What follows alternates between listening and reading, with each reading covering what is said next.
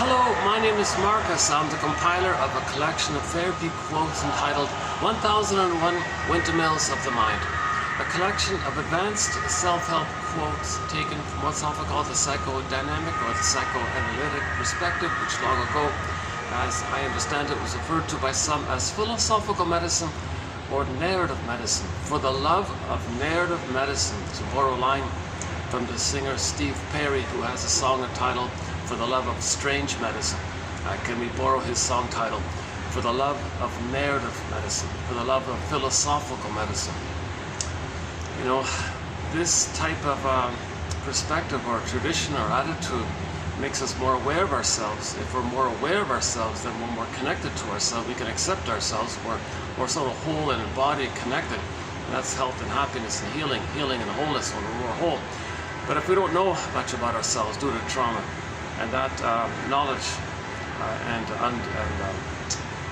in that area about ourselves being traumatized, and we don't know it, amnesic memory, the unthought known, and our potential is there, our gifts and gold is there. And with childhood trauma, things freeze up, petrified, turn to stone, metaphorically speaking. That's traditionally known as arrested development, stunted development, developmental arrest, where there's kind of fixation in this emotional life area. The emotional life area, so the feelings can't flow. That's why the image is turned to stone.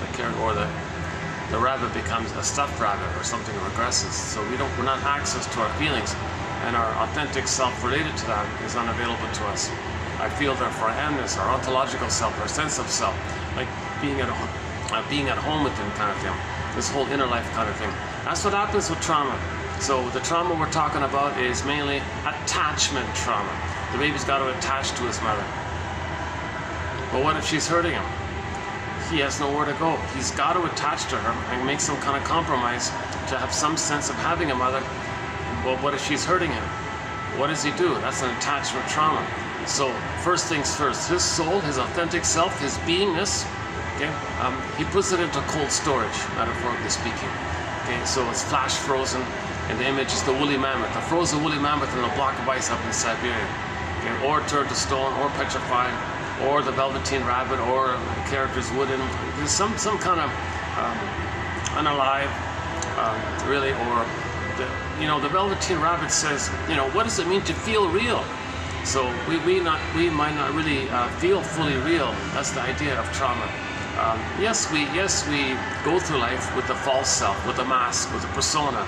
So we develop defense mechanisms, like we develop maneuvers of the mind, operations of the mind, like a scaffolding of movements in the mind to keep us unaware of the pain and keep that status of the pain being frozen until we're ready to accept it, kind of thing.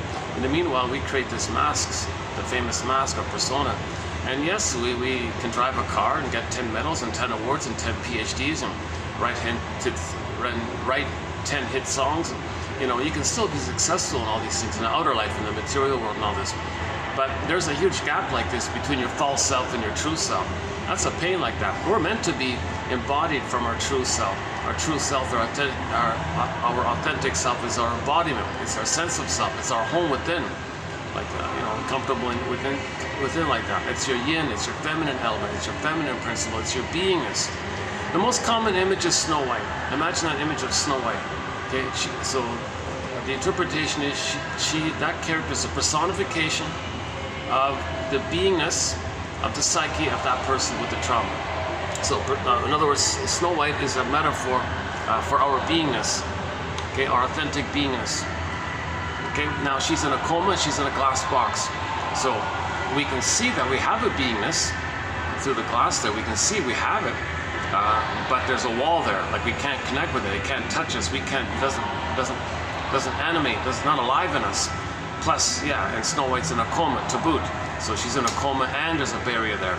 Okay, that's the image of trauma. That's a very common image for trauma. What happens with our feeling self, okay, our beingness, our authentic self, and this means, from this authentic beingness, all the quote-unquote more human side of being human comes from. So joy runs the console, the serene, inexhaustible fullness of being. So if we don't have that beingness, that pleasant feeling is gone. Okay? And all the related basic feelings of the quote-unquote more human side of being human. So sadness is there, meaning if there's a loss, yes, we can emit losses, natural response to loss is sadness, and all the variation and nuances of our feeling self. So because we have our feelings, we're naturally empathetic and moral and ethical and virtuous. It's natural. That's the natural state of affairs. It's kind of hard to believe, but we're actually pretty good if the baby's loved. If he gets a chance, he's got to be loved. But if he's traumatized, everything's frozen up in that second brain area, and the regression goes back to the flaring up of the amygdala, the response. So that's the survival brain, because the beingness, it was never safe for the person's authentic self. Now the person's survival mode, and they don't trust having back their beingness. They're just backing the reactivity of the fear and anger. So the Disney film Inside Out is very good for this. I mean, the first one, 2015, the original first one with Pete Docter. So we saw the two kind of categories of emotions, the two basic sets of emotions. Okay?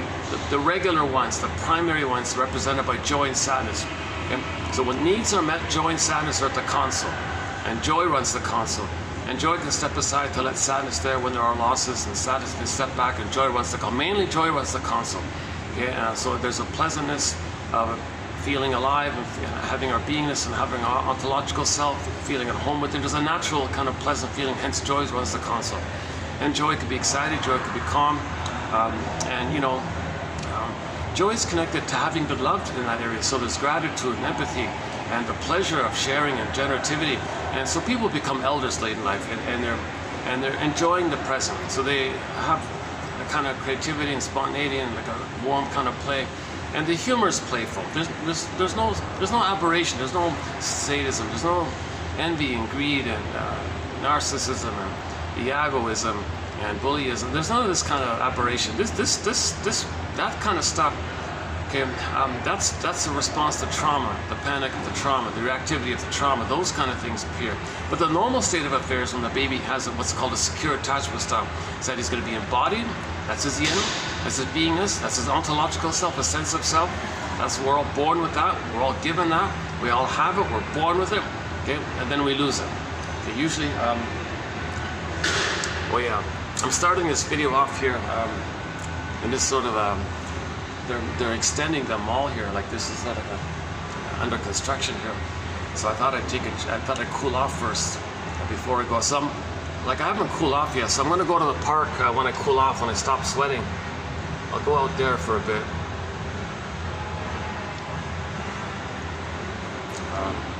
Rather than just waiting. I learned my lesson last time I was here. I didn't cool off first. I just ran to do the video right off the bat. I was sweating all the time. So here's a compromise. Let's do the first part where there's some AC. Not much. Geez, there's not much here, really. But there's a little bit, I guess, but not much.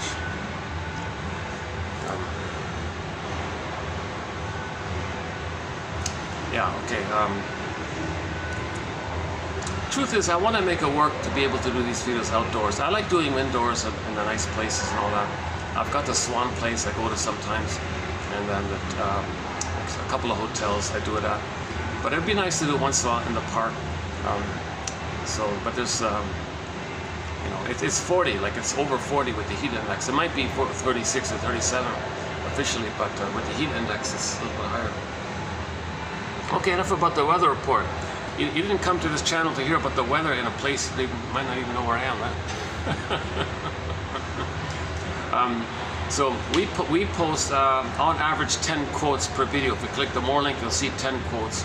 And these quotes come from this psychoanalytic tradition of narrative medicine, philosophical medicine, to create the conditions to allow nature to let us get back our embodiment, to let us get back our sense of beingness and our authentic self. And then now sadness comes first, then the joy comes back.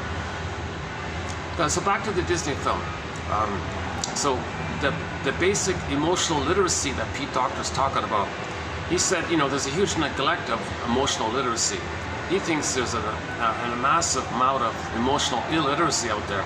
We don't even know that there's a link between needs and feelings even. That's such a basic message. If needs are met, just in general terms, if someone's needs are met, whatever they are, even according to whatever psychic structure they have, so regardless of the psychic structure they have, the commonality of the paranoid schizoid structure, the depressive structure, so people can have different kind of structures in the mind. Memory mappings of the relationship with the mother, they create an intrapsychic structure. The more traumatized one is called the paranoid schizoid structure. The more benign one is called the depressive position structure. There's a kind of difference like that. Now, a few lucky people have like a really healthy structure of I'm okay, you're okay, whole object relations they call it. Maybe only 10% they say. But anyways, regardless of the structure, the commonality is that when needs are met, if the person's needs are met in any of the structures, the general tendency is when needs are met, positive feelings are there. You feel good, basically. Pleasure's there. If the needs are not met, okay, those positive feelings that should be there, they're supposed to be there, zoop away. So we see that in joy and sadness, like a zooped away, they went up that tube, twirled around, went into the unconscious, went into the underworld, into primary process mentation, in the unconscious, in another world. That's called primary mentation, Alice in Wonderland world. Things, no logic there, no time there, things flip and flop. So that's why it's so magical and so a lot of like a massive circus and hollow mirrors, and the mirrors are warped. Like it's just all wild and topsy-turvy and flips and flops, and things can morph and twist and shape-shift, and things can be there. No, is it there? Is it there? Was it that? No, it's over there. This means that. No, that. It's all topsy-turvy, that kind of world. Right? So now the baby is dwelling in that kind of world, in the primary mentation, primary process thinking. So joy and sadness got lost in that kind of primitive mind, like the survival mind, this archaic jungle, like wild unconscious jungle or something. Not really, but anyways. So when needs are met, the positive feelings are there. When needs are not met, the positive feelings, okay, the gold, the ball, the aliveness of feelings, needed feelings, appropriate feelings like sadness and gratitude and empathy and the whole spectrum there, yeah, that gets zooped away. So the quote-unquote more human side of being human, we live to the extent that we feel those feelings. We live to the extent that we feel those basic feelings of being human and alive and feeling real and feeling alive. Those feelings called the golden ball also, it gets zooped away like the golden ball goes down the well. Okay, then what? Yikes. What's the person got left? He can't be himself. The Great Spirit gave everybody an authentic self. The Great Spirit gave everybody an embodiment, a beingness, a home with them. You see that with every mammal. The Great Spirit gives everybody that. But we're traumatized there, and everything's frozen, petrified, turned to stone, far away, meaning it's disconnected from ourselves. So myths and fairy tales are good for this. So we'll discuss recently. So then what happens? Well, okay, enter the fact that our brain has three parts. Our brain has three parts. The 3-in-1 brain, the brain with three parts, the famous triune brain, or the three brains of the three minds. So first part, second part, third part. So our brain has like three parts like that. The earliest primitive part they call the survival brain. Its language is visceral, sensations. That's where the fear and anger is there. That's the point. So when the middle brain, that's the feeling brain. Okay, when that's all frozen, gone away, then what's left? You only got the two groupings of feelings: the basic human feelings, right? The quote-unquote human side of being human feelings, the basic normal feelings of when babies are loved and they have an embodiment, pleasure, and they have a uniqueness. They have an appreciation of how they're unique, and they realize that when they express their uniqueness, that's love and meaning and pleasure, path with heart and delight of sharing your unique. It's not at anybody's expense. It's a celebration of life. It's a celebration of who you are. It's we're all given a uniqueness. The Great Spirit gave everybody a uniqueness, and a normal development. You're aware of it, and when you express it through your awareness of it, there's loving life, a path of heart, pleasure, meaning, and so on. So what? Okay. So if the authentic self is frozen, and then those kind of feelings are also frozen, or the golden ball part. So so it's sort of two parts. I feel, therefore am. So myths and fairy tales are good for this. The amness, okay, can be the Snow White. Okay, the feeling part can be the golden ball, or the joy and sadness. Okay, now the amness can be turned to stone, petrified, or in a coma like Snow White, or or like lost in another place, like was core getting pulled down into the survival brain, that first brain. So back to the three brains: 1, 2, 3. Survival brain, feeling brain, and the thinking cap. This thinking cap we grew about 150,000 years ago, whatever it was. And only the hominid, like there's only one hominid around, right? The Homo sapien, us, and we're the only ones with that thinking cap, the consciousness of it. But that's just like our consciousness of it. See, normally you're conscious of your feeling self and you express it, but if the feeling self is not around, what does your consciousness do with life? Well, the survival brain will take it. The survival brain flares up. Okay, so when the feeling self is frozen and all that, the amygdala part, the brain stem, okay, the tip, the top of the spine, the brain, what's it called? The brain stem and the amygdala, that kind of survival brain. Janov calls it the salamander. The shrinks have different names. They like to have nicknames for this. Some call it the reptile brain, some call it the lizard brain. Janov calls it salamander brain. One person calls it the chameleon brain. That's pretty good, the chameleon brain.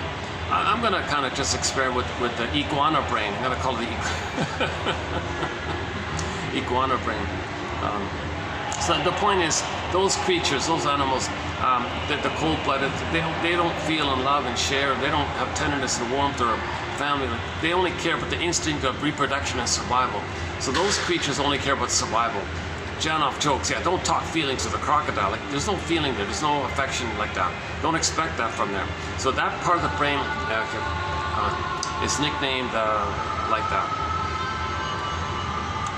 Oh, there's that. Well, I heard this last time. Yeah, the first part of that song sounds just like Wade on the Water, the harmonica there in the background. And then the second part, it sounds a little different, right? So I'm thinking it's just maybe the...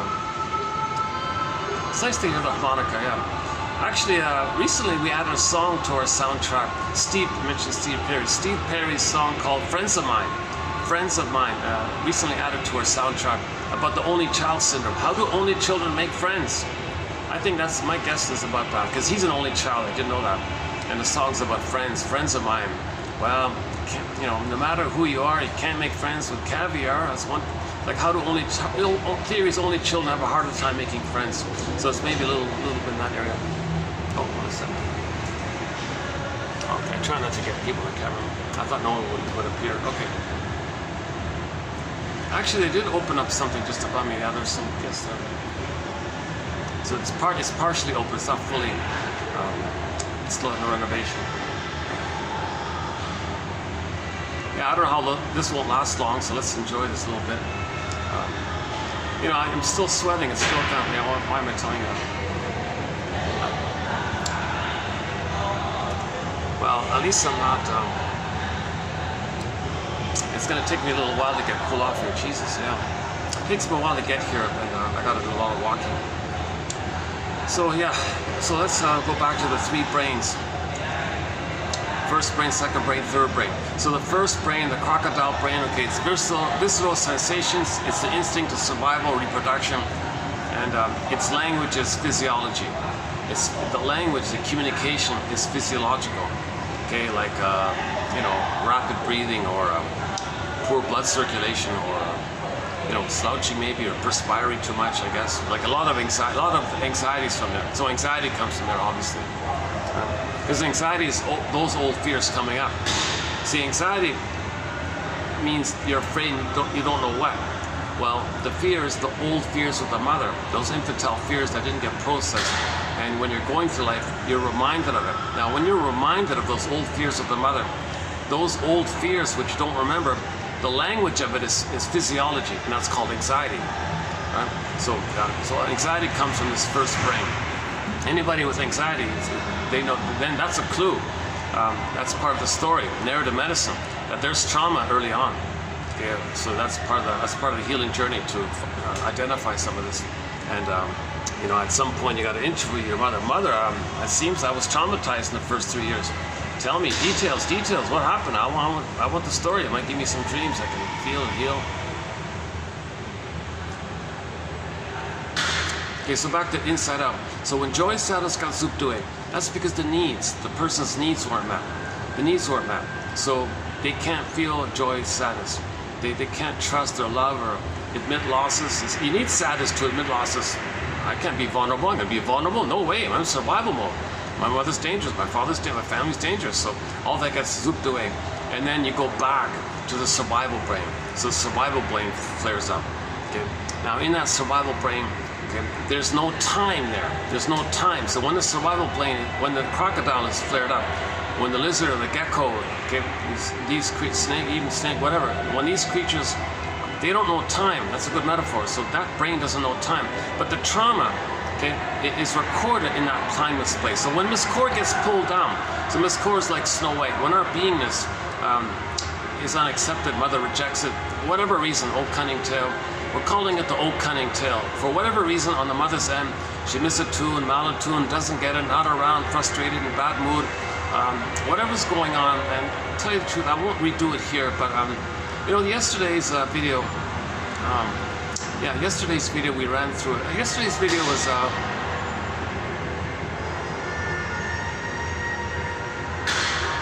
either yesterday or the one before. I'm getting it mixed up. I think it was 2 videos ago. We ran through the old cunning tales. So that's an important topic of why so many mothers are not loving their children. That's a huge, surprising, shocking topic. And it's not why. That's a big question. In TQ 2822, Lucy Freeman reported how her shrink said to her, you know, you're a journalist, Miss Freeman, and that's great, and you ask all these very good why questions. You're very inquisitive and you're very curious, and you know, and you ask all these people various why questions for your reports and all that. Very good, but you're missing something. Well, what's that? She said. You're missing the basic, the raw, basic why question that's at the root of it all.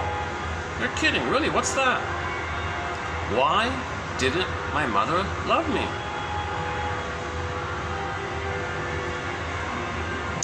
So, okay, the translation means when the baby doesn't get his needs met, he thinks he's a goner.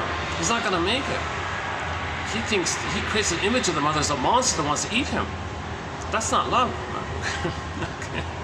But this is the baby's, you gotta have empathy for the baby. If he's not loved, he thinks he's a goner. So then, you know, he creates a composite of his feelings and needs, and the mother puts it all together, creates an imago with some kind of monster character. Okay, so he's not, and the mother maybe didn't mean to do it, maybe she's just confused, read a magazine. See, if the mother's not in touch with her feelings, she's gonna be misattuned. What does the baby want? I don't get it. Why are you crying, baby, or something? So the baby's, that's it. He thinks the mother's a monster now. He's enraged at her. He's enraged, mother's enraged. He has needs, mother has needs. Baby has needs to kind of like take him. Oh, the mother wants to take him in, like because the fusion, symbiosis, everything's one like that. That's an underappreciated point. If the baby doesn't get his needs met, or he's not loved, he thinks he's in mortal danger, kind of. He's not going to make it. So he's terrified. Okay. So then the soul freezes up, and anger hops on the console. So back to the Inside Out film. We saw at the console. Who was left at the console? Okay, fear, anger, disgust. Okay, so fear easily gets overwhelmed because you know, the baby would like to run from an abusive mother or a non-loving mother or a mother who's improperly loving him, however you want to phrase it.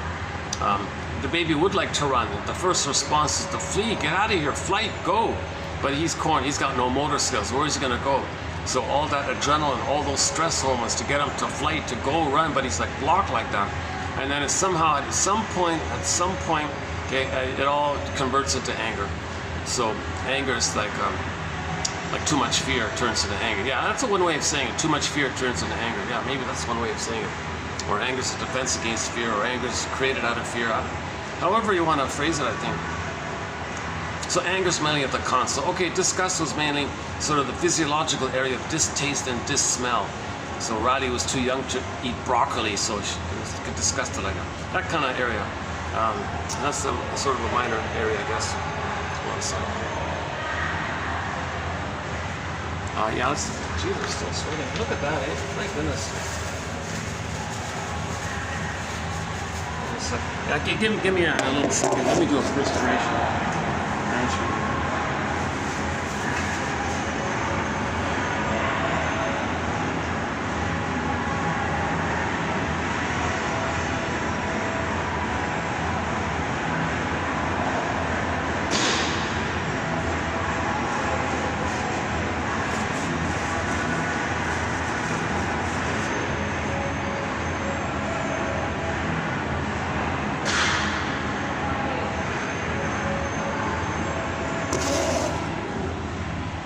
Okay, worst case scenario, if it is too hot to do it outside,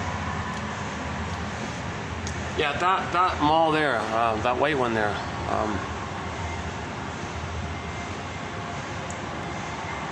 There's one of these kind of rental work kind of places in the mall, and they have a service where if you buy a coffee, they let you sit outside the workspace, sort of in the hallway, for 2 hours. So that's okay. I can do that. Jeez, eh? You know, today, see, I'm confused. They predicted it was going to be overcast. Like they thought, the report said going to be cloudy and overcast. So I thought it'd be cooler, but they were predicting rain and thunder showers and things. And here it's all so sunny like this. So little improv here. Yeah, if it's sunny out, without a fan, without a breeze, there's no way I can do it.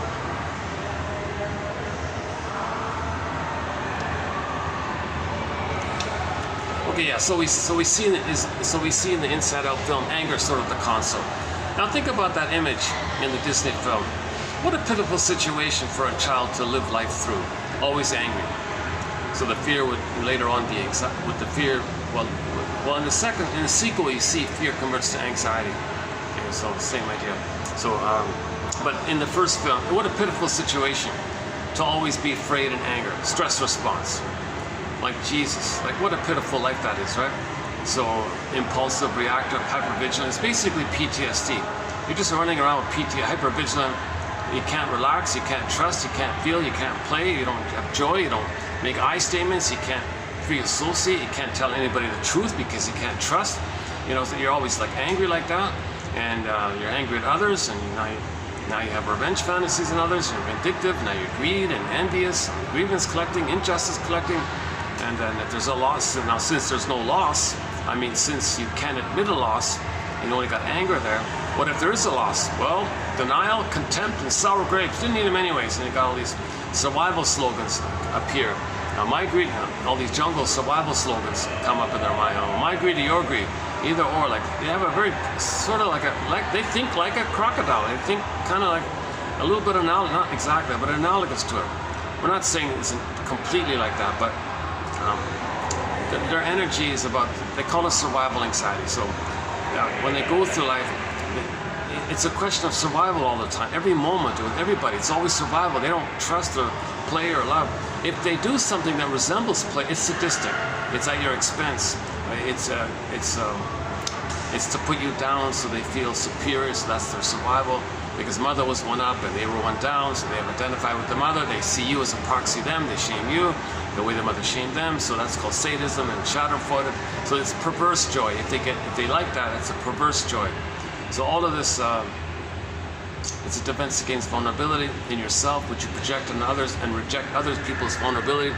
At the same time, you see their vulnerability as your vulnerability, and you reject your vulnerability, their vulnerability. You're a humanist, they're a humanist, and you identify with the aggressor, and you take and when in trauma, another thing that happens is when the baby's traumatized very early on, they identify with the time in the uterus when they were on the throne. So all babies are on the throne, little king, little god. They identify, they take refuge in that grandiose part of self, and they think that's them. So they have self-sufficient superiority complex. Don't need anybody. I'm self-sufficient. Do it myself. They have this exaggerated sense they don't need anybody. Now for their needs for attachment, they imitate the mother. So what did the mother do? The mother shamed them. So they're going to shame themselves? How does that work? Okay, well they find proxies to play them and shame them. The other being the proxy of their innocence, and they're the aggressive mother. That's their attachment to the mother. At the same time, they're still angry at the mother. So, okay, Alice in Wonderland, shape-shifting. The one they just shamed, okay, the proxy person, the innocent person who played their innocence, they suddenly, magically see them as the mother who had hurt them back in the nursery. Now, because they're older, they're going to want to control the person in the present. So there's two things taking place. The baby must have a mother, so he identifies with her. I'm talking about the severe case of trauma prior to 18 months. So he becomes the mother. his true self was so shamed and damaged and rejected and feeling defective and unwanted, he'll say others are no good like that. Yeah. So this experience of a relational memory was like a loop. Baby cried for love, mother said no. Baby cried for love, mother said no. Okay, and it's in a state of infinite timelessness.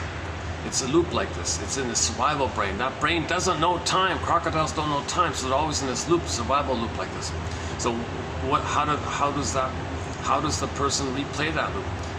You go through life replaying that loop, but post age 3 it doesn't make sense. You're not in the nursery, so you distort the present, use the present as a psychodrama, melodrama.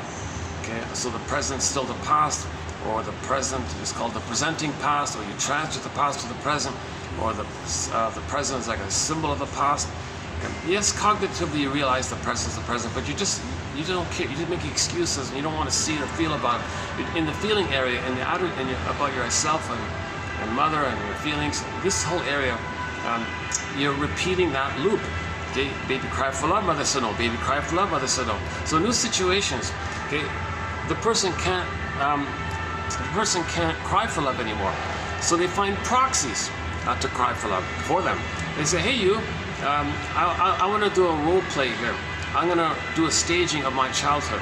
I want you to play the role of me as a baby wanting something, needing love, needing trusting and being vulnerable and trusting. And I want you play that role, all right? Now, and I'm going to play the role of my mother who hurt me. So he, with his dark humor, shaming humor, put down humor, sarcastic humor, he's no good, makes some joke or something. So the joke, the humor is usually quite negative towards that person, because that person is seen as them as a baby, and they're the mother who hurts them. So it's perverse stuff. They're hurting themselves again, but they distract themselves from the pain of it when they hurt someone else playing them. So they're doing both. That's why they're called the stinger personality patterns. They're hurting others. Now the proxy person can say, I'm very confused here. Hold the phone here. Do you think somehow that I'm you from the nursery? Oh, whoa, and now suddenly you think I'm your mother from the nursery? Are you some, okay, this is called perverse thinking, psychotic thinking. Now, the person doesn't realize this, okay, because he can't realize it. He's in survival mode. To realize it would question this survival agenda. He can't question, because to question it would mean to face some kind of truth, and maybe he's not at that place where he read some quotes or read some books or got some feedback, or is in a place where he wants to heal. Maybe didn't reach that kind of place. Now, eventually, though, what happens is a person observes that the way they're behaving in the present is a reenactment of the past, so they can learn what happened in the past and get their story that way. So if they're shaming others in the present, that's for them to know how their mother had shamed them. And then the ones they just shamed, if they suddenly think so badly about them and they're angry at them, well, that's their continued anger at the mother of the mother shaming them. So you reconstruct, you piece it together like a Columbo, like a detective. You piece it together, the story, the narrative. Okay, now this phenomenon takes place when trauma takes place prior to 18 months. 18 months is that time when infantile megalomania naturally resolves. So if the baby's traumatized prior to 18 months, any time prior, he's frozen there, unfinished business. He didn't get love to get out of that, to graduate past the next stage, post 18 months. So when there's trauma, you repeat with the fantasy you can change it. Because there's no time in that brain. The brain doesn't understand time. The crocodile, the gecko doesn't know time. The iguana doesn't have no sense of time. That brain doesn't understand time. So this again, back to primary mentation. There's no sense of time.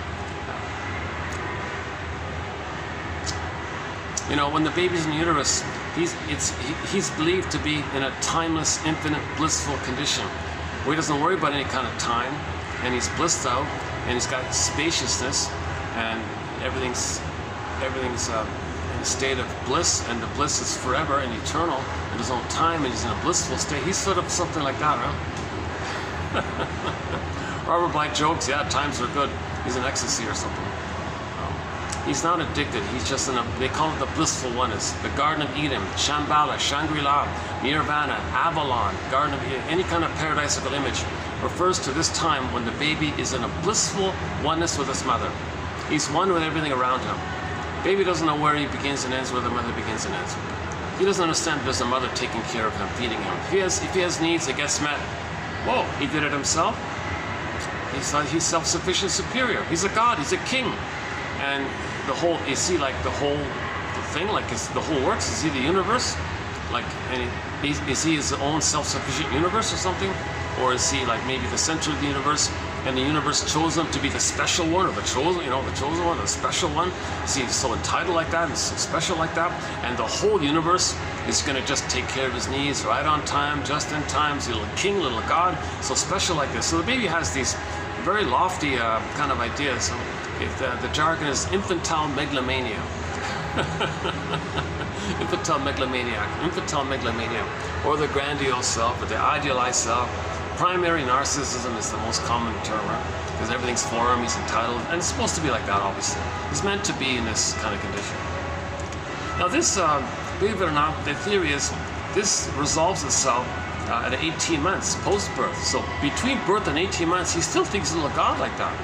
Okay, so from birth to 4, so 2 parts there. From birth to 4 to 5 months, the baby's in an extended blissful oneness. So that blissful oneness he had with the mother inside the womb continues outside the womb. When he makes the transition from the water world to the land world, okay, he still needs that blissful oneness. I'm talking loudly because I know there's a lot of noise around here, and my camera picks up these kind of background noises easily. So I'm trying to compensate so you can hear me okay. Are you hearing me okay? Jeez, I'm still sweating here. My goodness. Look at that, eh? It's almost like 37 minutes have passed and I still haven't cooled off yet. My goodness. Like I'll walk for about what is it? Yeah, I walk over. Yeah, it's over. Well, under an hour. It's like I don't know, 40 minutes, 45 minutes or something. So.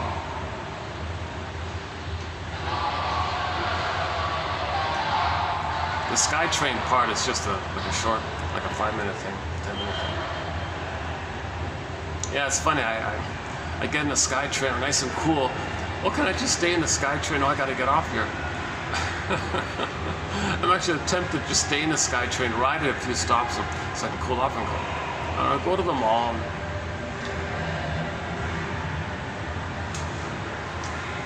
That's ridiculous. SkyTrain's packed. It's kind of crowded.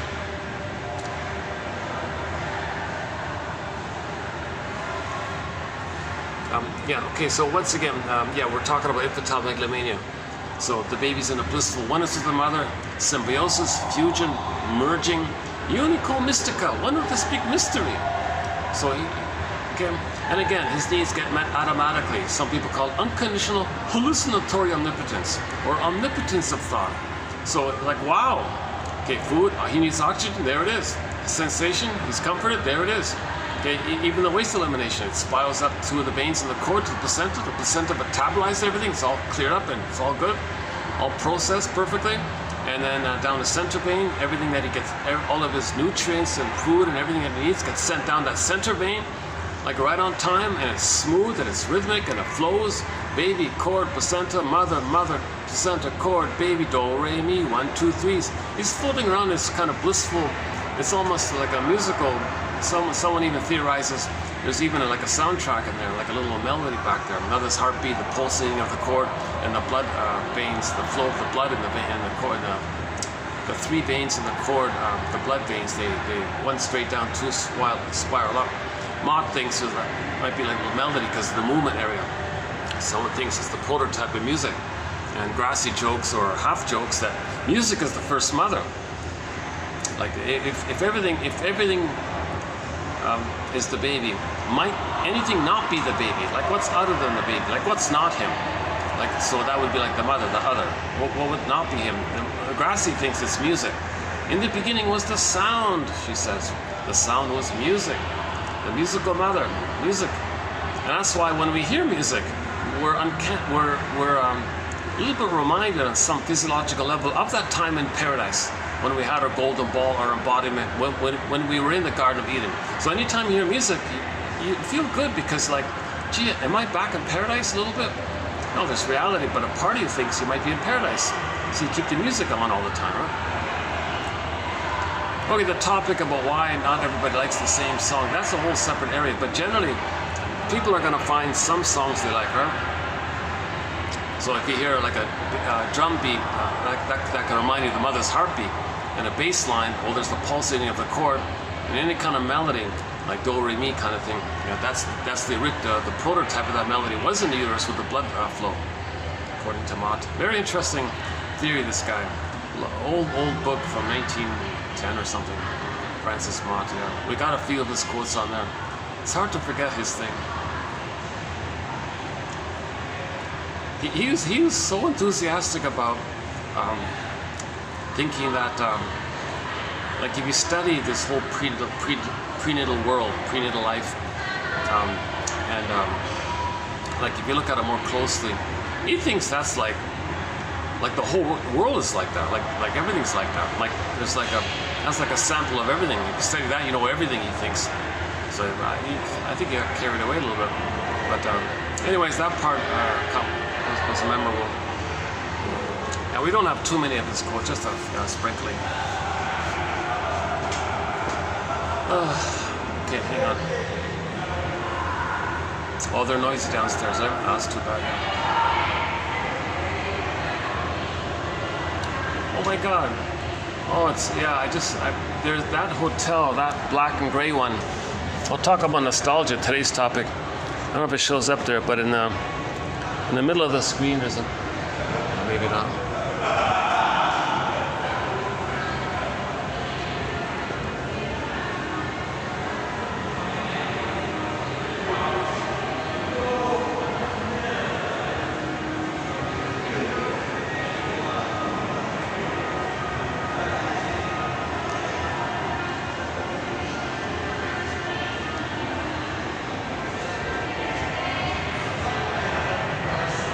Construction.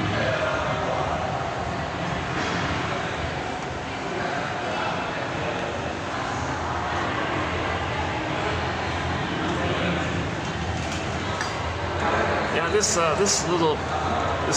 lawn chair bus holding out, still holding out. Yeah, that's great. I'm kind of hoping for that loud talking to wind down a bit. I know you're hearing it, right? Like. It's funny with my camera. Those guys talking might be louder than me, right? It's a funny thing about this camera.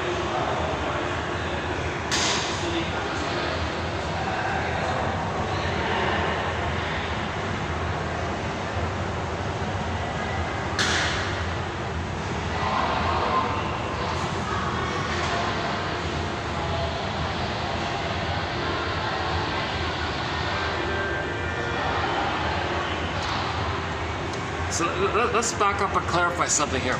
So we said earlier that everything's love or a cry for love. If the baby's loved, he has his embodiment, a golden ball, an awareness of his uniqueness, which he expresses, and then that's love, loving life, path of heart, pleasure, meaning, and so on. Oh yeah, if he's got meaning and pleasure, he won't be too nostalgic. He'll be enjoying the present. This topic of nostalgia that we're going to continue with today in a minute. We're currently on the topic of nostalgia. Yesterday was part 1, basically. This will be part 2, and there's going to be a part 3, possibly a part 4. To my surprise, there's a wealth of material. Like, I'm overwhelmed. Oh my God, I got to wade through this. There's a whole body of material on nostalgia. So today's quotes, sort of a loose assortment of quotes on it, just to get started, kind of thing.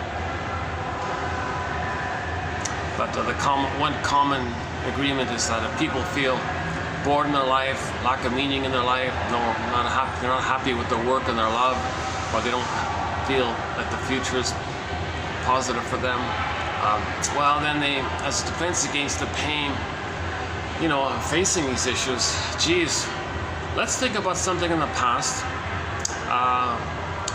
identify the positive parts of it, ignore the negative parts of it, take the positive parts of it, and blow it up more beautifully, make it more than it is, make it more beautiful, and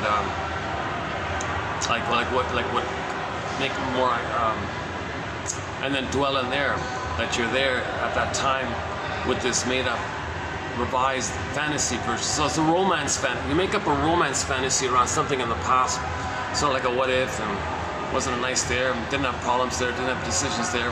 And during that time, there's no nostalgia because you're alive in the present. So that's part of it.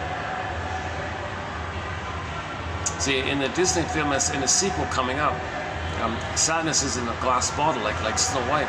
And on the surface, I don't know if it's true, somebody reported nostalgia is going to be at the console. That's kind of why we're talking about it, because that film's coming out in 2 weeks. Yeah. So stay tuned. In 2 weeks, we'll have a report right here on this channel. Probably the only psychoanalytic interpretation of the Inside Out film. So I've done the first one several times already. So I'm looking forward to putting the second one on the couch and learning from it. Learning from it, and having an appreciation of what they came up with. Yeah, okay, I'm tempted to go down that Disney, the sequel. So I've only seen the trailer, and I've talked about the trailer a couple of times already. Okay, so anxiety, envy, and embarrassment are the 4 that's going to be on the console. And the 5 original emotions from the first film are going to be in the glass bottle, repressed. So, and then the idea is to get them up again. And anxiety has oral trauma in the baby teeth. Okay, and the greed, she dumps her friends for other friends. Okay, so the gaping mouth is a symbol of the oral trauma. The baby teeth, probably because they haven't grown in yet, that's trauma during that time. Or she was thumb sucking a lot and that damaged her teeth. And that's a sign of abuse, that the mother wasn't there to feed. So she used her thumb as for the mother's nipple. That's child abuse. If the baby has to use his thumb or their thumb for the mother's nipple, so there's abuse like that. So the gaping mouth was the oral trauma, the breastfeeding trauma. Okay, so of course, envy is going to be at the console because the baby interprets mother hating their goodness. That's the envy breast. So envy will be at the console. So you got okay. So the anxiety character means the old fears of the mother. And in the trailer, anxiety said, "I prepare for the future." Meaning, in the future, those old fears, those memories with the memories of those old fears of the mother are going to come up. But now you're a little older, so you're more prepared, hence you're anxious. Because originally as a baby you were passive and too trusting, you had no defense. Now you're going to be prepared. All right, mother, past memory, gonna come up. It's gonna come up again. So little things in life gonna remind you of the past. So you're always anxious all the time. But the image of anxiety is the oral trauma, the oral greed. Okay, so she's greedy because she dumps her friends for more prestigious friends, she thinks. Okay, and then the envy's at the console. Boredom. One interpretation of boredom, and they have ennui at the console, meaning boredom, is that the baby was waiting for the breast. He didn't know what he was waiting for, but he was waiting for the breast. He was waiting and waiting and waiting, helpless, waiting. Something's supposed to come, never came. That may lead to boredom. So boredom's at the console. So that would fit in with the oral trauma and the envy, meaning the breast was the envy breast. And the 4th character is embarrassment, because disgust, double duty plays shame as well. So if the person is reminded that they didn't save the mother, they didn't please the mother, there's shame, that they're not perfect to save the mother. No baby's perfect to save the mother, it's impossible, so you might feel embarrassed. So embarrassment's in the console. And there's a lot of material. I could spend a whole hour just on that little table of contents, and there's more there. Jesus, it's so noisy here. What time is it? Let's see. What time is it? 2:49. Battery's holding up. Good, okay. Luckily, lately the battery's been holding up, yeah. I figured out the trick of my battery. It's a heating thing. I gotta keep it cold and turned off before I start the video, and then reset it. I gotta do 2 things. It's gotta be cool, off for several hours, cold enough, off for a few hours. It's gotta be off for like like the whole morning basically. It's got to be off. I can't really use the phone much in the morning, huh? A little bit maybe, and it's got to be cool, it's got to be off, and then when I put it on, and then I got to reset it. Then the thing works. Can you believe it? It took me a while to figure out this little combination with my phone.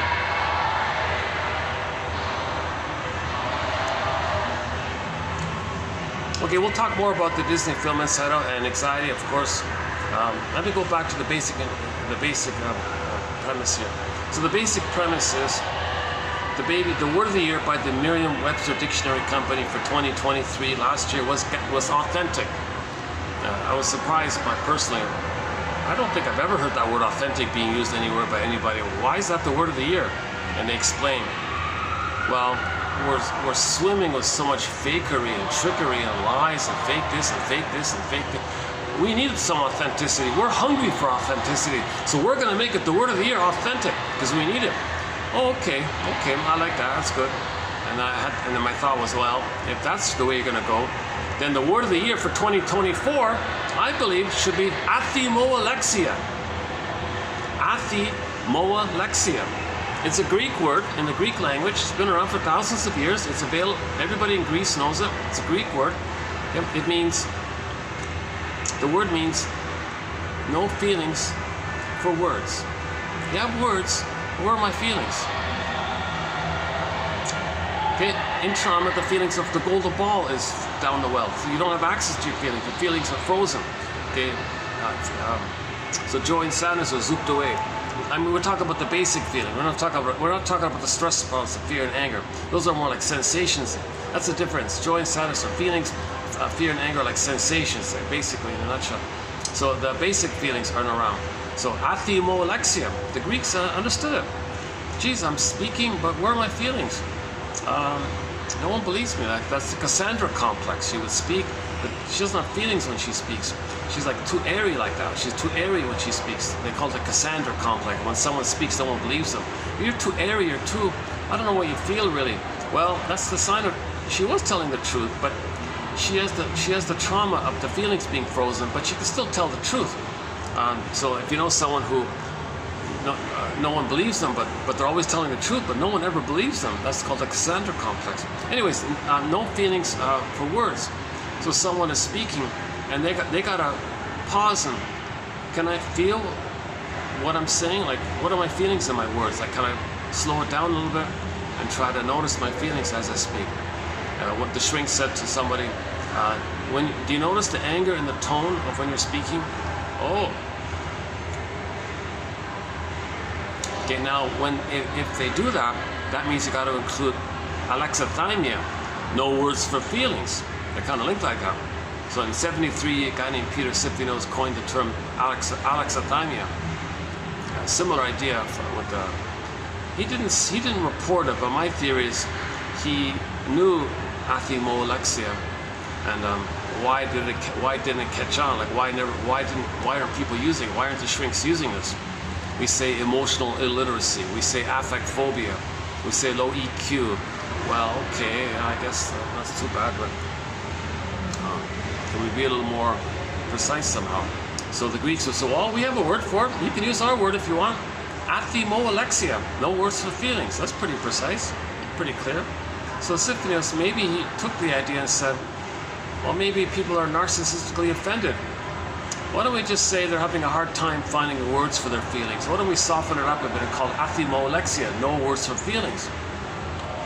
And that caught on. That's what the shrinks use now. That's the jargon. It's an actual word in the thing. Alexithymia. Now, the person cannot find words for their feelings because they don't have words for their feelings. It's kind of linked like that. So if Merriam-Webster makes that is in the spirit of what we need. We need knowledge about our emotions. So we need emotional literacy. So that term prompts the investigation of our emotional life, our inner life, our feelingful life, that area. Which is what Pete Docter is doing if Inside Out. He told us we got feelings, we got sensations. They're not the same. Joy and sadness are feelings. Anger and fear and disgust, shame, that's like sensational stuff. Like when disgust plays shame, okay, shame is the emotion, it's a burning, biting feeling. we say, or it's a burning, biting sensation. So even the ancient storytellers understood that. So when they used the metaphor of the emotion of shame, they would describe the emotion of shame as a hell scene. So myths and fairy tales are metaphors for inner dynamics. They're true on the inside. So when there's any kind of story and the storyteller makes a reference to hell, that's code for the emotion of shame, this burning, biting sensations. These burning, biting feelings and sensations. Should be sensations, right? So shame is like a sensation. Yes, yes, we say shame and fear and anger are feelings and emotions, but they're more like physiological kind of, the survival area. When it's more about the survival area, it's more about chemistry and adrenaline and cortisol and noradrenaline and hormone. It's more in that kind of revving up your body to run or fight or that kind of thing. It's more about survival, so we don't really talk about like the human feelings. The human feelings, when you're embodied, it's more like joy and delight and curiosity, pleasure, and maybe even nostalgia, I guess. Yeah, nostalgia would be there. Oh no, oh hang on. Wait a second. No, maybe not. Maybe nostalgia. No, nostalgia is no, nostalgia is probably more like in the survival area, like trying to restore yourself by regressing to a time when you're in a blissful place. That's like a survival attitude. So nostalgia, we call nostalgia an emotion and a feeling, but now that I think about it, it's probably more in the realm of the first brain, although it reminds you of your feelings. Okay, it's probably playing both. I guess nostalgia is kind of like playing both somehow. It's a bridge to both, right? I haven't thought about that. Okay, so yeah.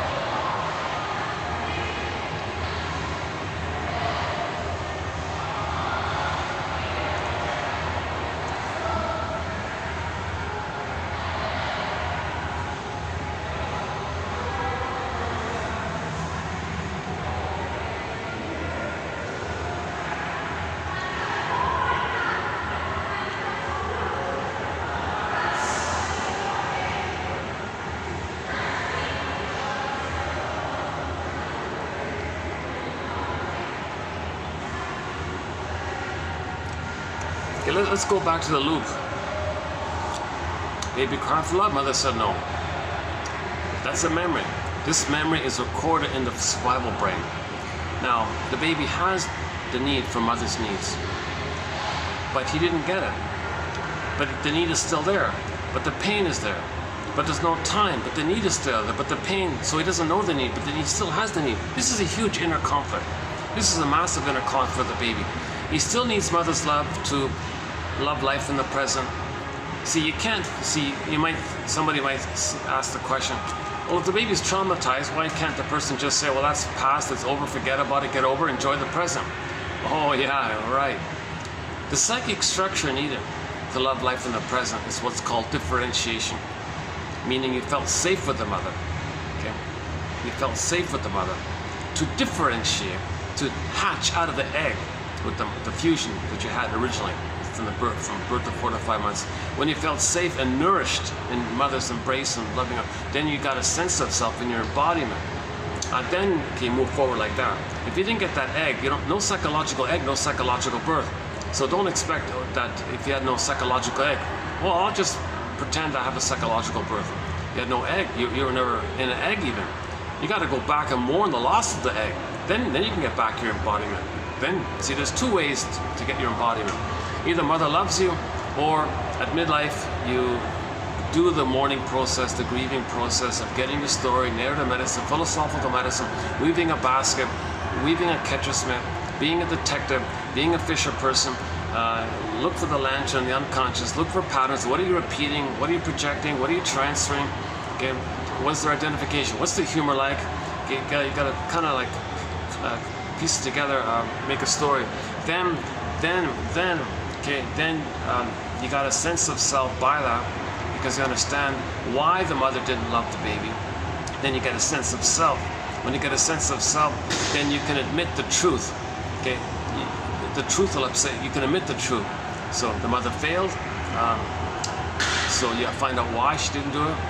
Things make sense. Now you got a little more strength. Now you got a little more safety. When you got more safety with the knowledge gives you safety, and the caring witness gives you safety. When you got enough safety, okay, then you can face this truth. Then you can face the reality.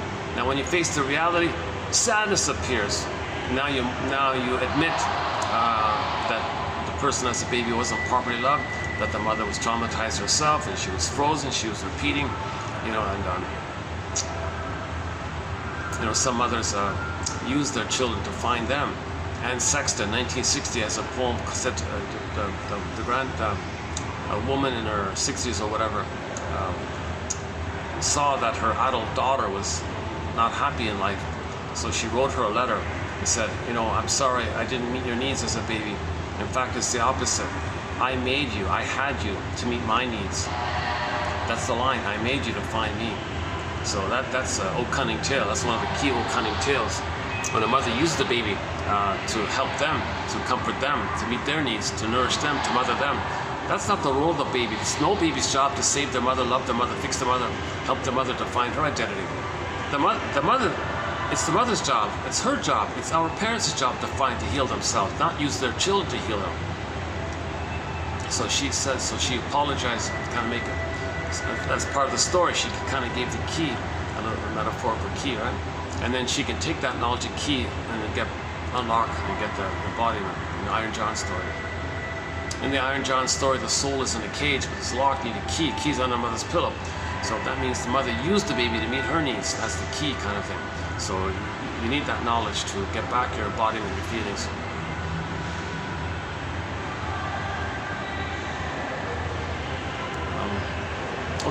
So back to the loop. So this the baby has a need for a secure attachment style. So the secure attachment style is subdivided into 5 parts: the uterus time, the birth, the actual birth, the first 4 to 5 months, and then 4 to 5 months to 18 months, and then the 5th one is 18 months to 36 months. Now that's a huge topic, those 5 parts. I won't do it here this time. But the child has certain needs during those 5 times. And different personality patterns can spring about according to when or within which block of time the trauma or the fixation took place. So the earlier the trauma, the more disturbed the personality. Okay, the later the trauma, maybe the more. If it's like post 18 months, the clingers, the pleasers, the caretakers, still childlike. But if it's like before 18 months, they're narcissistic. If it's before 4 to 5 months, then you got the arrogance and the bully patterns and the more disturbed, and that kind of area. Okay, so the baby still has needs for secure attachment style. Okay, paradise in the uterus, natural birth, Laboyer, Klaus and Kennel, lotus birth, different positions mother can take, tailbone tilt. We've got a whole topic there. Okay, so on. Okay, so let's just go back to the loop. So the baby had a need, mother said no. That's a trauma for the baby. He's wounded if mother said no. Mother rejected him, and he thought he's a goner, and he's terrified, and he froze up. Well, that's a wound. That's a huge, deep psychological, emotional wound for a person. So in nature, when something's wounded, it's trying to heal. We're from nature. Everything in nature is trying to heal when it's wounded. Well, we're from nature, right? We're 70% salt water, 70% the earth, 70% salt water. We're kind of from nature. Obviously, clearly, we're from this nature. That's nonsense. We didn't fly here from celestial spaceships from some other dimension and landed here. I mean, this is like some other place. No, we came up from here. We came from the hominid line. We used to be one of the hominids. Homo sapiens came from the hominid called Homo bodoensis by one theory. And it took us, as our previous version of us, known as Homo bodoensis, 1 million years almost, they said, to grow the cortex. And then we became our current version called Homo sapien. Okay, this all took place in Africa. Okay, and then we spread around. And then roughly 10,000 years ago, okay, due to the mismanagement and confusion of our discoveries, we accidentally or unknowingly, however it happened, we traumatized ourselves and became Homo sapien traumicus. One guy calls it Homo economicus, or Homo short-sellicus, or Homo sacropsychoticus, or Homo whatever. So we're a traumatized version of ourselves. Just out of laziness, I've been saying Homo traumicus. And the most recent run-through of the 48 symptoms of our condition was done in 25 part 3 of 3, a 7.5 hour video. It took me 7.5 hours to run through the list of 48 symptoms. So we talk about pollution and plundering the planet and prejudice and the religion. There's a whole wealth of material there. Jesus, it needs updating. 2805, part 6 of 6. I tried to do a redo of it. I was tired. I remember I bailed on it. But you can still get like a partial preview. If you want a preview, if you want a 2-hour preview of it, I think it's 2805, part 6 of 6. There's like a light preview of some of the points. But the more complete version is 2725, part 3 of 3, the lengthy one. In the future, we'll update it. Because the prejudice part, that's an hour alone, the prejudice part, Jesus Christ. So, and then we went from village to pillage, and you need prejudice. So there's a lot of material just in there. Okay, so what is it? So nature, baby has those needs, but the pain, but he doesn't know because of the pain, but he still has the needs. Okay, let's refer to this as, let's call this the cry for love. Everything, love or a cry for love. So the baby had a cry for love, mother said no. He's frozen. He still has that cry for love. Okay, Jonoff says, post-trauma, we go through life with the unconscious hope for the fulfillment of old unfulfilled needs.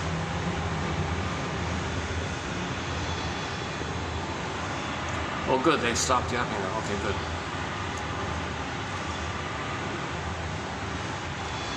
Do me a favor, give me 1 minute. I have a little juice in my bag here. Let me just take a 1 minute.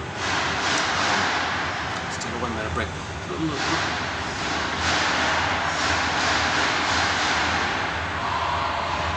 I'm wondering if I can smell some of the construction dusty kind of thing. Maybe I should eat a little bit, not too much, but. Okay, just give me 1 minute. Yeah.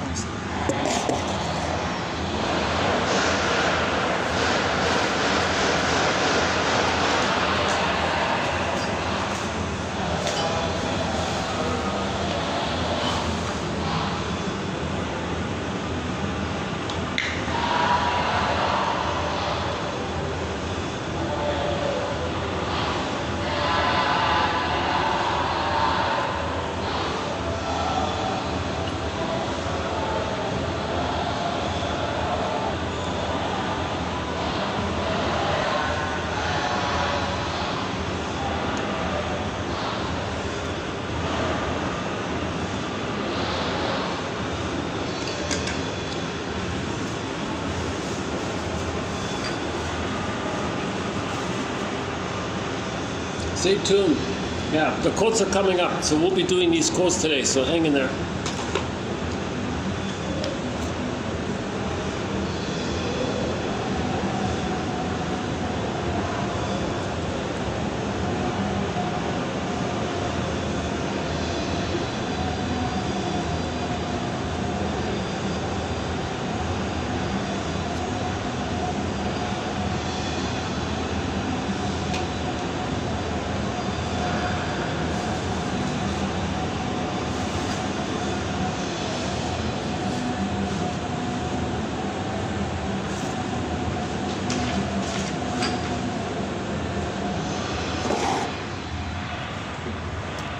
So let's use Edmund Burger's metaphor for this.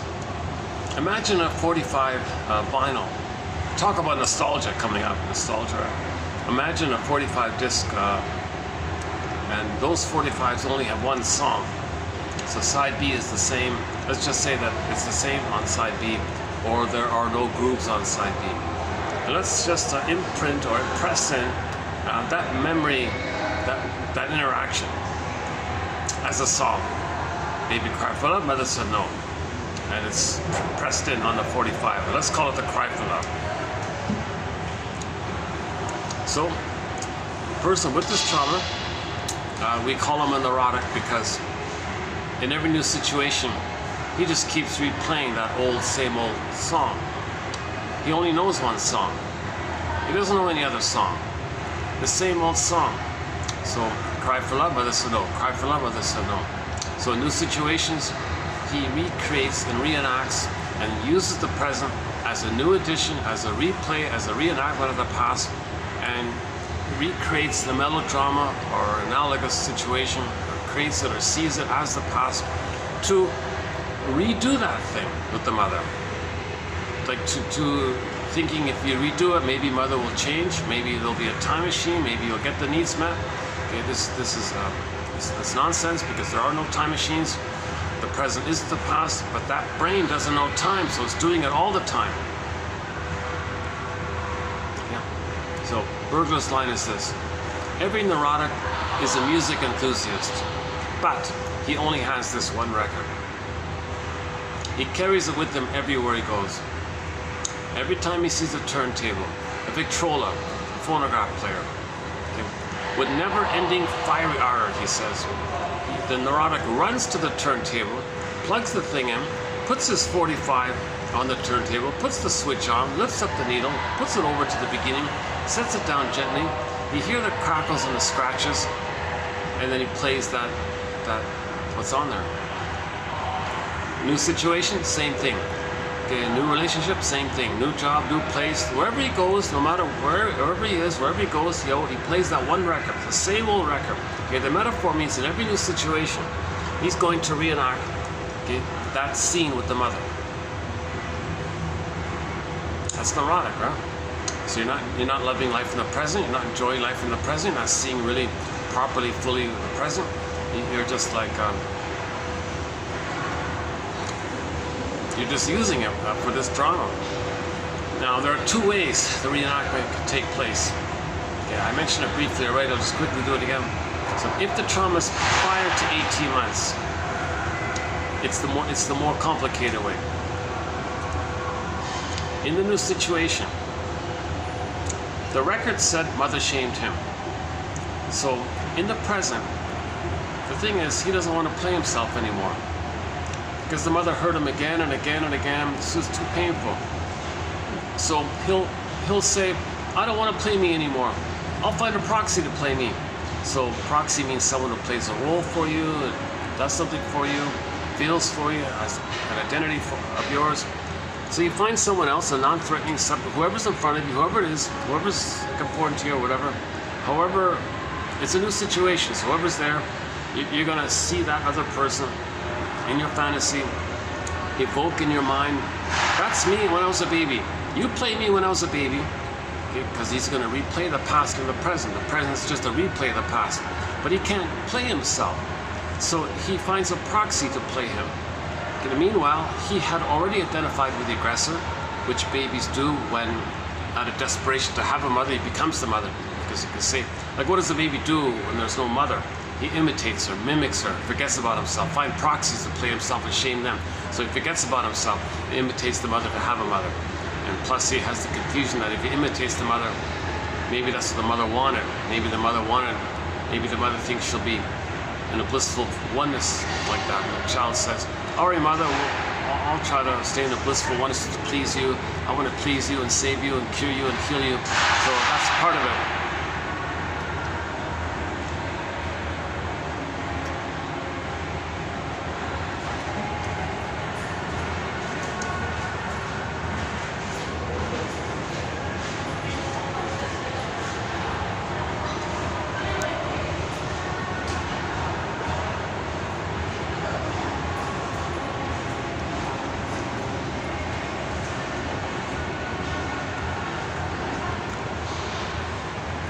You know, if it does get cloudier, I'll go outside, yeah.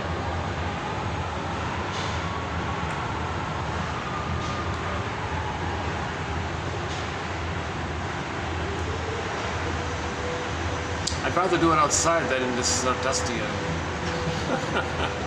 It's like just a touch of it, it's not too bad. It's tolerable, I guess, but...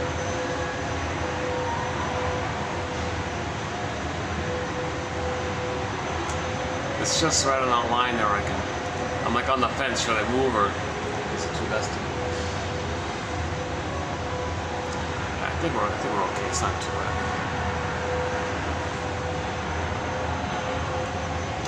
Okay, so let's clarify this point about identification with the aggressor. Sandor Ferenczi, huge credit, an immense amount of gratitude to a Hungarian shrink 100 years ago. Sandor Ferenczi came up with this concept, this idea. Although it's been known by philosophers and playwrights and literature people and poets for thousands of years, but he kind of gave it like a specific name, identification with the aggressor. Oh, okay, makes it a little more clear. So, remember how everything's love or a cry for love? When the baby comes out of the uterus, mother, I need your love. Let's say there's an old cunning tale going on. Mother is replaying her past, using the child as a proxy of her. Mother says to the baby, you played me when I was a baby, I'm going to shame you the way my mother shamed me. Old cunning tale. Then the mother says, all right, baby, you're going to play my mother. I hate my mother. You're going to be my mother. I'm going to control you. Think I'm going to control my mother. Old cunning tale. Mother, child, you're going to, I want to feel the blissful feeling, so you don't separate from me. And, you know, one of the brainwashing tricks by the mother is when she has the baby, there's a blissful oneness between the two. But that's meant for the baby, not for the mother. But the mother says, hey, I can turn it around. I can feel this. And use the baby as the mother for me. I'll be the symbiotic. Make the baby the symbiotic object for me. So she's addicted now. She's addicted. So let's say the baby pushes. Now I gotta be myself here. Oh yeah, you have your own thoughts? You want to separate from me? Oh yeah, well, I'll abandon you. Oh, don't leave me, mother. I need your love. Don't leave me. See, the mother doesn't want to be alone. So she threatens to abandon her baby emotionally if the baby has autonomous thoughts. So the baby freaks out. Don't worry, mother. I'll forget about my own thoughts and development, and I'll stay in the blissful state that you need. And I want to please you and save you. Then she rewards this regression. She rewards it. So she's brainwashing. So the child only gets love, only gets mother's positive response if the baby sacrifices himself. What a huge cost like this. If the child has autonomous thoughts, mother says to him, yeah, oh yeah, you're gonna leave me? You're with me or against me? Oh my God. And she does this terrifying thing on the poor baby. And there's a whole long list of old cunning tales. I mentioned it a few times. Like one mother had a baby and she didn't want to breastfeed, and the father said, "Why aren't you breastfeeding our baby here?" "Oh, give him the powder stuff. Who cares?" "No, seriously, what's going on here? Why? Tell me the truth here." "Well, you know, when I go to the office, I got all this power over the guys. They're all gaga and goo-goo." I realize I've got this immense power over them with my new sexy appearance. They're all staring at me, and I can tell them to do what I want. They jump around when I say jump. They say how high. I got all this power. I can control them. They do what I want. They take care of me. They serve me. I have this power to make them like. But wait a minute. What about our baby here? Oh, come on. Give him the powder stuff. Wait a minute, darling. Are you projecting your unloving mother onto the fellows, and now with your power you want the fellows to provide the love that your mother didn't give you? Well, what's wrong with that? A lot's wrong with that.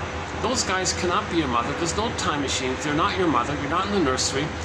Reality here, your baby is your baby, and you're her mother. You gotta hold the baby and feed, be a mother. I'm not there. I never got my mother's love. So I think I can get mother's love by controlling those fellows. So I'm going to control those fellows. In my imagination, that's my attempt to get mother's love. So I'm stuck in this conflict. I had this relentless battle with my mother. So I'm continuing. And the father said, he confessed that he had no idea. He had no idea what a rotten, miserable, traumatizing mother his wife would be. He had no idea. He never thought about it. He said, and he said that was the end of their relationship. Sort of the end. That was the beginning of the end of the thing, and marriage and all this.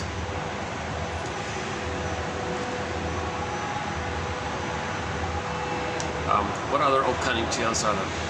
Okay, let's see how this. Like some others say, you're interrupting my career, baby. So here's the powder stuff.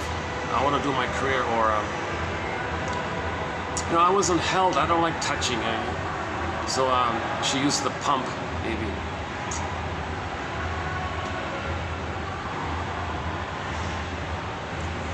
See, for the mother to be lovely and motherly to the baby, it triggers her experience with her mother. And if she has a lot of pain around that, see, that's all being triggered up. Oh, cunning tale. A great hope fell. You heard no noise. The wreckage was within. Oh, cunning tale that let no witness in. Emily Dickinson, right? So the baby, in whatever of these oh, cunning tales, misattuned, baby was removed. That'll do it. Why was the baby removed? You got to leave the cord, leave the placenta, barring desperate and medical emergencies. See, here's where the father can help in the delivery time. No doula, no midwife, no gynecologist. You don't you don't leave the cord. You don't take away the baby. You don't traumatize it. No procedure. You got to weigh him on the scale. Very important. You got to weigh him on the scale. Nonsense. Now, I'm going to take it from here, and I'm going to hand the baby to the bosom. Leave the cord, leave the placenta, skin to skin, no towel, room is warm. Room is warm. Oh, I feel like I'm in an airport. A flight 7 is being delayed. The gate has changed. Would passengers please move to gate? Oh. The owner of this car, you left your lights on. The owner. Okay. Should go back to your car immediately. Okay. So she didn't say why. Why should they go back to their car immediately if the lights are on? That's the common one, right? And talk about nostalgia. So hello, everybody, we're the owner of. So your lights are on.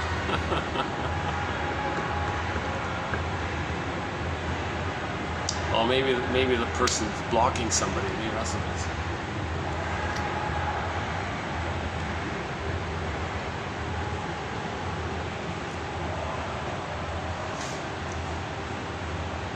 Where are we here? Oh, cunning tale. Yeah, oh yeah, so identification with the aggressor. So if the mother's doing one of these old cunning tales on the baby, he freezes his soul and all this, and then at the same time, he's got to attach to his mother, right? And there's no loving mother to attach to, so how does he attach to an abusive mother? The mother's abusing him, hurting. How does he attach to this? What does he do here? Mother, I'm confused. I expected your love here when I came out, and instead you're hurting me. I'm really confused by this.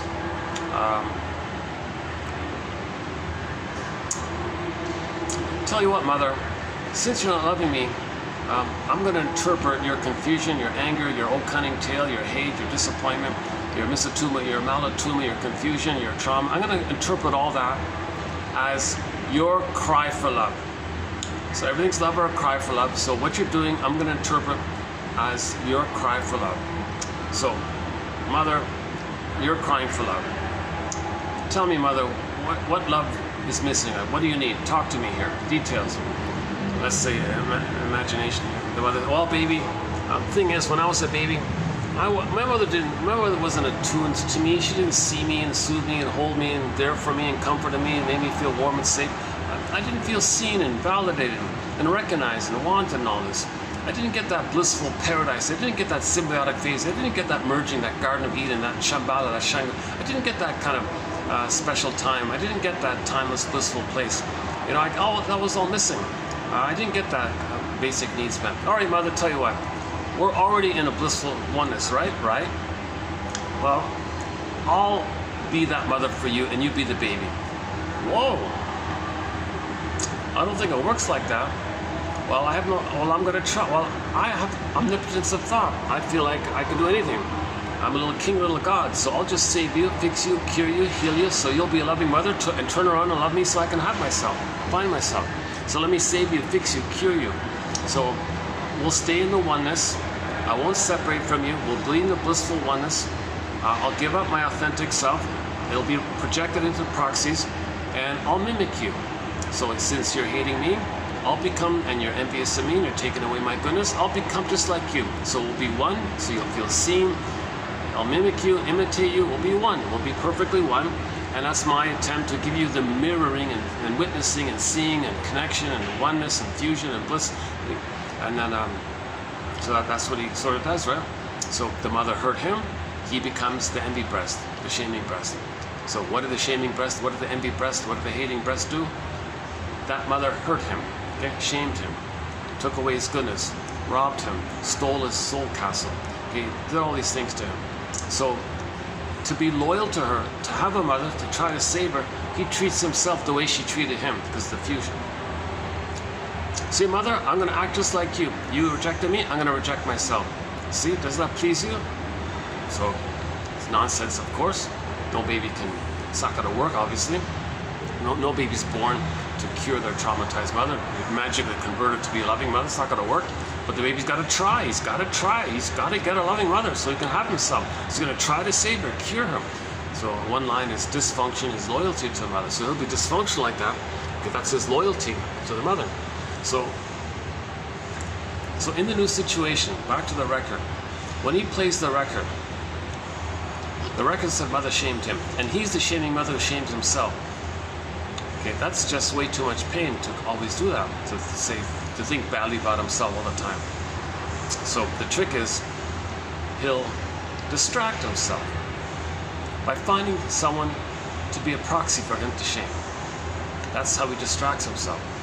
So although he does shame himself in the loyalty to the mother who had shamed him, okay, he just finds someone else to shame, standing in for him, and his attention is out like that. That helps to distract him. Okay. Now the confusing thing here is, that's just part A. The truth is, while he's loyal to her, while he wants to save her, while he wants to please her, while he's going to imitate her, and he found some way to minimize the pain of it by shaming proxies of him, the truth is, he really is angry at her. Okay? So now, after that, so he refers to the proxy person. Okay, proxy person, thank you for playing me who I shamed in my dark humor, black humor. Now, okay, in that mind, prime Alice in Wonderland, shape-shifting, morphing, twisting and flipping, up is down, left is right, no time, here is there, nothing makes sense, he can do anything there. Proxy, now instantly, Quicksilver, I'm going to see you as my mother back in the nursery who had hurt me. And at that time in the nursery, I was passive and helpless. Now that you are my mother from back then, now we're in the nursery, and now that I'm older, I'm going to now try to control you thinking you're my mother. You see, so first he shamed the other person, the way his mother shamed him, and now he expresses his anger and desire to control his mother. So now he controls the one now he's angry and tries to control the one he just shamed. So this poor proxy person is like before. Hold the phone here. I'm neither you nor your mother back in the nursery. So the question is, how does the person be loyal to the mother, imitate her, be her, and hate her if he is her? How does he hate his mother if he is the mother? So he's got to find a proxy in this area to flip the roles around to do this. So he's playing the record. He's playing the record and continuing his fight with the mother. Okay, there's another problem with this area is that he becomes addicted to it. Here's the thing. Here's the theory. There's a little white flower known as the narcissus flower. It's a little white flower. Okay. There's a flower out there called the I don't think I've ever seen it, but there's a picture of it on the front cover of Alexander Lowen's book called Narcissism. Little white flower. Okay. So that little white flower, I don't know the details, gives people illusionary, blissful feelings or something. So the Greeks would refer to that time when the baby's in a blissful oneness with the mother as a blissful, addictive kind of ecstasy, blissful kind of feeling, right? So they would refer to that psychology and name it after the flower. And the story was Mr. Narcissus looks into the pool of water, he sees a reflection of himself, that's all he sees. They say he loves himself, only loves himself. That's all he sees, only him in there. His feelings was denied, repressed, split off, disassociated, flying in the corner was his echo, his soul. So Echo's not a separate character. It's a personification of his being, like Snow White, same idea. It's like a ghost of Snow White or something. And he ignored it all the time. Snow White became a statue, by the way. Sorry, Echo became a statue, by the way. And Narcissus' character became the little white flower. So, in the new situation, when he shames others, he's reliving the memory of Mother shaming him. Now, although Mother hurt him, embedded in it is a thing called, he adds in, he fuses in the blissful oneness with her, with the pain. That's called, Berger calls it the displeasure in pleasure phenomenon. His jargon is psychic masochism. Tough one. Yesterday we talked about that. So, let's keep it simple. Shall I compare thee to an onion? Under the pain, there's some kind of bliss. Okay? So when the baby's one with the mother, he's in a blissful kind of place. Now the mother's hurting him, but there's a bliss underneath the pain. So it's all mixed up like that. So when he replays the record, although he plays the shaming mother who hurts him, he's replaying the original, the truth, where he was hurt by the mother in that blissful time. So he's in the bliss with the mother hurt him, it's painful, but underneath the pain is the blissful life force attachment needs, because he's still in paradise, but in paradise he was hurt by the mother. So either we call it psychic masochism, or the pleasure, or the Berger also calls it the libidinalization of pain or guilt or whatever, shame. The libidinalization of shame. By the shaming him, he makes it pleasurable to blur. So it's all meshed and blurred up. That's the confusing thing. So now, in other words, when he shames others to replay how his mother shamed him, and then shames, and then thinks the one he's just shamed is the mother who hurt him and fights against the mother, he's addicted to this, because he becomes addicted. Okay, the baby originally was not in any kind of addiction, nonsense. He went from a zygote to an unborn child and going forward like that. But when he's going back due to trauma, okay, when you're traumatized and you keep going back like that, when you're staying like this, then it becomes, you're dependent on, and you got a blissful feeling. Gee, I don't know why, it's kind of giddy like this. So you hurt someone, that someone was you, but you're the mother who hurt you, so you're one with the mother. So being one with the mother is it's that original, regressed, blissful, prelapsarian, utopian place. So he gets this blissful feeling. This is a perverse joy. This is a disturbance, pathological joy, a perversion joy like that. So he hurts others, and he's excited. Like he's ooh, like, you know, like this ooh. Okay, baby has that original, but we don't remember. We forget it. But we can get a glimpse of it when later on in life, if somebody reminds you of the mother, it might trigger that, and you might get a blip of it. So they shame others in the way, and gets the feeling almost kind of like the people on the honeymoon get their feeling, a little bit like that. So he's in love. It's transference love, not love. It's transference love, infantile love, baby love, whatever.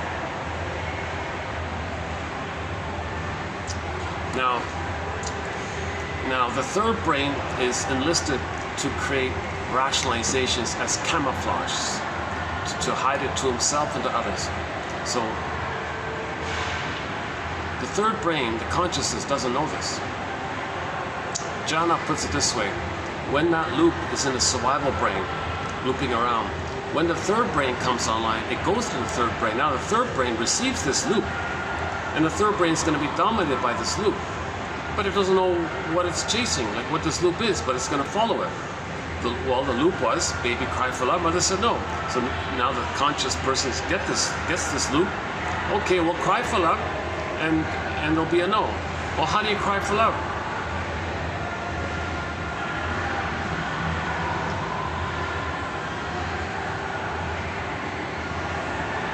Well, he'll repeat it, make proxies cry for love, or he might do it directly and use cookies and food as love and be rejected. Or you use pathological nostalgia might do it.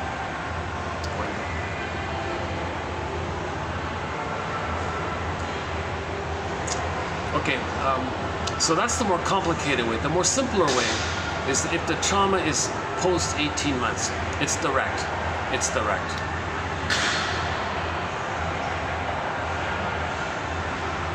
Yeah, okay, look back to the stinger one. When the third brain repeats the loop, he sees others as wanting love, he shames them and creates an excuse for it. Okay? So you might say, well, spare the rod, spoil the child. That's a cloak, that's a camouflage to hide the real issue of wanting to control your mother. So the cognitive, the neocortex is being enlisted to create excuses to maintain the denial, to maintain the unawareness of this trauma. But the trauma says repeat. While you're repeating, you gotta, it's clever, right? So it's gonna create camouflaged excuses. Like for example, if the mother hurts the child and someone says to the mother, what are you doing here? Well, spare the rod. She doesn't care about anything like that. She wants the excuse to either A, discharge her tension, or shame her the way the mother shamed her, or thinks the baby's her mother, wants to control the mother. And this is too embarrassing. She doesn't want to admit this. So the left brain creates a camouflage, something that kind of it's confusing, but you know what? It can fool everybody. So this is called rationalization. Rationalizations are when you want to give the appearance of being reasonable. So you want to give the appearance. When you give the appearance, everybody's fooled, including yourself. So we have all these excuse machine kind of thing, rationalization. Okay, back to the post 18 months. If it's more benign, meaning the baby was traumatized post 18 months. He got over that critical period of the 18 months, so his infantile megalomania dissipated, and he could hold on to his soul. So, in the very beginning, all babies begin with, I'm not okay, you're okay. So if the mother's hurting him, he thinks, geez, he's defective, mother doesn't want him, must be not okay. Fairbairn calls it the moral defense. He decides it like that. Now the mother must be seen as okay, even if he's got to make it up. So the mother's hurting him, makes it a monster, denies it, puts it in a separate bin, hallucinates it, got it, so there's my mother. That's known as a splitting mechanism. So post the splitting mechanism, he ends up with this imaginary perfect mother. Oh, mother's amazing.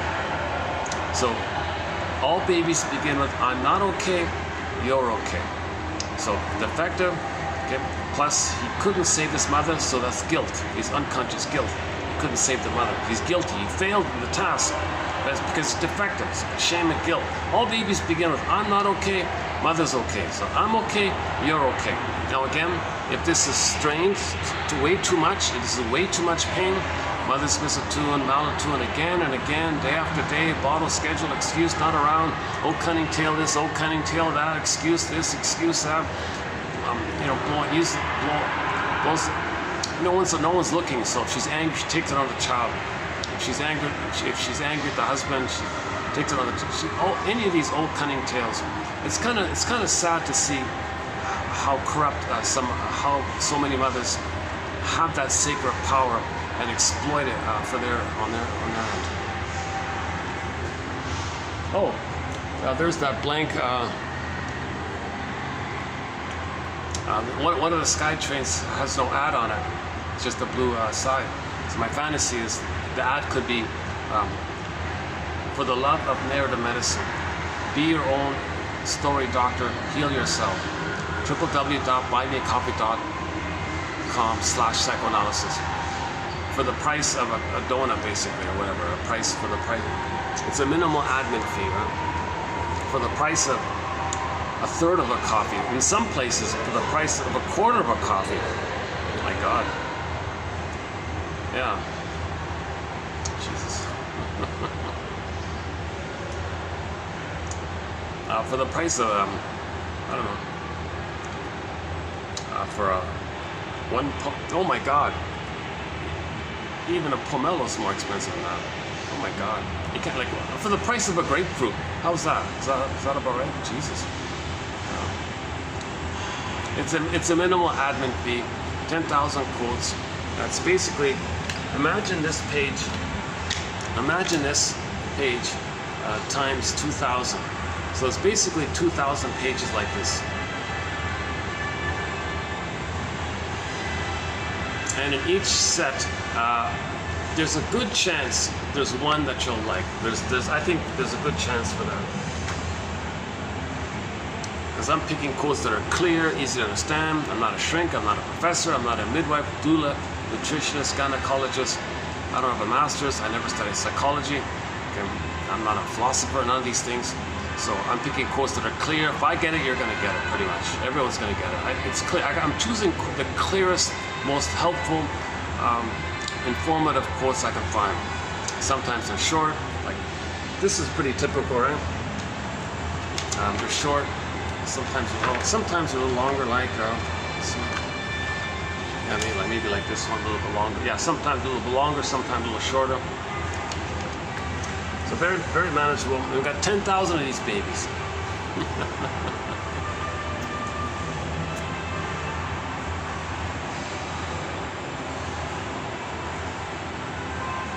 Well, that guy has the same slouch problem like I do.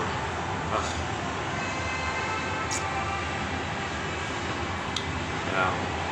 That would be a sign of my healing if my posture improves. Janov says that when people do their healing, he notices physiological improvements. Their body temperature cools, their posture improves. There's more feeling in their tone of voice. The tone of voice isn't trying to control you, or isn't trying to seduce you, or trick you, or hypnotize you. It's more of a resonant to your,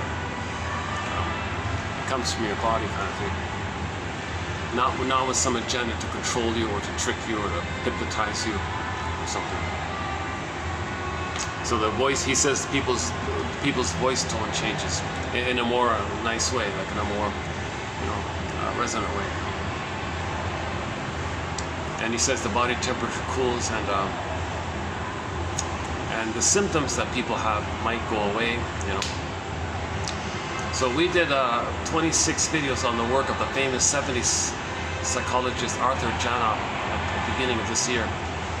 26 videos. Janov himself wrote 16 books, which in effect was a kind of synthesis of psychology.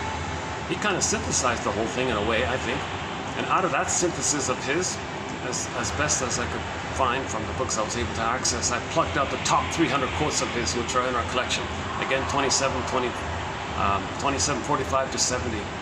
Plus a very important tag on from 71 to 73. And by the way, following that, we did some very good quotes on the BPD personality pattern, some on anxiety, some on timelessness, some good one-liners from a guy named Henry Hart. And now we're in the middle of doing part 2 of question mark on nostalgia. Yesterday was part 1. Oh, it's still sunny. Oh, okay.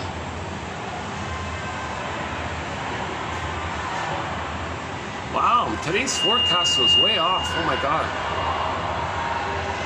They said there'd be like it'd be overcast, and they said around this time there was it'd be like a possibility of thunderstorm. But the whole day was supposed to be overcast, like post noon. They said from the whole afternoon is going to be overcast. So I decided to come on there. But no, it's still sunny, eh? Yeah.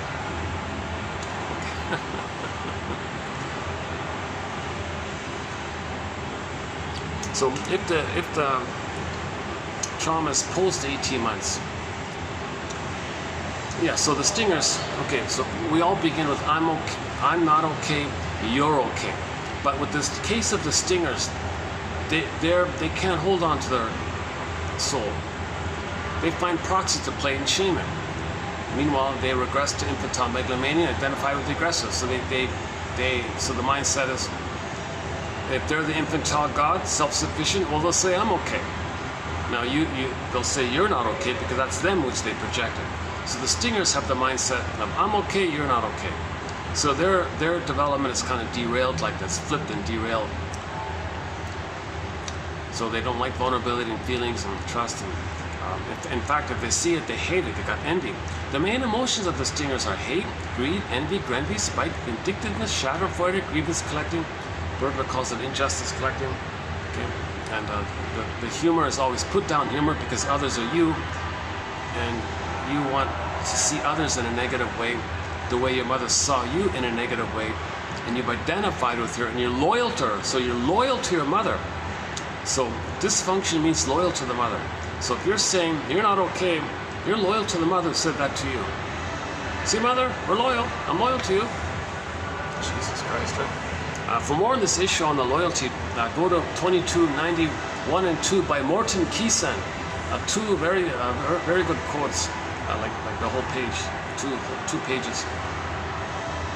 That's a key one. That's a key. Another key one is Paul Levy Russell, 2119, on repetition compulsion.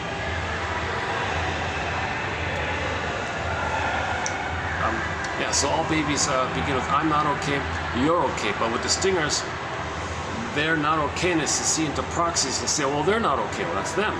It distracts them from them feeling not okay when they say others not okay. Okay? So they have identified with you.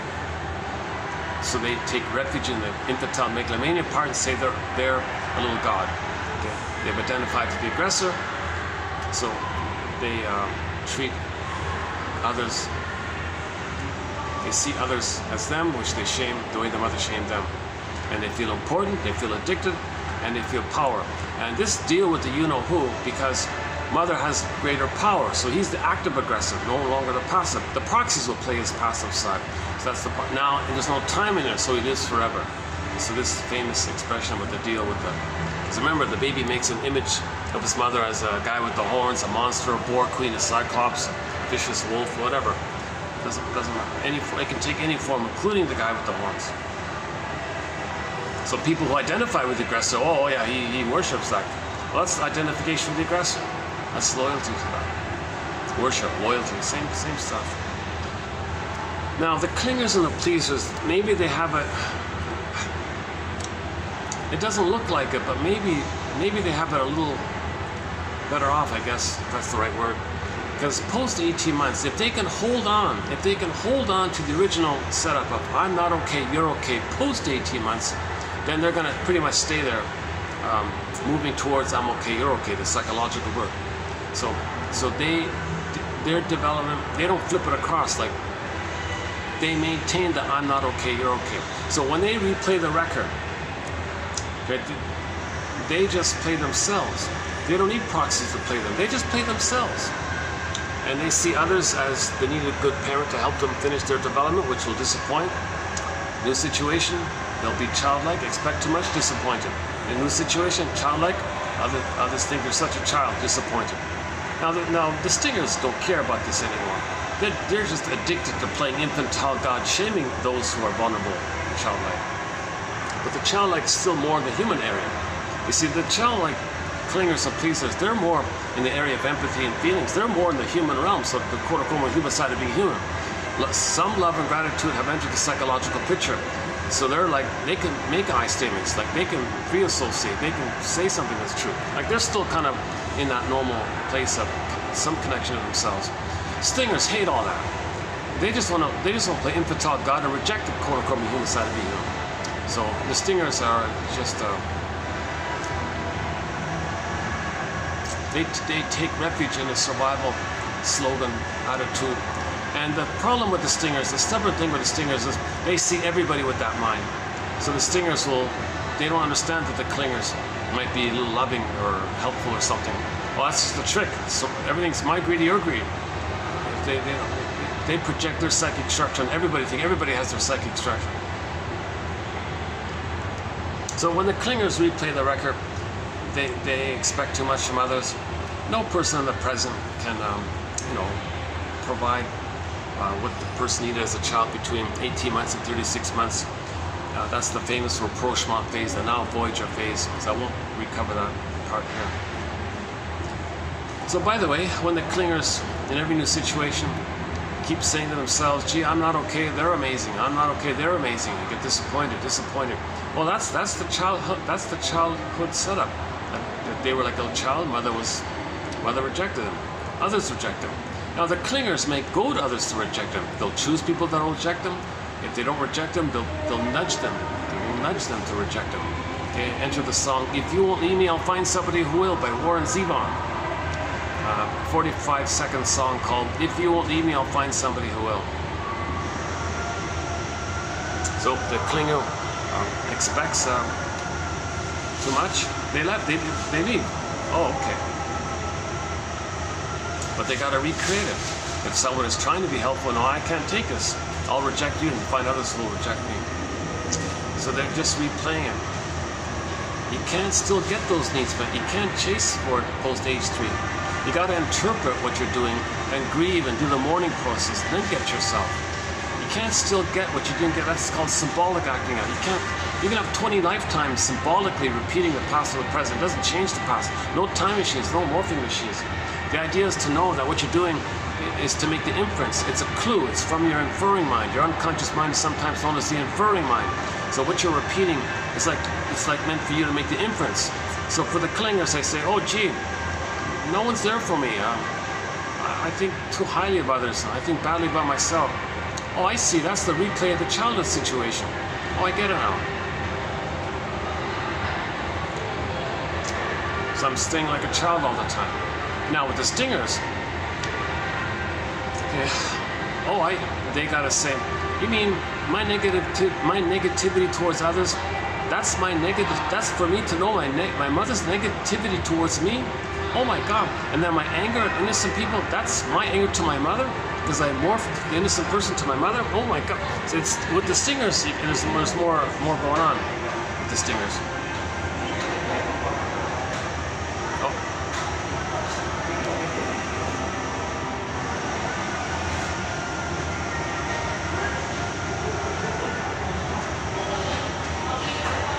Yeah, hold on a second.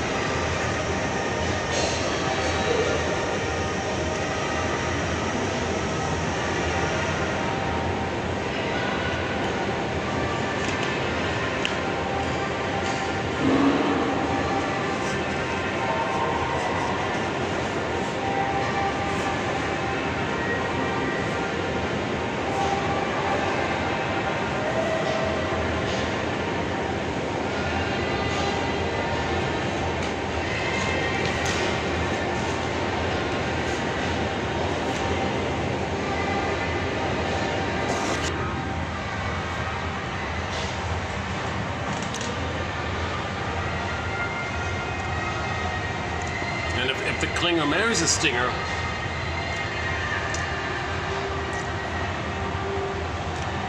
the clinger does a mechanism known as sweet lemons. No, they're not sour, they're sweet. Because they want to fit the template. I'm not okay, you're okay. Stinger says, well, of course I'm okay, you're not okay.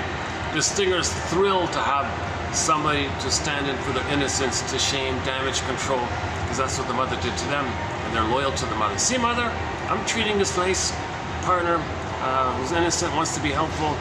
When I was a child, I was innocent, and you hurt me. Well, I'm you. My partner's a nice caregiver type. I'm gonna hurt them and hate them and reject them and devalue them the way you did that to me. So they're only married to mom. They don't care about the clinger. So they're just thrilled to have somebody to shame and damage. The clinger says, ouch, but that makes sense because I'm not okay and you're amazing. The stinger says, well, of course I'm amazing and you're no good. Yeah, okay. So again, the clingers use sweet lemons. They're not bitter, they're sweet. They lie to themselves because they see the world through their lens. The lens is, I'm not okay, you're okay. So they distort the reality. Now, finally, the clinger wakes up. It takes them 6 to 7 years on average to wake up and realize, oh my God, this whole time I've been so helpful and nice to them, and having such positive intentions that we'd grow together and be a family and be friends and be on the same page and all this and be a team and you'd love me and this kind of thing. And the whole time they've been hating me and have contempt for me and thingify me, objectify me and use me and this oh my God. They feel terrible.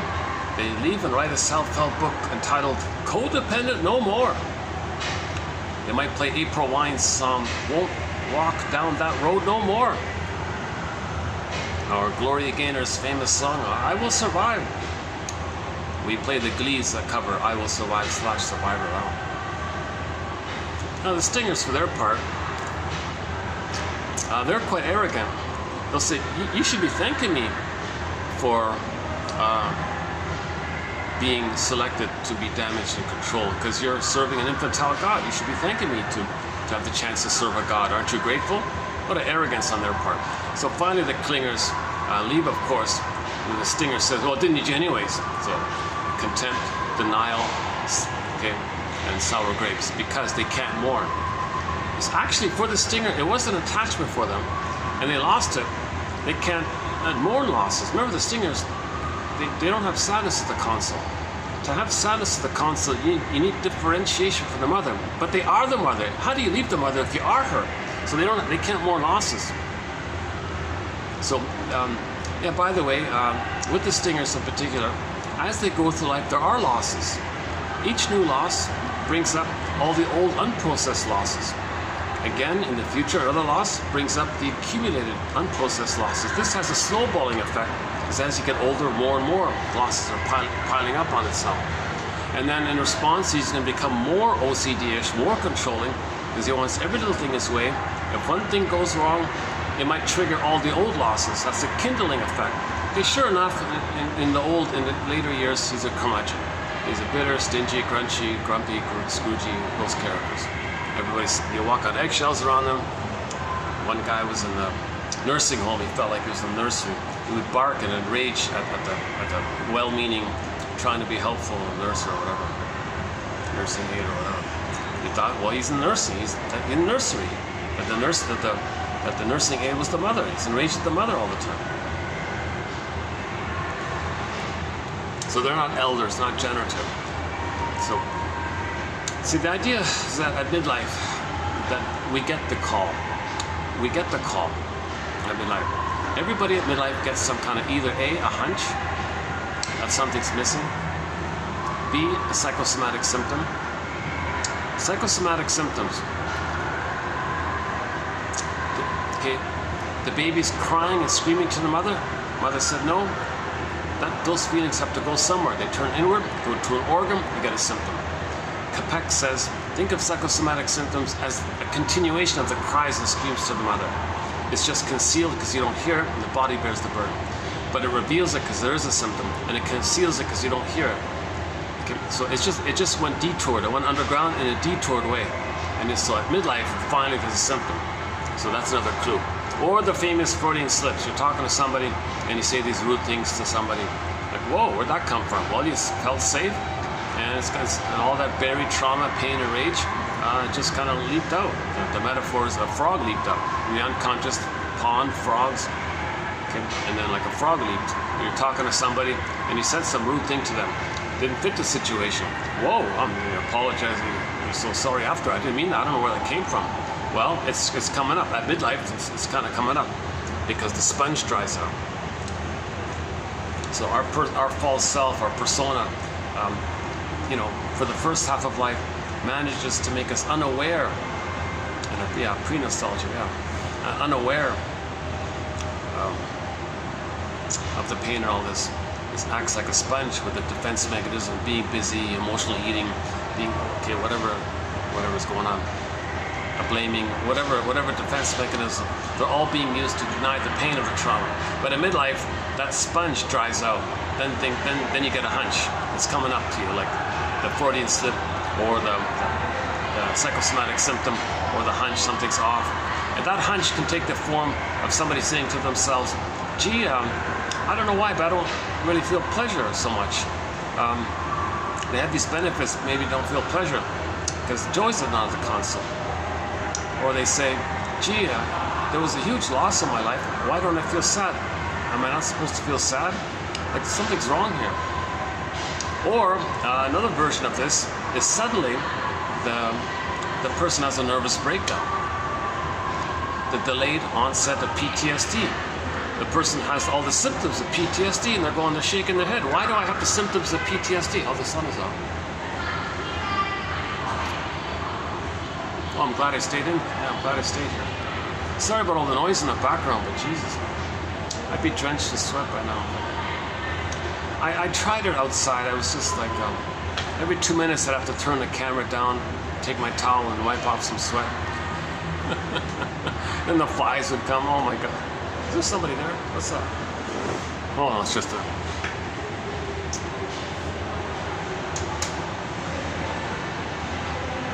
Yeah, so the person reads the checklist on PTSD. You go, check, check, check, check. What the hell? I don't remember any trauma. Like, why do I have the symptoms of trauma? I don't remember any trauma. Well, that's the thing. You did have the trauma. It's called attachment trauma, betrayal trauma. The mother traumatized you. It's a developmental trauma, relational trauma, interpersonal trauma. It was just muffled over with the mask. The mask managed to hide it, kind of thing. So, and maybe in one version is, suddenly the symptoms all appear. So at midlife, the person has a nervous breakdown, they say. Or he's irritable, now he's hypervigilant, and now he, you know, all the symptoms of PTSD. The sleep issues and so on. So that'd be another clue that they got the trauma, that there was trauma. So a person now, some people, you know, they win the lottery or something or whatever, or inherit a lot of money or something, and they say, oh well, I can use this as a defense. I can spend my life going shopping. That's kind of fun to engage in stuff, because that's mother, it's symbolic mother. Every time I buy something that's an imagination of mother, I get a little serotonin. Buy another thing, serotonin, another thing, serotonin. And if they have enough money, they just buy things all the time and hoard and stock and buy more cars, more this, more. They just engage in more and more. And that's another defense. And they can go through life, if they have enough money, to avoid the pain of facing the truth of the trauma. If they can just trick their brain to send serotonin all the time by buying you stuff to make your brain think you're safe by the stuff be a symbol of the mother, the brain goes, oh, there's mother, okay, serotonin. Stuff, safe, serotonin. Stuff, mother, safe, serotonin. Metaphor, symbolic. The stuff is just an interpretation that the person feels safe, so you get serotonin. The serotonin that you would receive if you were loved by the mother, but you didn't get the love with the mother. So you use these shopping things, or food, or alcohol, or ice cream, or cigarettes, or you're manically distracting yourself by being manic to run away from the pain. So the metaphor is Route 66. TQ 2599, the third one. The lady went on a motorcycle buzzing down the highway, thinking that behind her was her own grief trying to catch up with her. So she went faster and faster. She experienced the loss to try to escape it. So she just went manic like this. Oh yeah, today's topic, nostalgia. Another defense would be, oh, just think about an imaginary good time, make it up, have a romance, fantasy of the past. Don't dwell there. Don't face anything. So they might just become nostalgic for the rest of their lives. They might collect bubblegum wrappers, I don't know, from their childhood time.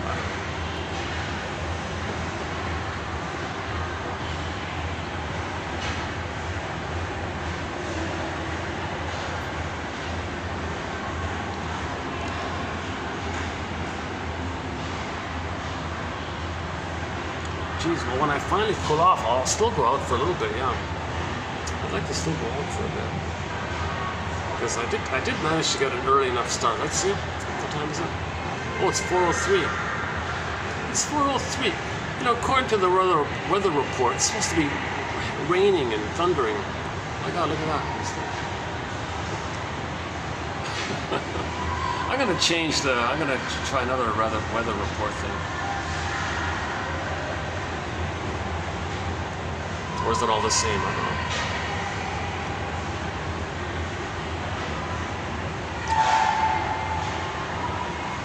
As long as we're together, who cares about the weather? Sings Jose Feliciano in a song called Rain, simply Rain. Jose Feliciano. I play Anne Murray's cover of it. She does a very nice cover of that song. from her cover album called Honey, Weed and Laughter, Anne Murray, 1969 or 71 or 70, 71, something like that.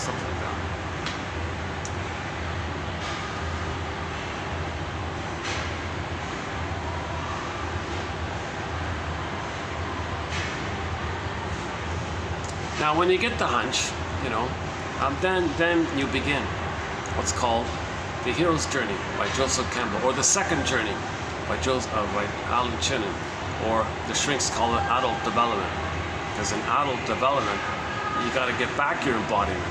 So Odysseus took him 20 years to get back his embodiment, and he had all these memories of temptations. Oh, just stay in nostalgic mode, or just all those feminine voices like Calypso and Circe and the sirens.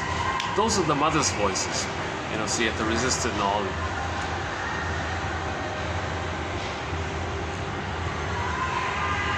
So the Odyssey is not an outer story; it's a metaphor. It's like one long dream. The protagonist is the part of us.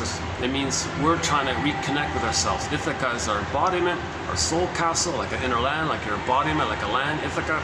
And a little while later, the feelings came back. The reunion with Penelope is feelings. So it's not an outer story. It's just like getting back your embodiment and then your feelings. Okay, Iron John and the Golden Ball. Okay. Persephone, Miss Core becomes Persephone, and she has a golden reef or something.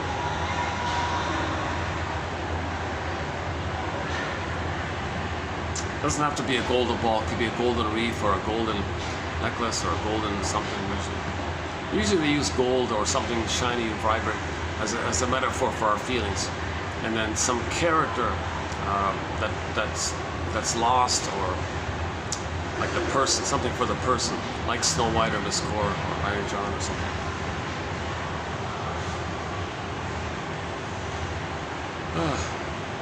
Yeah, I'm just in front of the. Yeah, I'm just near the kids. I can see the kids playing with their toy airplanes. I'll talk about nostalgia.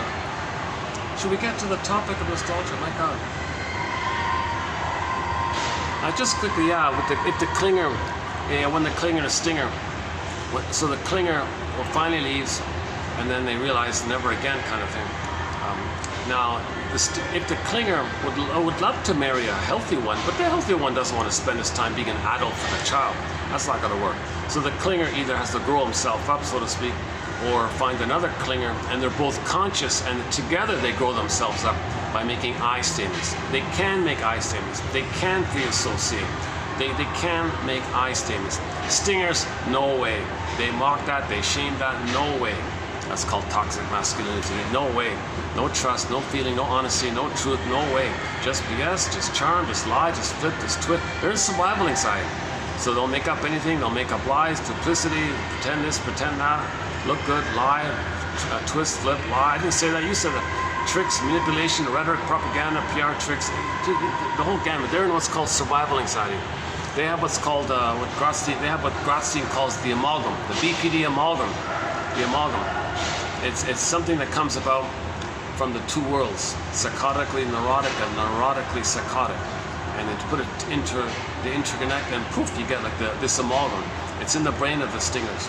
This amalgam allows a person to do what Christine Lawson in her book Understanding Borderline Mothers play hollow mirrors, house of mirrors. So you look there, it's over there, no, it's there. No, you look there, no, it's there. It's a quicksilver. You can't catch them. They play. Catch me if you can. Now you see me, now you don't. Catch me if you can. So they do this. So that means when you're talking to them, that was hurtful what you said last week. They're in survival anxiety. No, what you're saying is hurtful. They'll attack you, or they'll blame you, or they'll pour salt on your wound, or they'll forget or deny. They can't admit it. Because they're sort of at the place where the baby is at the nipple, trying to survive. If the mother's not holding the baby correctly, warmly, the baby's meant to like mold into the skin, like comfortably, right? Like you're sitting on a soft sofa or something. And the suckling has to flow according to the baby suckling. Everything's got to be like smooth and flowing and all this. Now, when the baby's not getting that, he's enraged like this. Mother withdraws the nipple prematurely. You can use a goner. or the mother's force feeding. He's a goner. He's in survival. If the baby got angry and bit his mother's nipple, and the mother's angry and says, "Ouch," do you think the baby has empathy or care? Baby's not going to say, "Sorry, mother." Don't expect a 2-day-old baby to say sorry for biting your nipple, mother. I'm enraged because you missed it here. So that you're coming from that kind of place. The baby's in survival mode. So later on, they're in that kind of survival mode. So that's why the amalgam. They'll blame, twist, flip, accuse. You said that, no, you said that. Or they'll make things vague and hedge and equivocation, and so they can flip and twist easily. Or the best way to lie is to include a few crumbs of truth in it. You know, a half-truth is the father of many lies. So they're very good at duplicity and lying and misleading, implying and hedging and misleading and twisting and misleading. They won't admit anything. Another interesting. Someone said an interesting thing. One of their tricks. I think I experienced this once. They'll actually act like one of the tricks is to confuse you, so they don't have to express a feeling, express an honesty, because they can't make an I statement. They can't admit anything. They can't apologize. They can't feel. They can't be something truthful. So one trick to distract everyone is he said that they'll pretend that they said what you said. Whoa, what the hell? Or the other way, they'll pretend you said what they said. They're all confused. He's trying to survive. He's doing all these tricks and lies to survive. This is the BPD model. This is the chameleon. Oh, the chameleon. Oh, that's right, the chameleon. That's right. They're a chameleon like that. So double think and flip flopping and twisting, shape shifting and morphing. And they're very good at acting like the victim when they're the aggressor. Well, obviously, they want to be seen in a because they're surviving. If you see them in a positive light where they're hurting you, well, they're surviving. Hiding in plain sight, is that right? Maybe they're hiding in plain sight or something. It comes from that. Maybe it comes from that.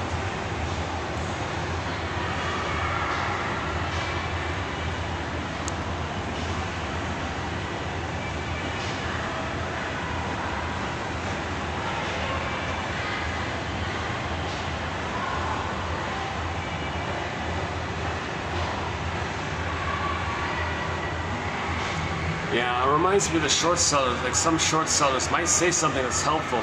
That's called narcissistic gift. So you admire them when they told you something.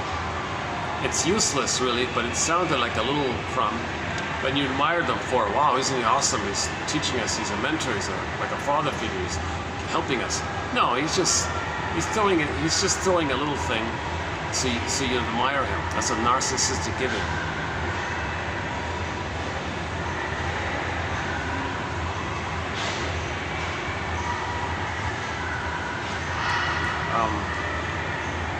Yeah, we could talk about. Let's not go down that kind of path this time. Hold on a second. Let me stand up for a second.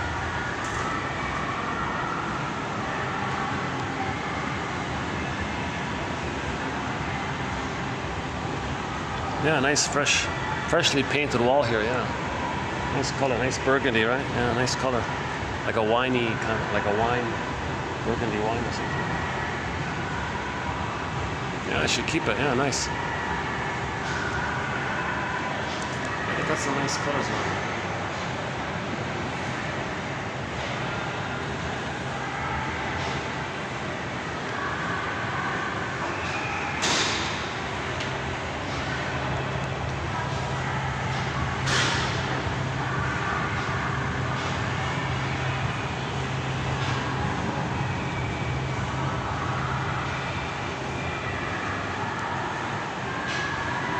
Oh, the high school is, oh jeez, yikes. Oh, the high school, yeah, there's a huge high school near here, and when the school's out, it gets busier around here. Maybe I'll just,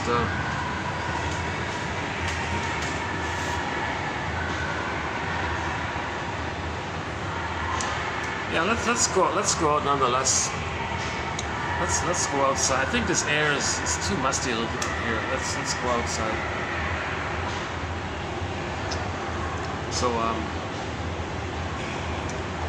So this will take me at least a good 5 minutes to set up. So do you want to walk with me, or do you want me to, or just fast forward this video 10 minutes? Hold on a second. And then we'll do the quotes. So when we set up at the other place, we'll do the quotes.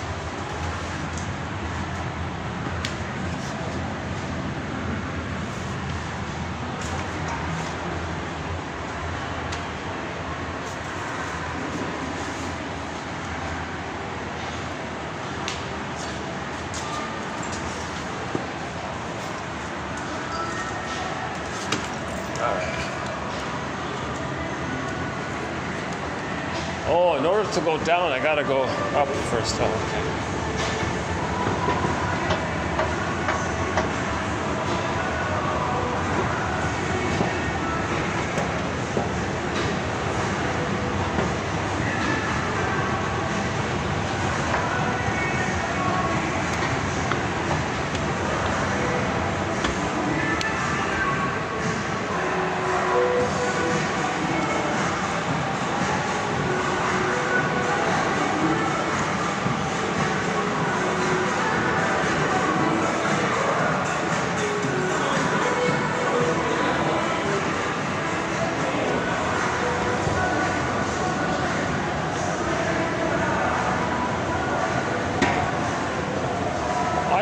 I think it's paint. They're painting up there. That's what it is. Well, it's not the dust, it's paint.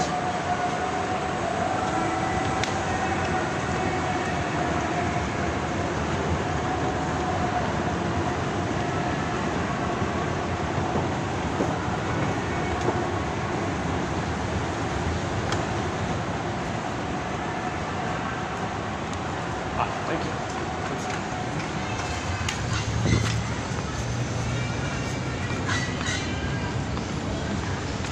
Oh boy. Oh, it's sweltering out here. Jesus.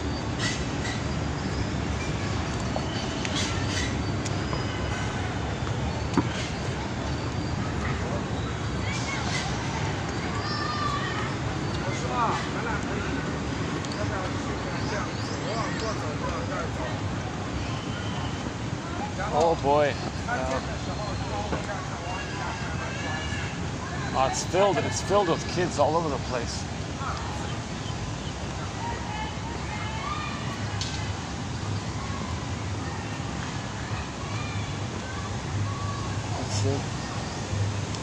Yeah, maybe where that life preserver is. Maybe I can go there.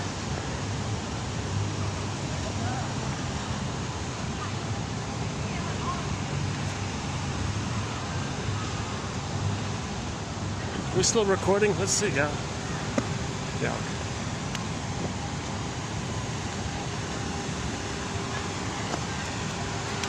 Let's do the twist. Yeah, there's some. You can see the dance people dancing to the song. Like a nostalgia, maybe like a nostalgia. I'll be able to get through here.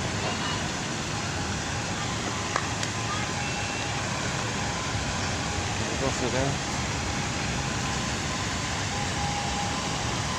Oh, okay, let's do this. Oh, do not feed the pigeons. Oh, there's a sign here. Do not feed the pigeons. Okay. I didn't know that.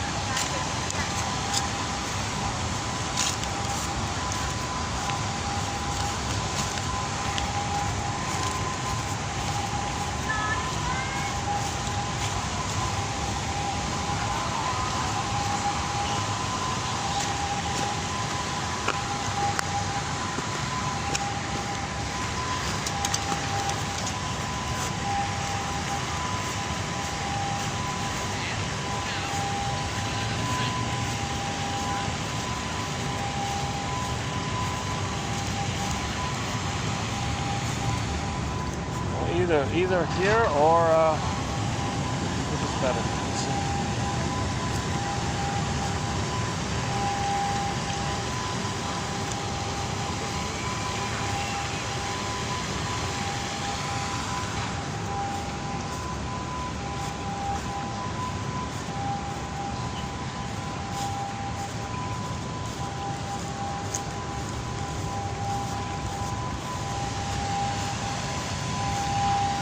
Yeah, okay. I think we're okay here. Oops, let's try this. All right.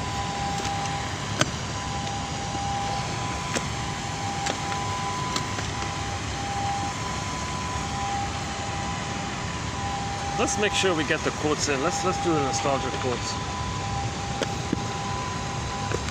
Let me run through today's batch first, and then backtrack to the ones we covered already. So we get these ones in.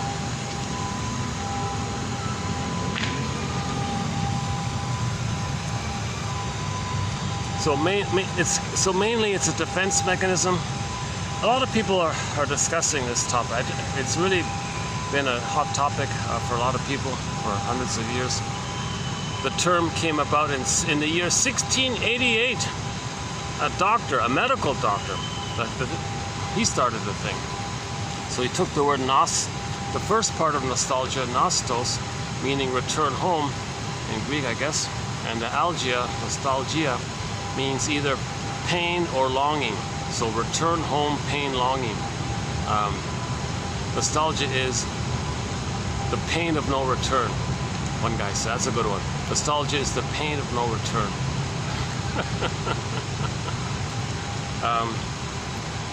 So yeah, oh yeah, nowadays we generally say it's bittersweet. Maybe it's bittersweet. You find something happy, filter out, highlight the positive, brush away the negative, amp up the positive, and you say how sweet it is, but there is pain there, so it's a bittersweet, and you can't go back there, bittersweet, right?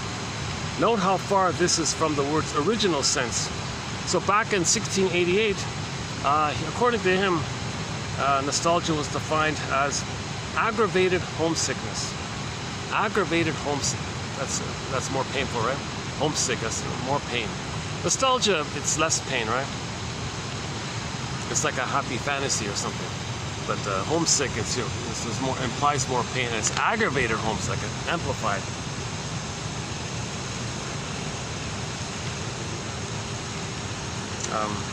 Nostalgia is that subjective state which harbors the largely unexamined belief that things were better, or more beautiful, or happier, or more civilized, or more exciting than now. The unexamined belief that something in the past was somehow more beautiful or happier than now. A more or less unabashed assertion of the beautiful past and the unattractive present.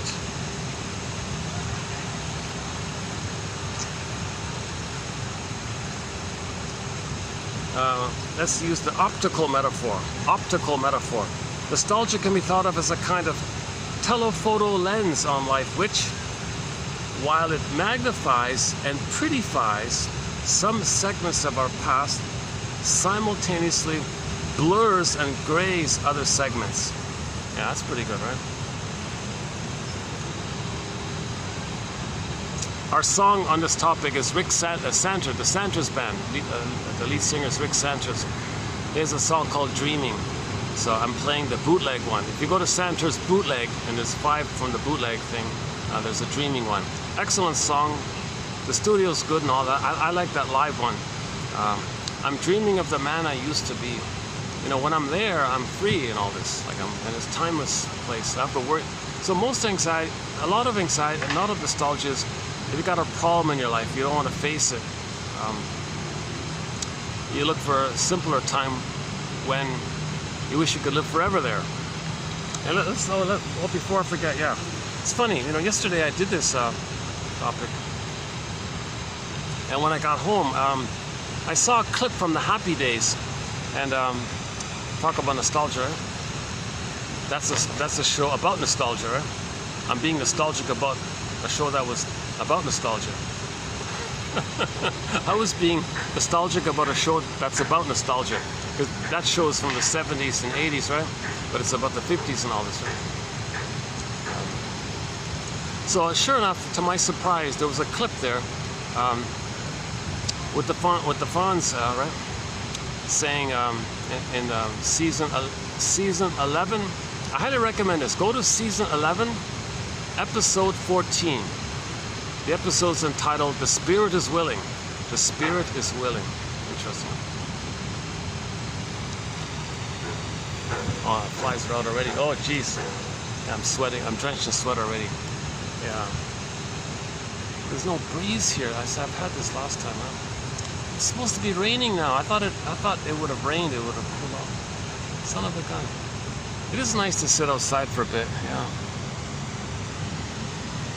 It's much nicer out here than in that that dusty, painty place.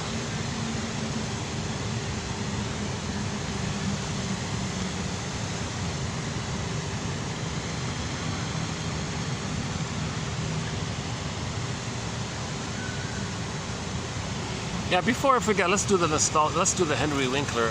Sorry, he's the name of the actor is Henry Winkler. He played the guy named Alphonse, right? This super cool guy, you know, with magical power, snaps his fingers, gets what he wants when he snaps his fingers. Kind of like Bewitched a little bit. Just sort of like a fantasy of like that. Anyway, he was saying, Alphonse in that episode was saying, you know, I got to make decisions now in my life.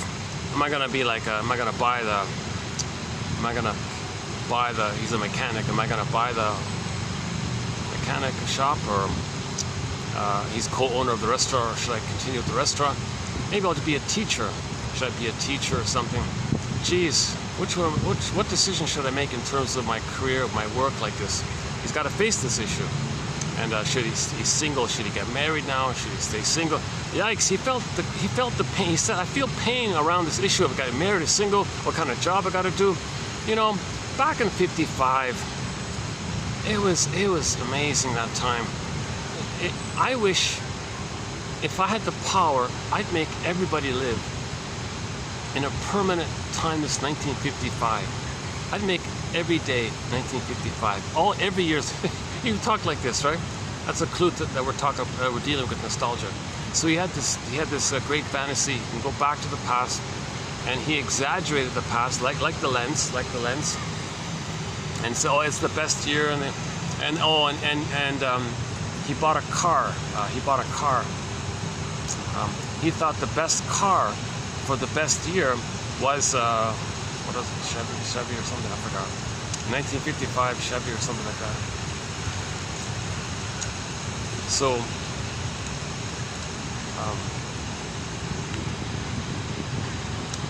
okay. Now here's this episode is unusual for Happy Day. That's why I'm including it.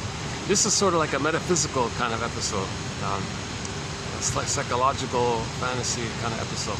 So here's my first go at it. 3 things are taking place, or 4 things, let's say. Number 1, it's about Fonz's nostalgia for the past, where times were simpler. He even joked, the only thing I had to worry about, the only decision I had to make was, should I use this t-shirt again or wear a fresh one? That's the only decision you have to make. Everything else was happy, it was fun, barbecue, music, no worries, no decisions. I guess that was a happy time in his life for that character. So he did that to, as a defense against the pain of, should he get married? What kind of job should he do? Should he be a teacher? Doesn't want to be a teacher. Yikes. A lot complicated. You got to face a lot in these kind of decisions. So to give yourself a break, you regress back to a time in the past. Pick a time in the past where you were, where things were the best for you, where you were confident and happy and you had relationships and things. And then what you might do is imagine a dream girl. Like imagine the closest relationship you have, and just say, what if it were this, and what if that happened, what if this didn't happen, what if I said that, what if this happened, and you kind of change it and fantasize, make a romance fantasy, and make up some dreamy ideal thing that could have been, and stay in there in this kind of timeless place like that. So he was already in this nostalgic mind, let's say. So he was kind of regressing a little bit. So he was stressed out. So he's vulnerable, right? Okay. Next part.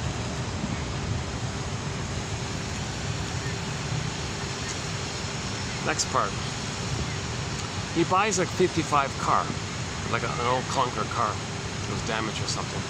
He buys a damaged old clunker 1955 car, representing that time, the golden days. Not knowing that that car belonged to a young lady back then who died in a car accident. Now, when that young lady died in '55 in the car accident, she was betwixt and between. Her consciousness fused with the car.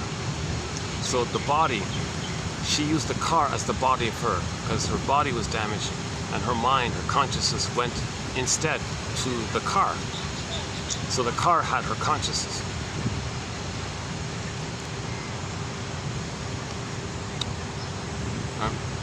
So she died and all that, but her consciousness is kind of betwixt and between these kind of two worlds, between the reality world and the consciousness disappearing to who knows where, the other world. Oh, here come the flies again. Oh, jeez. You're gonna see a whole bunch. You're gonna see me for the next hour. You're gonna see me constantly dealing with flies. The sweat thing here. Unless I do go to that place over there. Yeah, I could go there.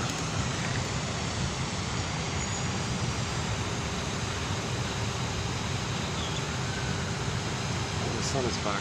Oh, that adds to it when the sun comes back. And there's no breeze. No breeze. The sun. Oh, jeez. It's the opposite of what I thought. I thought it'd be wet. There'd be no one around because it's wet on the ground. No one sits on the ground when it's wet.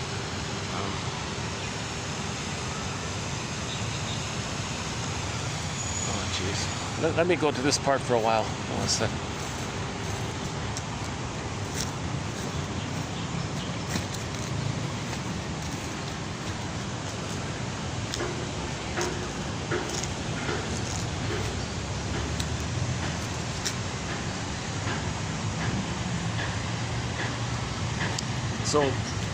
So in '55, a pretty girl or some young girl,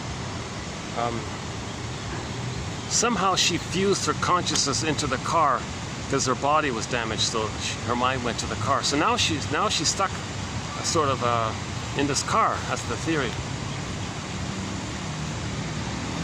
A lot of movies and films take this as a motif, like the haunted house kind of phenomenon.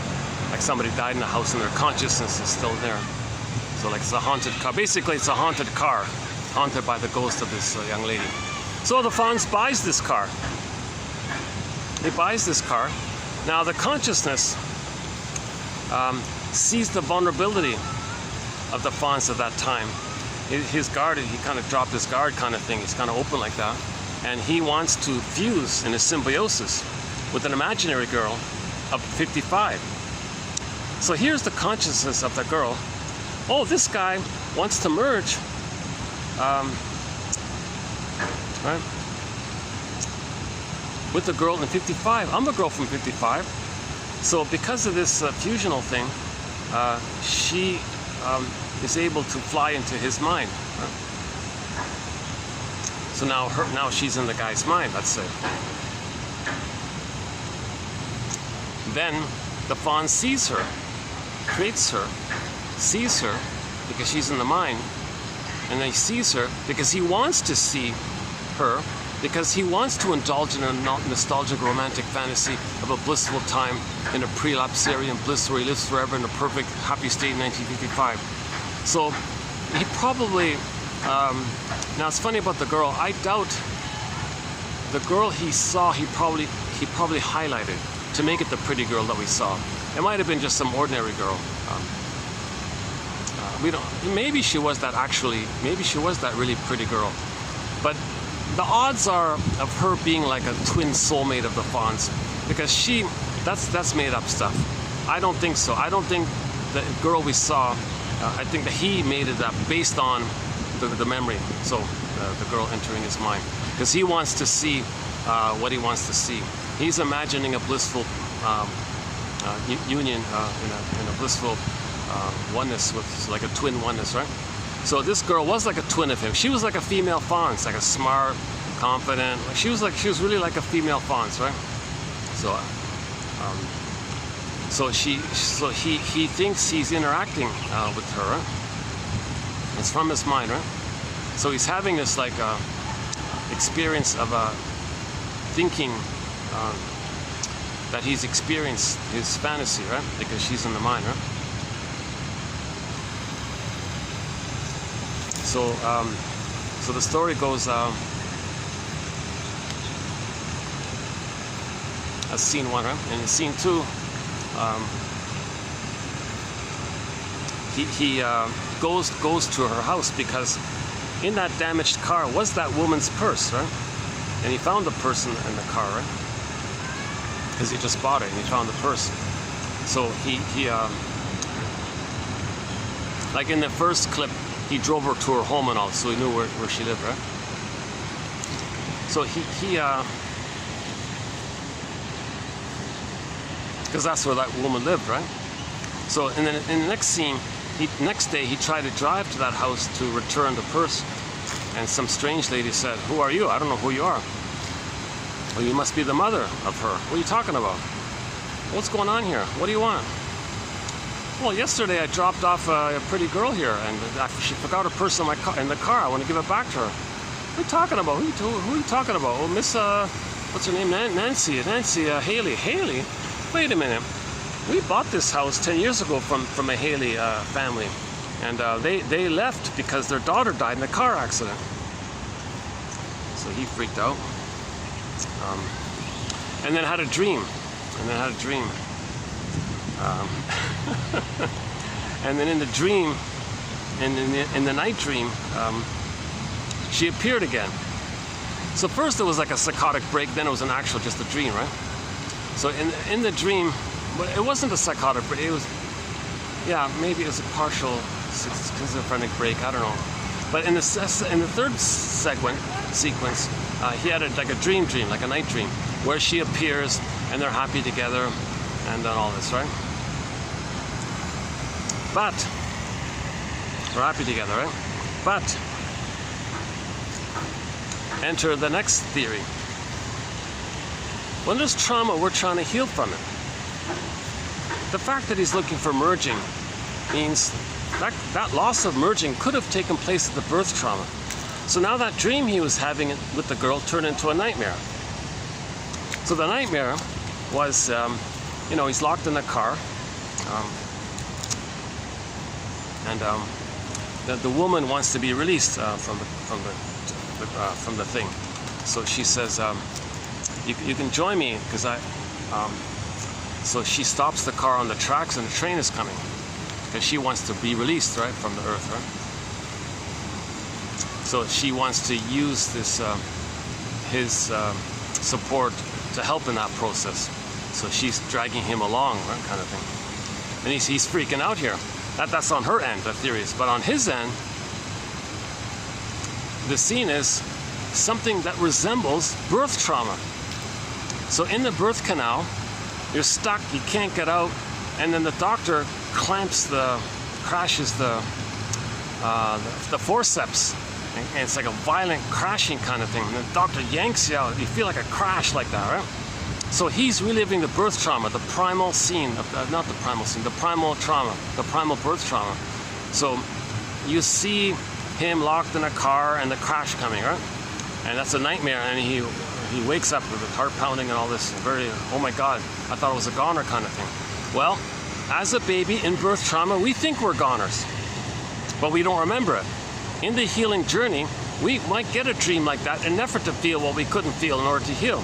We're trying to get back our feelings. Dreams are about trying to get back your feelings, to feel what you couldn't feel. So you dream at night and you might get some of those feelings. So he had a birth trauma dream. That's my theory. So you take all these facets together, condense them, because in dreams, you condense things, right? So it's a very good episode. It's an excellent episode. And he acted great. He was a funny actor. He was very funny in it. Again, season 11, episode 14, The Spirit is Willing. Happy days, right? So it's funny because that came up because we're talking about nostalgia. Okay, hold on a second.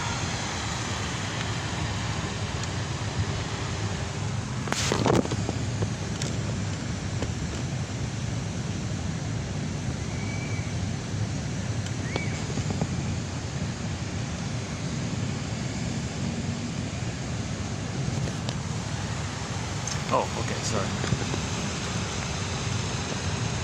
Oh, I got these jumbo flashing ads, a little bit distracting.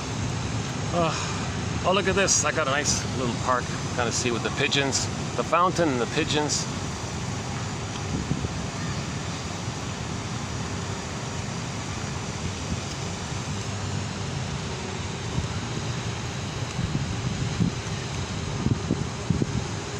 Luckily, yeah, this spot's available. This is sort of the best spot over here. All right. Okay, let's continue. Nostalgia is potentially a positive, joyous emotion, obviously. So we're trying to restore ourselves. Yeah, one person calls it restorative. When you do that, some people, what's her name? Svetlana Boyam calls it restorative nostalgia, because you want to like restore your feelings and your that you can have relationships, that you can be happy, that you can feel important. You want to restore that kind of things. It's kind of like wish fulfillment, like in a dream, similar area. And that can foster an appreciative attitude towards others. A positive relationship between nostalgia and appreciative joy. Yeah, so one positive outcome is you might have this nostalgia and it might inspire you to go out and reach out to people, connect with people, because you appreciate what you had in the past. You appreciate the goodness that you had in the past because you were able to recall some good times, let's say.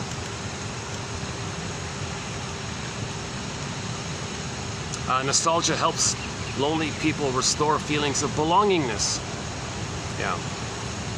So if he was saying, if you feel lonely, you don't have meaning, your work is meaningless, and you don't think your future work is meaningful or something like that, and your identity, you're confused about the continuity of your identity, like who you are and all this. Those three, he thinks, are the top three that lead to nostalgia. Belongingness is the main one. Nostalgia helps lonely people restore feelings of belongingness, provides people an opportunity to reassure themselves that they have had interpersonal successes and that they are loved and valued by others. So you go, oh my God, I was able to love and be loved. Question, is nostalgia merely a psychological stopgap, a resource that temporarily mitigates the pain of thwarted belongingness?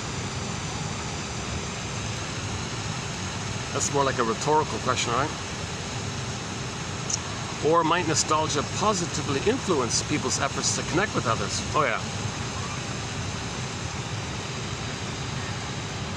So I imagine when people engage in some kind of, oh yeah, so the fawns, yeah. So at the end of it all, he invited his staff for breakfast. So he was connecting with his staff. Oh, hey. Oh, look at this.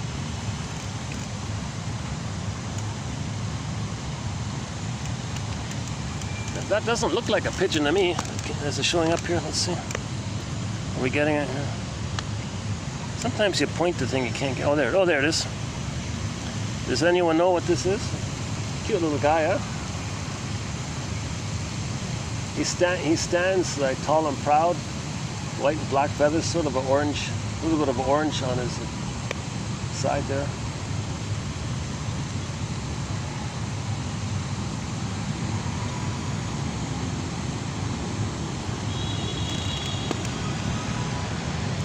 Well, if that's not a pigeon, can I feed him?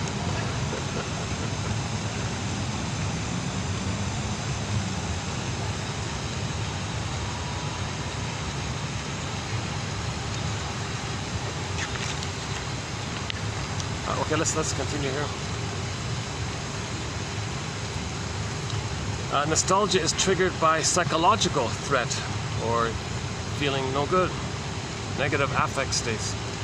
It may thus be a resource people turn to in order to regulate distress or cope with a number of life's challenges. Yeah, so the Fonz was coping with the life challenge of deciding about his future. Okay, so to cope, he turned to nostalgia. People all over the globe have a strikingly similar conception of what nostalgia involves. So this is something we all have in common. Everybody dreams at night. Everybody engages in nostalgic fantasies.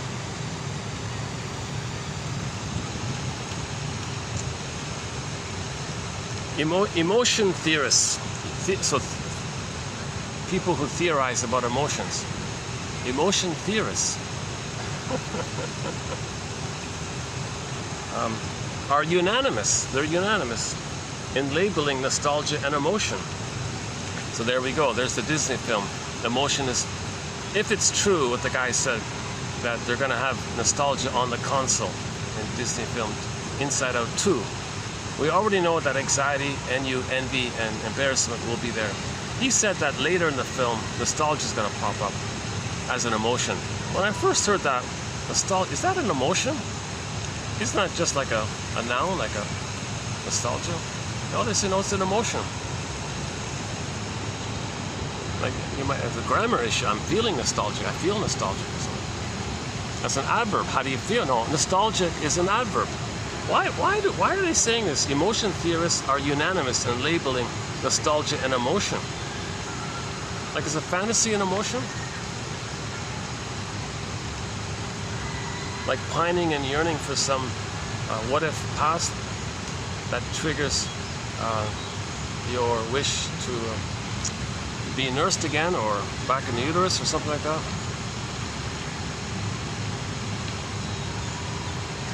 Nostalgia is memory with pain removed. Nostalgia is memory with pain removed. Okay.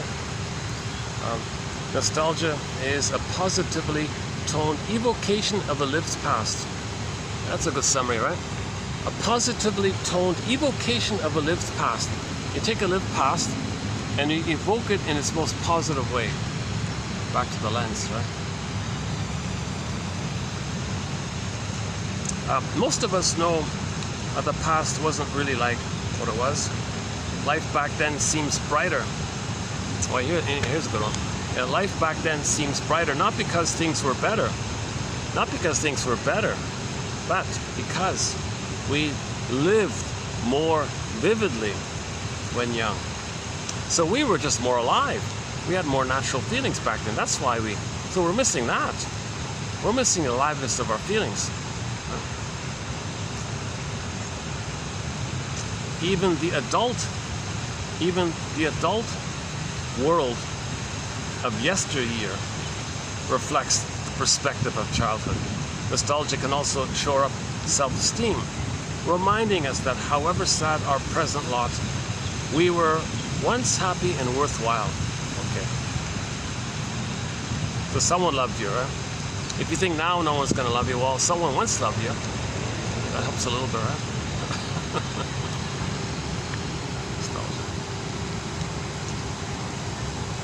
Given nostalgia's power as an emotion, there it is again, given nostalgia's power as an emotion and the deep resonances it can activate among people, the temptation to, quote, use this now more calculable affect quality by publicist, politician, and promoter is bound to be intensified. If nostalgic memories of the Glenn Miller Band of 1942 can be placed in the service of a particular product, candidate, political cause, what party will refrain from doing so? So this was written back in the 70s, right, this book. So he's talking about nostalgia in the 40s, right? So now it would be more like,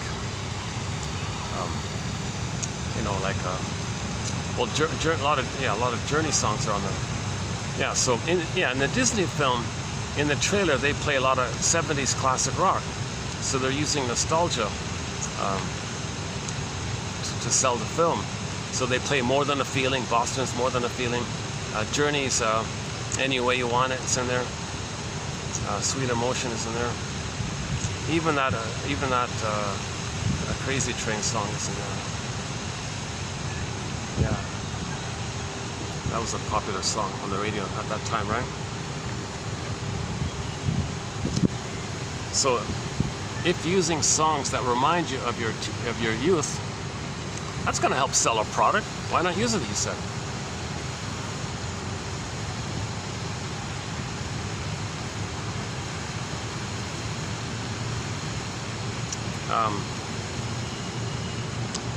Yeah, this is related to this one here. Nostalgia is, of course, not without its political ramifications. Many are disdainful of nostalgic movements, denouncing them as a fatuous form of collective self-indulgence at best, and at worst, a somewhat diluted yet still numbing opiate of the people. Interesting that he said that. Fred, this is Fred Davis. Yeah, Davis. Davis thinks nostalgia, when it's used by like a dictator or something to the masses, that his nostalgic rantings or whatever, that's going to be a kind of opiate for the people. Because in nostalgia, you're imagining a blissful oneness. That's the narcissist's flower, which gives that illusionary blissful feeling.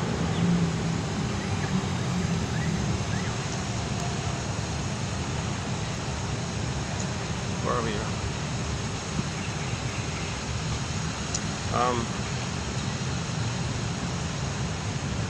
Oh, is that it? Hang on.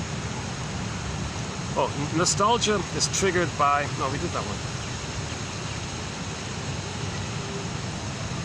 Oh yeah, okay. The concept of nostalgia has had an interesting journey from the late 1960s. Yeah, 1688. Everybody agrees on this. Everybody's unanimous that Mr. What's his name? Johannes Hofer in 1688 came up with this phrase, a medical doctor back then. I've noticed other people referring to it. Doesn't mean it's true, right? Maybe.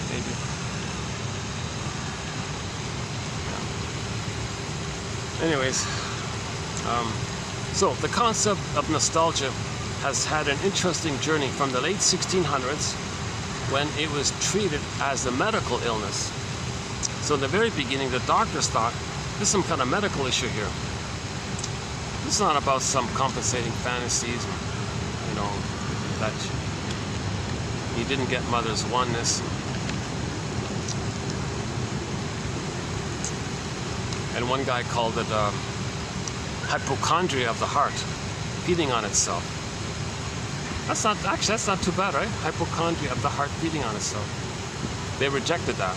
Another backup term for nostalgia was nosomania, return home mania. Yeah, that didn't catch on. That didn't quite fit, right?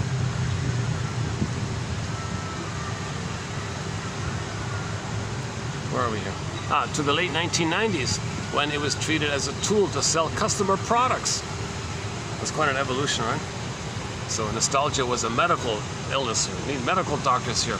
Oh no, it's just the thing we can use to sell stuff.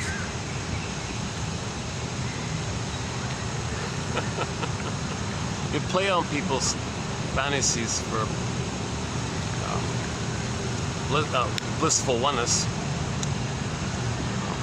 Like, the fantasy is not directly one with the breast mother or one in the uterus. The fantasy is not directly like that. You're looking for like a paradisical kind of condition, like the fawns with that beautiful girl in a blissful. They were perfect twins, those two. Those two were like they were like a mirror reflection of. She was like a female version of him. He was like a female version of her. So they did a good job with that part, I thought. And he was like, he was all excited and all this.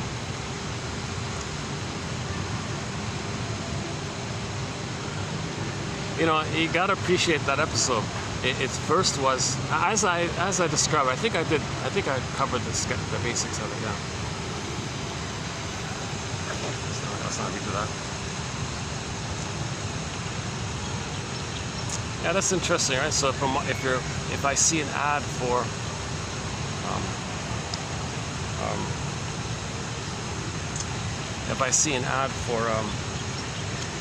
like a juice product or something, and they're similar, and one ad plays Santers in the back, dreaming Santers, I'm gonna buy it. It'll work. I'll probably buy it. Right? If the other juice ad plays the Glenn Miller band,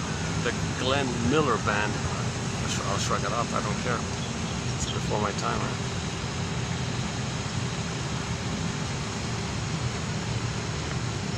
And not many people know Santers. They had 4 albums out in the 80s. No real big major hits. A song called Time After Time got some airplay. Mistreating Heart, I think, is considered his famous hit. Winter Freeze, and the rapper about the Don Juan. Dreaming, I think Dreaming, that live one, is good.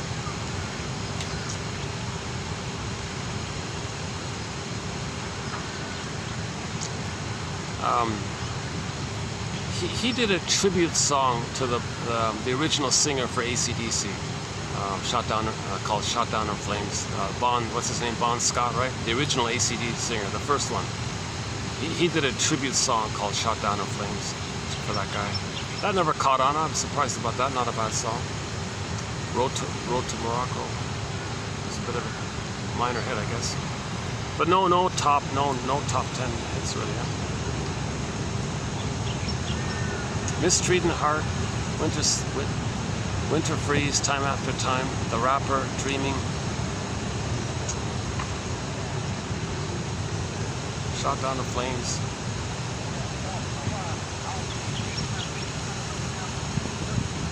Yeah, there's probably one or two other good ones in there. And as a soloist, he's got a lot of great songs on a solo album. The Dream, Ashes, and a couple of others. His most recent single, just a single, called Lovesick. That's a great song, Lovesick. Look up Lovesick by Rick Sanders. That's on our soundtrack. Lovesick. But personally, I like some of these new songs that are coming out now. Like I just discovered, what's her name? Oh, a song called When the Boss Is Coming. Just the name of the song, When the Boss Is Coming. Uh-oh. Gotta go, just sit right a second. Okay, I'll get used to this. Maybe I can,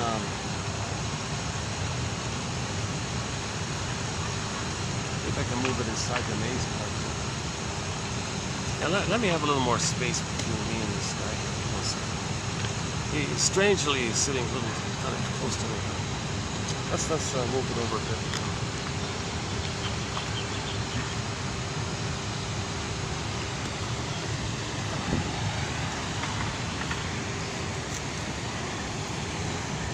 Let's see.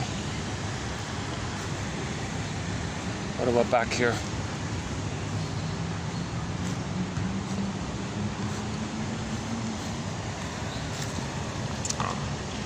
Got those guys staring at me again.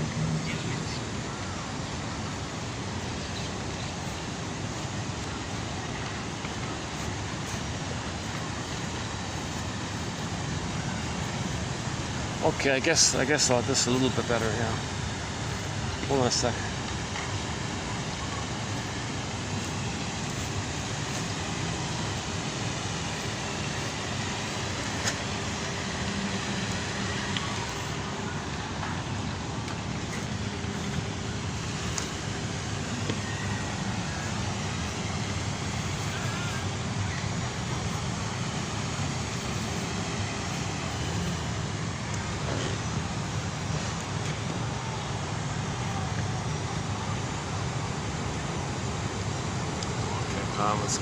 Let's continue. Okay, Miss Boehm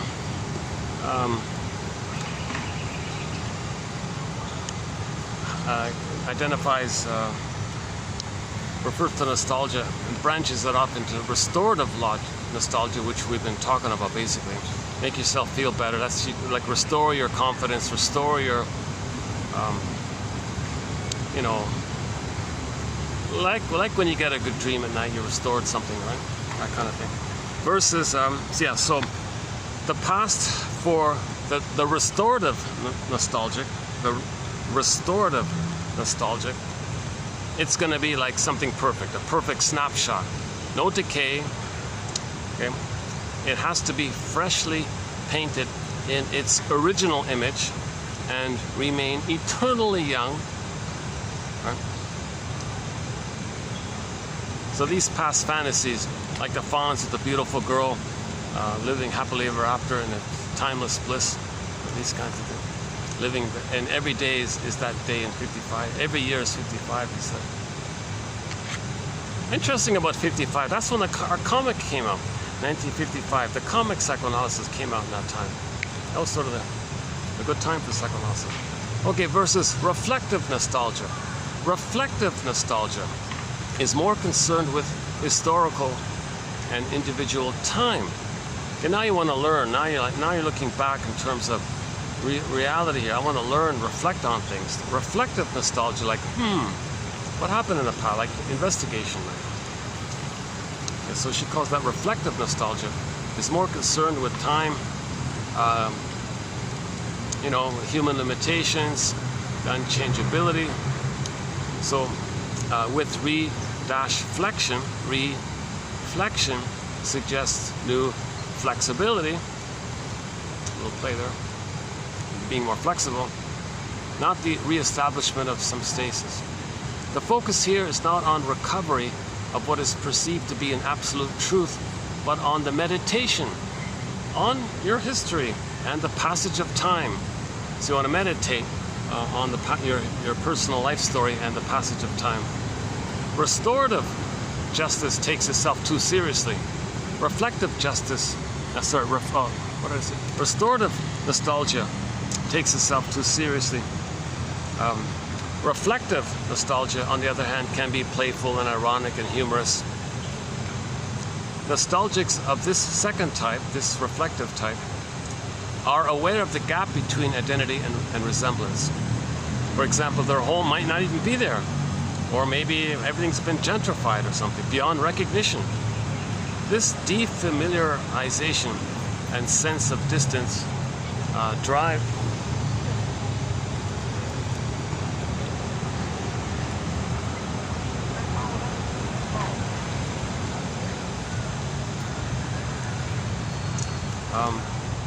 this defamiliarization and sense of distance drives them to tell their story, to narrate the relationship between past, present, and future. So you're learning, it's time. But for Mr. Freud, the only way of quote-unquote returning home is through psychoanalysis and the recognition of trauma, developmental trauma.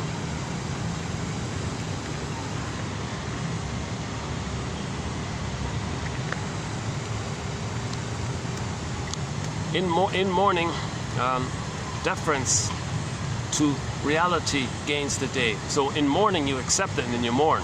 If you can't accept it, now you're stuck in melancholia. In melancholia, the loss is not defined. Okay? Melancholia behaves like an open wound, draining the ego. So it's depleting, right? If you're not. Hold on a sec, let me do another.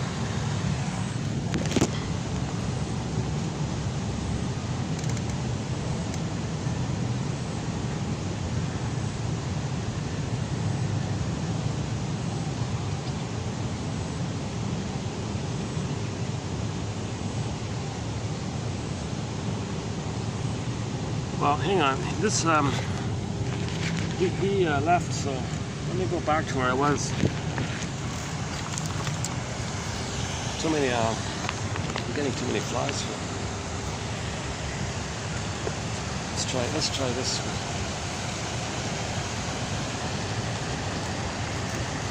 What about here?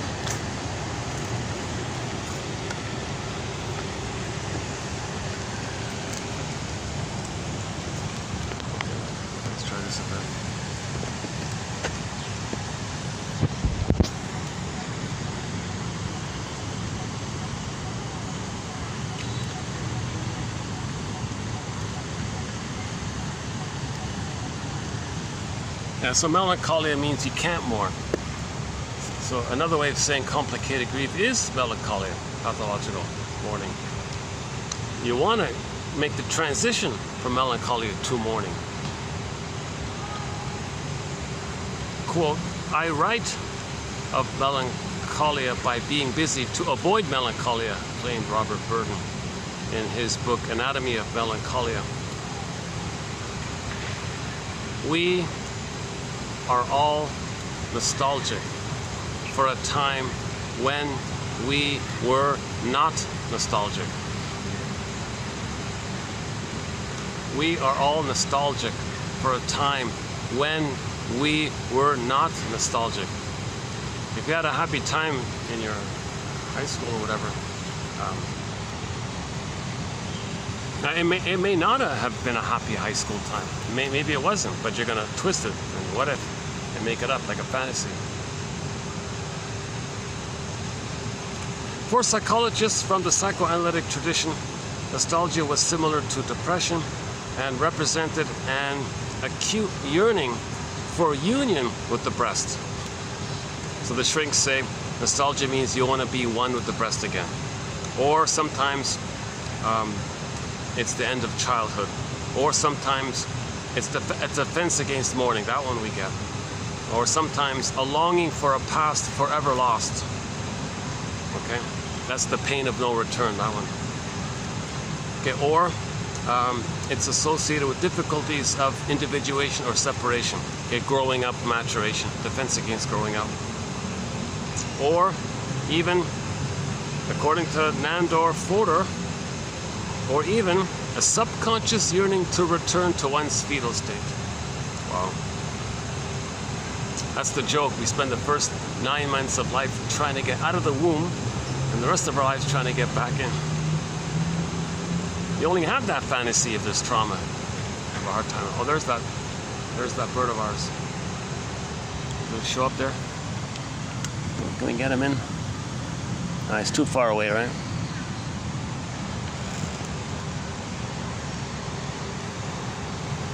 No, that's not a pigeon. No way. I don't think that's a pigeon.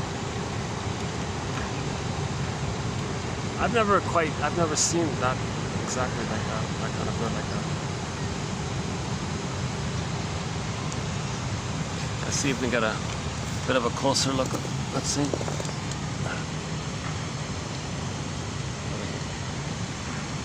Oh, there he is.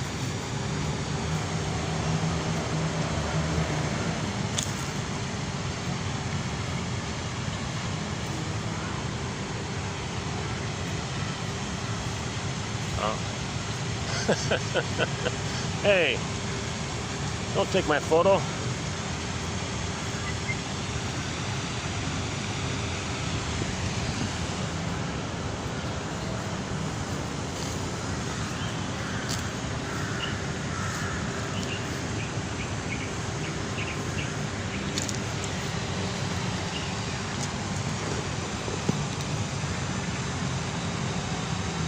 Yeah, that was a quote from yesterday. A defense against growing up, a defense against the mourning, etc.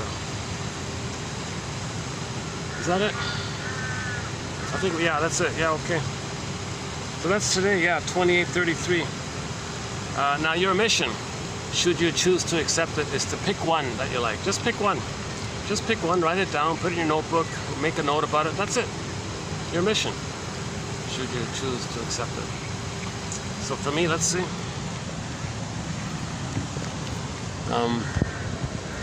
Okay, the difference between reflective nostalgia and just restorative, like restore yourself nostalgia, okay. Mourning means reality gains the day, okay. Oh yeah, we are all, that's me, this one, we are all nostalgic for a time when we were not nostalgic. Okay, that one might be my favorite. I know this one, yeah, this one here, because he kind of packs it in one sentence.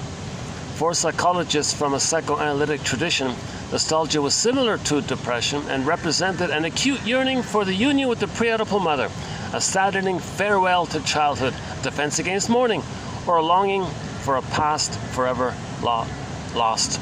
Nostalgia is also associated with difficulties in individuation or separation, or even a subconscious yearning to return to one's fetal state. Yeah, that's my favorite, because in one sentence you got it all packed in there. This one's not bad. The concept of nostalgia has had an interesting journey from the late 1600s when it was treated as a medical problem to the late 1900s when it was treated as a tool to sell consumer products.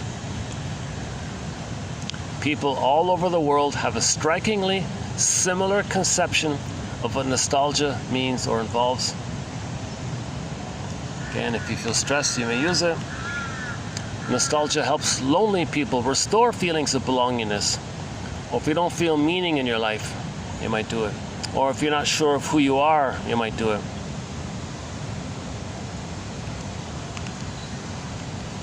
Nostalgia may lead to an appreciation of things. Okay. Opiate of the people. Yeah, okay, this is a good one. Nostalgia is, of course, not without its political ramifications. Many are disdainful of nostalgic movements, denouncing them as a fatuous form of collective self-indulgence at best, and at worst, a somewhat diluted, yet still numbing opiate of the people. Look at that, eh? At best, it's just a collective self-indulgence. Yeah. So the prejudice crowd, right? The agents of hate crowd. Okay. So again, if someone appears to have anything on a difference, you put a dash between the M and the O in the word mother. So if somebody appears like different or something, different language or whatever, okay, that's the other, reminds you of the mother. Now if your mother didn't love you, for you to have your sense of self and other, your personhood, when the baby's loved, he differentiates, has his sense of self, and the mother is the other. The mother is the other. Now if the mother loves him, he has a self, the other is good, because mother's okay. So I'm okay, you're okay. If the mother hurt him, he hates the mother. If he sees the other, that's the mother. He hates the mother. Plus, part B, if the other is seen as having a selfhood, envy. They were loved. Hatred of the good. They didn't get love. So the baby believed the mother hated his goodness. He identified with her. If later on you see somebody with a different confident, somebody from another place who looks like they're happy or something, whatever, or have something you don't have, you might see it as good. Well, then you hate it. So you get it again. Hatred of the good.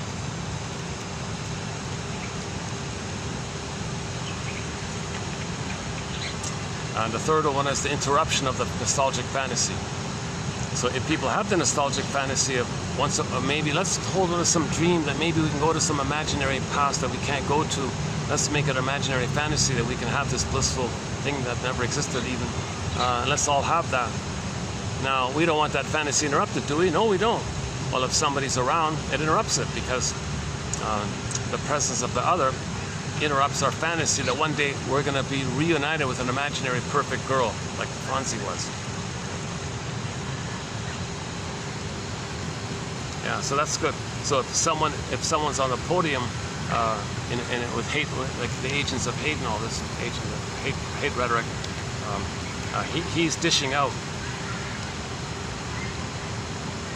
a diluted but still numbing opiate of the people. I never thought of it in that way. I never thought of it when like people who are very people who don't know themselves, right? So they don't know others.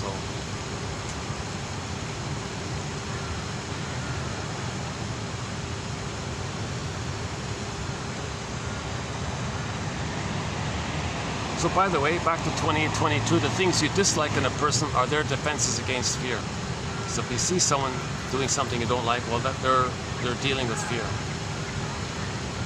I think of it that way. You know, I imagine some of these these kids here having fun like that. They may in the future look back to this time. Gee, I remember back in 2024, you know, when the Disney film Inside Out 2 came out. You know, we were playing in the little park there. There were all these pigeons around. We kind of goofed off a little bit. We had no nostalgia at that time. We didn't have many decisions to make. Oops, one sec.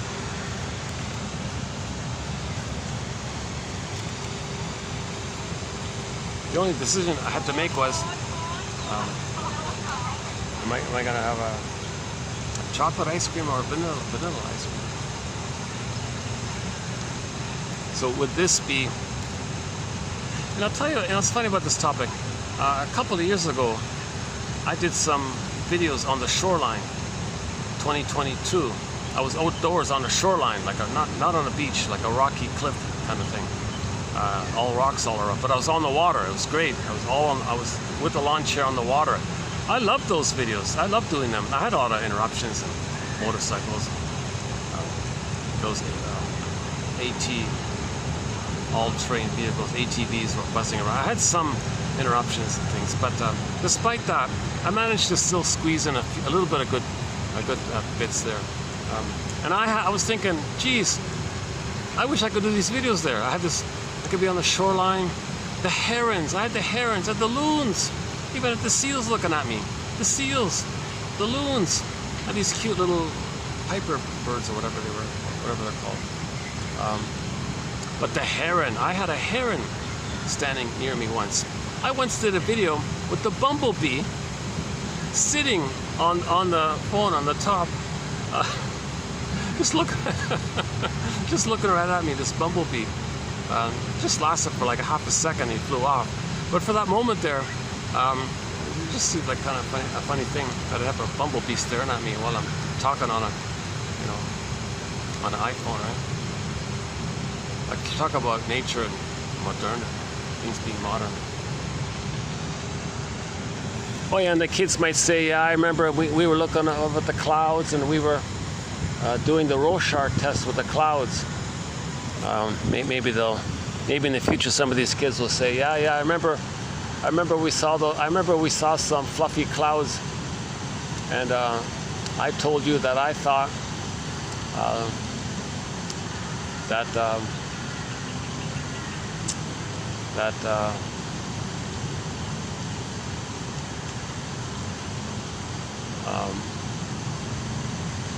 the cloud was I'm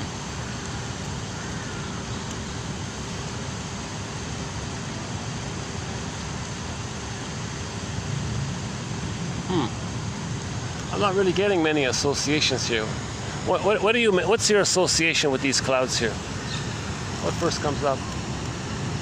I'm just enjoying like the colors, like the light blue, like the clear light blue, and the clearness of it all, like the light white fluffiness, and the grays aren't too heavily grayed, right? Like it just seems to have like a lighter tone to it all.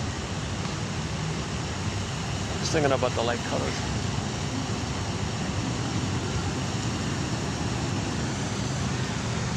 Oh yeah, and I bet you that it wouldn't rain, and you gave me the quarter, so they might. So these kids might see. You remember things when things are emotional, right? So people are happy with the emotions, and they'll associate with this park. Oh yeah, and I remember some guy sitting there, some old bald guy with glasses, yapping away on the phone, talking about nostalgia and happy days. Should we do let's zip through oh, hang on, what else? Yeah, that's my favorite one. This condensed one, plus the line, we are all nostalgic for a time when we were not nostalgic. That one. And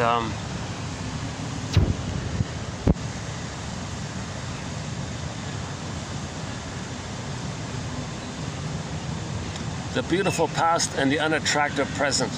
Wow, no, I don't know. Oh yeah, no, I very much enjoy a lot of the new songs. The new one is called, it's like one of those techno, like a dance techno thing. When the Boss Is Coming by, yikes, I forgot her name. Uma, is that right? Uma something. Yuma, something like that. If you type in When the Boss Is Coming, she's from Nigeria or Tanzania or somewhere in Africa. That's a fun kind of techno thumping kind of song. I'm thinking we might add that to our soundtrack because I'm trying to get songs from all around.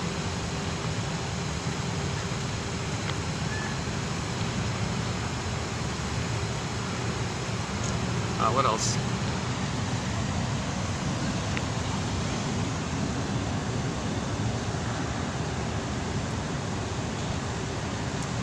Yeah, so we went from aggravated homesickness to, well, it's just a bittersweet memory, that's all. And we can sell stuff with it.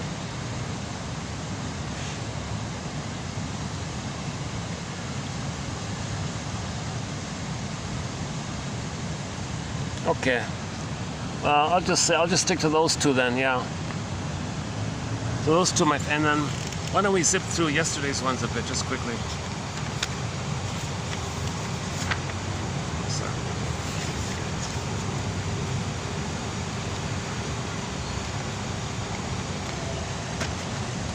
Nostalgia is a term first coined by a Swiss doctor, Johannes Hofer, in 1688.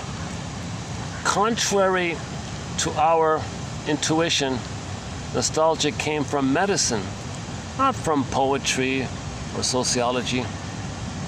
Hofer also suggested nosomania. Physicians failed to find the locus of nostalgia in their patient's mind or body. One doctor claimed that nostalgia was a hypochondria of the heart that thrives on its symptoms. Okay, so that's like back in 1600 something, huh? But you know, for some people it's a bad word. It's an affectionate insult. Nostalgia is to memory as kitsch is to art, writes one guy. Nostalgia is essentially history without guilt. Heritage is something that suffuses us with pride rather than with shame, writes one guy. Nostalgia in this sense is an abdication of personal responsibility and a guilt-free homecoming. So you're being childish. You're not being responsible with nostalgia. It's a guilt-free homecoming.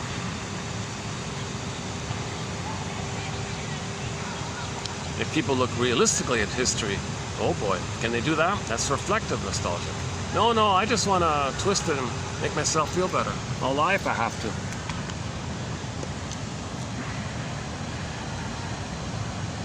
Nostalgics find it difficult to say exactly what exactly they yearn for, what they yearn for.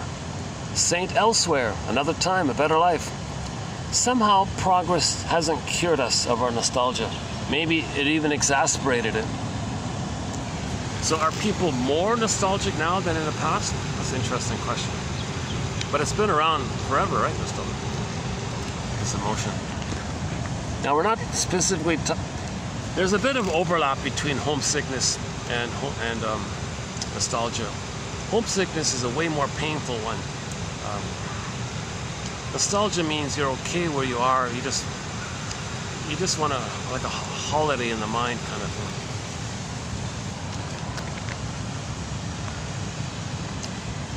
At first glance, nostalgia is a longing for a place, but actually it is a yearning for a different time. The time of our childhood, slower rhythms. In a broader sense, nostalgia is a rebellion against time. I don't want to face time. I don't want to face history and progress and what happened. The nostalgic desires to obliterate history and turn it into a private mythology or a collective mythology. Yeah, a reality test. On Turtle Island, there were 70 million indigenous people living on Turtle Island for almost 100,000 years, one estimate. 70 million.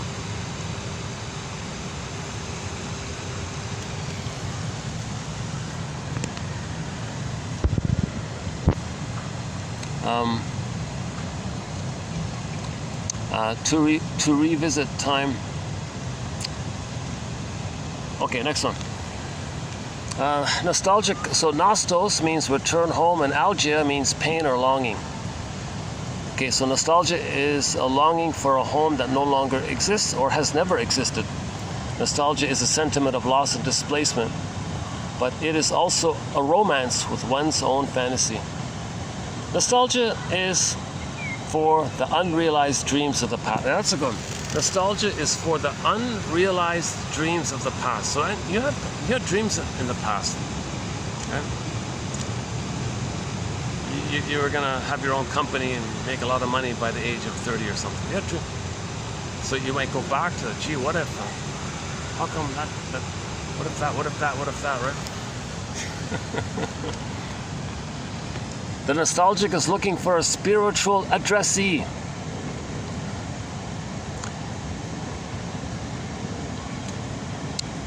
For some people, nostalgia is taboo. Oh no, don't talk about nostalgia. Oh, no. A fear of looking back might paralyze you forever, turning you into a pitiful monument to your own grief. First wave immigrants are notoriously unsentimental. Oh yeah, her example was, I think, Yugoslavia, what her example was. So someone in Yugoslavia said, nostalgia. What are you talking about? Which nostalgia? The singer, or that, or this? And I was all confused, right?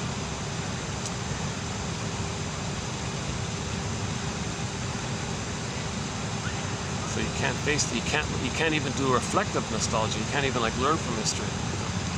Like the ball that we were pillaged and plundered.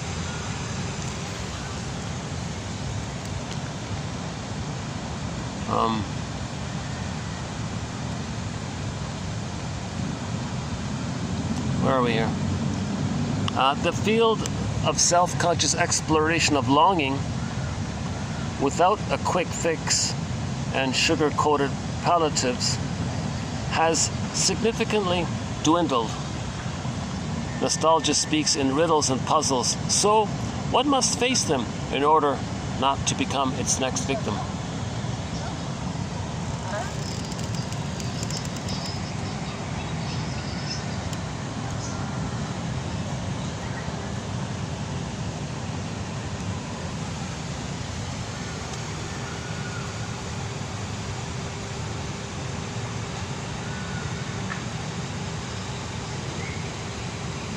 As usual, you get all kinds of people in the park now.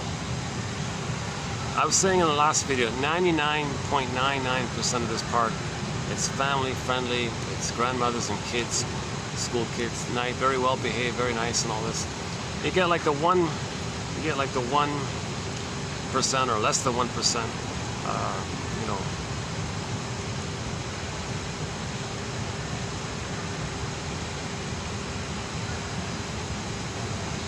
looking for opportunity or something to okay, next one.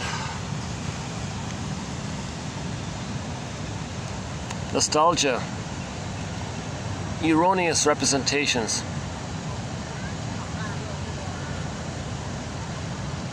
That caused the afflicted to lose touch with the present. Van Haler wrote, quote, "One of the earliest symptoms is the sensation of hearing the voice of a person that one loves and the voice of another with whom one is conversing." Okay, that's an extreme example. Yeah, let's not do that one. Okay. Synonyms. So in every language, these are all synonyms. So for example, the word homesickness, in German it's Heimweh. In French it's maladie du pays. In Spanish it's mal de corazon. In the Czech language it's litost, which means at once sympathy, grief, remorse, and undefinable longing. A feeling as infinite as an open accordion, where the first syllable, when long and stressed, sounds like the wail of an abandoned dog. In one language, nostalgia comes from this sound that an accordion makes when you stretch the note, whereby doing so creates the sound that resembles the wail of an abandoned dog. Okay, in Polish it's called tęsknota. In Russian it's called toska. Okay. In the Romanian culture, it's called the Romanian dolorous ache. The dolorous ache. Okay, anyways, and so on and so forth. So anyways, these are all synonyms. They're all synonyms. We may summarize it by saying, I long, therefore I am. Okay. Although one about can't, okay, that's a good one. Yeah, let's leave that one. For Novalis, philosophy is really a homesickness. It is an urge to be at home everywhere. Nostalgia is what humans share, not what should divide them. So we all have this feeling. We all have emotions, including nostalgia. So we all have emotions. If nostalgia is an emotion, and we all have nostalgia, so we all have that in common.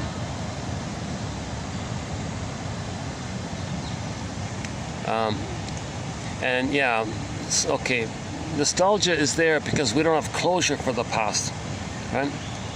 If you have closure, that's mourning. If you don't have closure, that's melancholia and nostalgia. The past nostalgia seeks has never existed except as a narrative and hence always absent.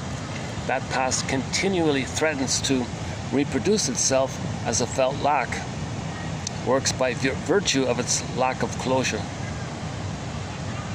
Nostalgia is a legitimate reaction to loss, but when it no longer leaves space for any future, it creates a deadlock. Okay, and yesterday we closed up with a poem. This is sort of similar to the Fonzie story, actually. Yeah, so here's a poem by the poet Heinrich Heine. Yep. Yeah, I was right. Yeah, Ketcha Epstein has an album where she sings. She puts to music 20 plus Heinrich Heine's poems. I don't know if this one's in it, but anyways, here's one of the poems. A spruce is standing lonely in the north on a barren height. Okay, so imagine a spruce tree alone on the top of a mountain, way up in some cold place, way up in near the North Pole or something. A lonely spruce tree, just all by himself. The spruce tree drowses, he's drowsy, like sloping. Ice and snowflakes wrap him in a blanket of white. So he's got a blanket all covered in snow and ice. He dreams. He dreams about a palm tree in a distant eastern land that languishes lonely and silent upon the scorching sand. See, there's the twin. There's exactly the twin thing. You got the Fonzie guy dreaming of a female version of him. So you got a frozen spruce tree looking for a female version of like a far off, distant, another time, another place. But we're the same. We're a twin of each other. But we're different, but we're a twin. We're a twin, but we're different. Yeah, okay, let's do it that way. We're a twin, but we're different. So Franzi and Nancy. Oh yeah, they made her last name is Haley, just as to really stamp it in. This is about nostalgia, because Haley, that's the guy who wrote the song "Rock Around the Clock" in '55. Bill Haley, right?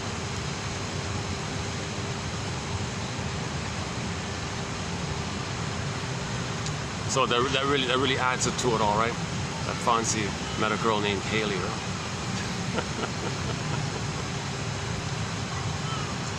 Okay, let's hang on, and I might have a couple others. Let's see. And prior to yesterday, we also had a few loose ones here.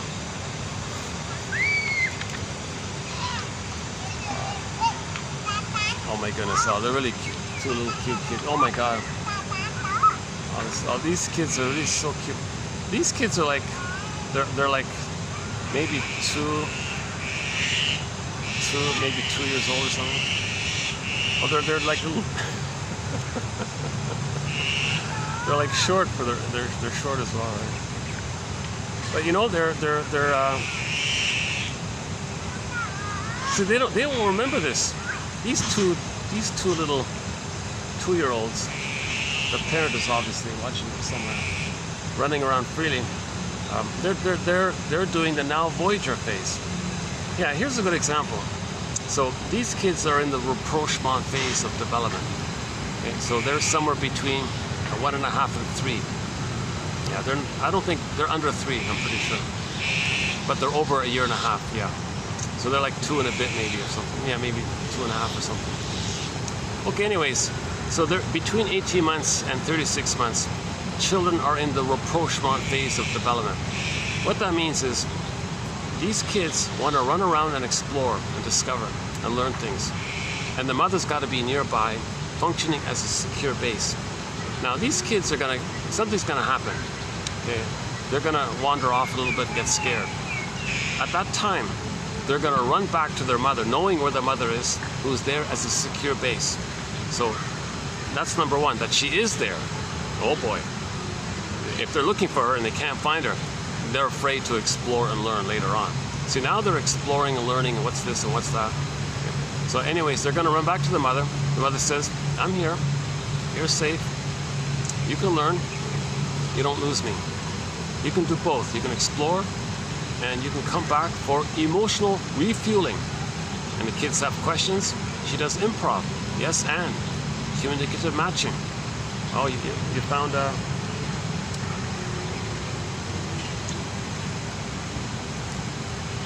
you found a funny looking bird. Well, that's a, let's say it's a baby pigeon. That's a baby pigeon. Really? That's a baby pigeon. Okay. I see, thanks, Mama. I learned. So then they run off, and I think I found a big baby pigeon. Well, that's called now he's grown up. He's an adult pigeon. Oh, okay. So the point is, when they come back to the mother, and Mommy, look what I found. Tell me this. What's going on? And the mother rebuffs them. Okay, that'll do it. They'll be frozen there. They'll be afraid of success and afraid of fully knowing their interests and their curiosity and initiating and that kind of thing. They'll be, if they can lose their mother, they don't want to lose their mother, so they freeze up there and never try again. So now at the age, now this back and forth rapprochement goes on for 18 months, and finally, if the mother does that kind of thing, then they have a greater, deeper memory, psychic structure of I'm okay, you're okay. They were fed and nourished and seen and accepted and supported. And then they can do that. They can pick up on them. So now they can do that for themselves. They can pick it up.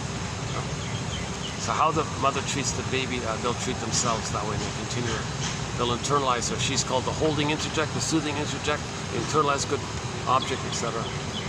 So you need a psychic structure. You need like a memory, like memories basically, of mother being a loving mother. So she gave the babies paradise in uterus, no trauma in uterus, no trauma at birth, no trauma in the first 4 to 5 months, no trauma between 18 months and 4 to 5 months to 18 months, and likewise no trauma between 18 months and 36 months. Then if they get that, that's huge. They get a psychological birth, and you know, of course they still need their home and their family, but they're way more. They'll have curiosity. They'll read. They'll love reading. They'll read books. They're curious. They'll ask questions. They're way ahead. They got a good start in life. They'll have a natural confidence, a natural curiosity.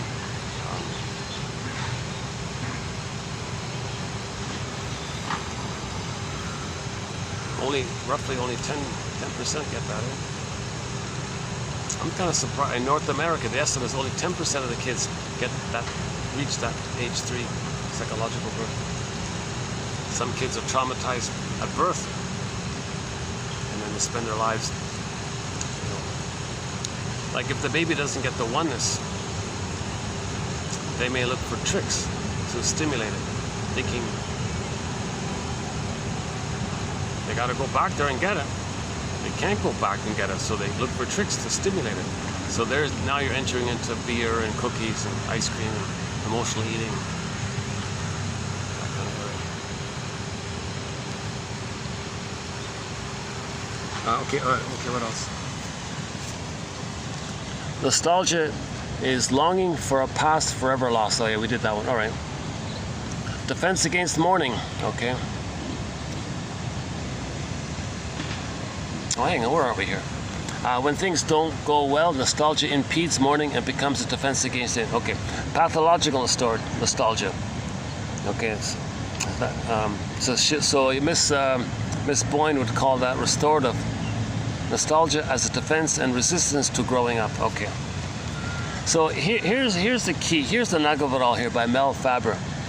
In nostalgia, like restorative nostalgia or pathological nostalgia, or when it's being used as a defense, okay, you're looking for unconditional love.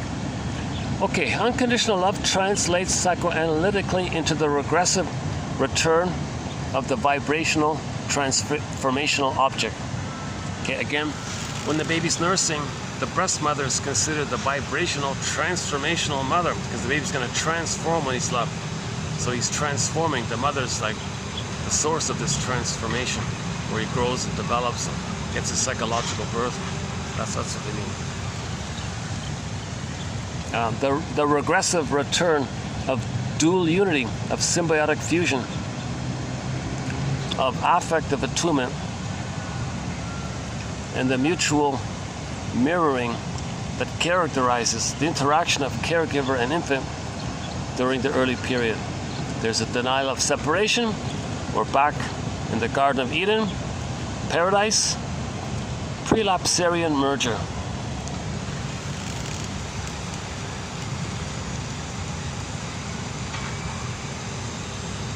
Now you only do that if you didn't get it. Like you could say, let's say in one case scenario, the Fonz guy does these fantasy things. So we saw the healthy outcome of it all. He realized, oh my God, let's scrap this car. If there's anything to learn about nostalgia, it's that when you're thinking about the past, it's probably all gone. It's dead or gone, he said. So he got the lesson. So he reflected on it. So he did both. He was in restorative mode and reflective mode at the end. But let's say he didn't do so at the end of the episode, he was reflective. Notice the closing comments of his at the end. It was a reflection about that. And then he was enjoying the present by having breakfast, inviting his staff for breakfast and all this. And they were very surprised. You're going to treat us for breakfast? Wow. So he had an appreciation for his current connections, kind of thing. Like that. But let's say we didn't get that positive outcome. There is a negative version of that, which TV shows don't want to show you, obviously, which would be he's stuck. It'll drain him. He'll be a pitiful, what is it? What was it again?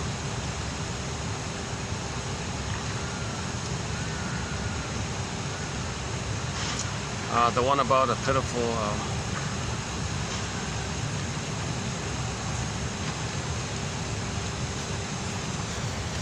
what was it? The one about,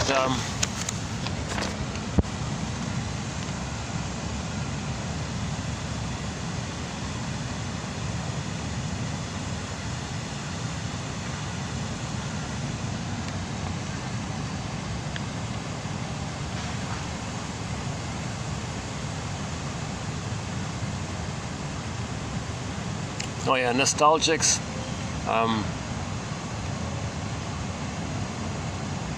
No, that's not it.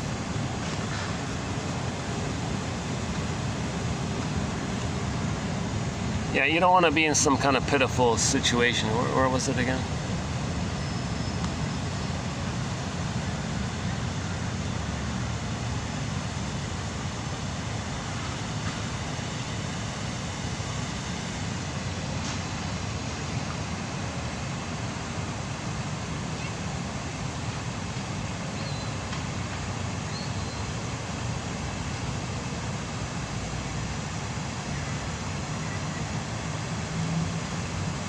Oh. Okay, well, it's in here somewhere. Okay, never mind. All right, let's just keep going then.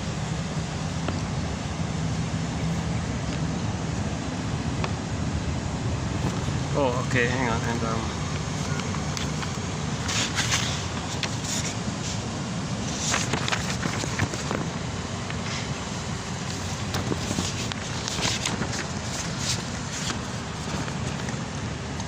okay, nostalgia is the pain of no return. Yeah, I like that one. The etymology of the word nostalgia I would like to add is nostos, to mean return home, and altos means pain. So most people say return home longing. Some people say return home pain. Nostalgia is the pain of no return. It is the expression of a festering wound, the wound of dislocation. The loss that produces nostalgia is always of a dual nature, pertaining both to facets of the past that are irretrievable and to the sense of possibility that accompanied them.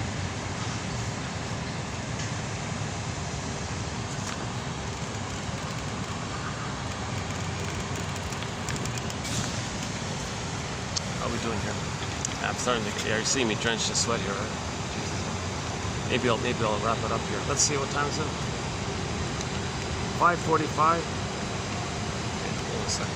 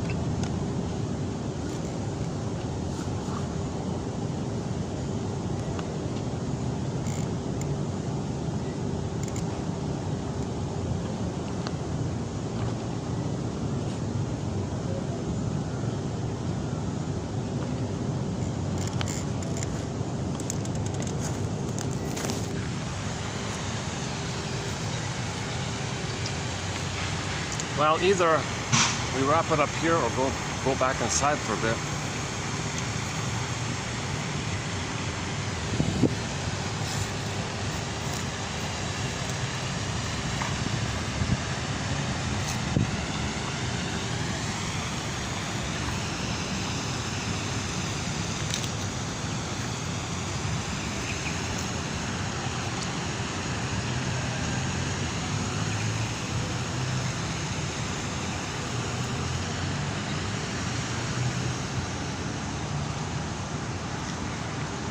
Ah, they planted some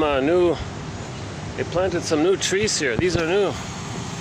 These weren't here last time I was here. This is new, totally new. Yeah, they planted this. Not even sure what it is. Nice.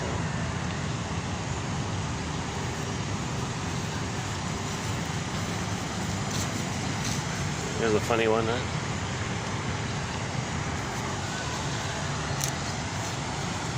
Yeah, what is it? 1, 2, 3, 4, 5. Huh? 5 of them.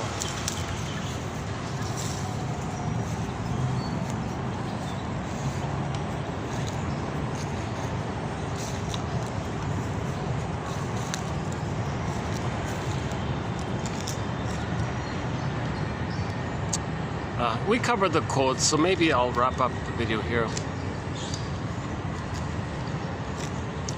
We talked about the Fonzie episode. So again, season 11, episode 14. The spirit is willing. That's a great episode. I didn't know that they had any kind of episodes like that.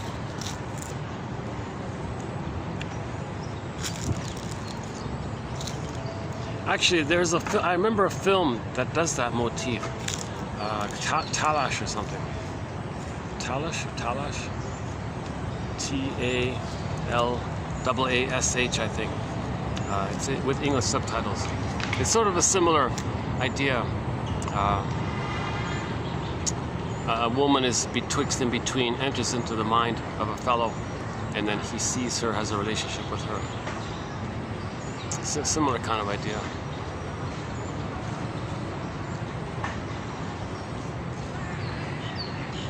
Yeah, a lot in common. There's a lot in common, yeah.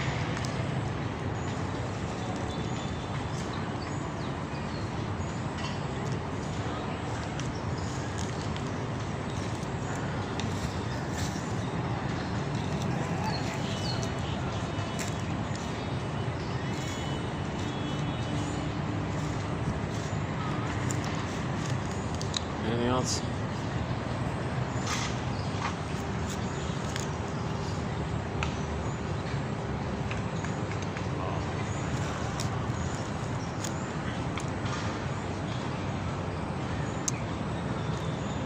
Yeah, no.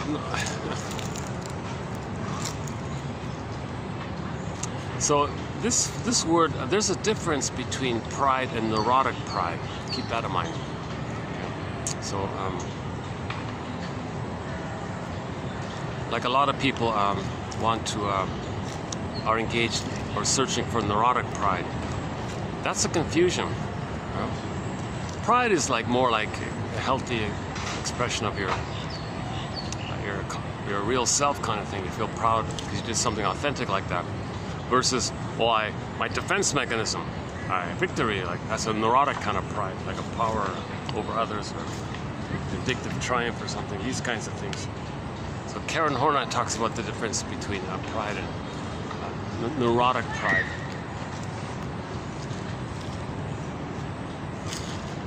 One of our mentors, Karen Horney, one of our mentors, her book, Our Inner Conflicts, has won a golden Windmills of the Mind Award. We have 23 awards issued already. One of them went to her book. James F. Masterson's book called The Search for the Real Self, another award recipient. The comic psychoanalysis mentioned earlier, another award recipient. 1955, back to 55, right?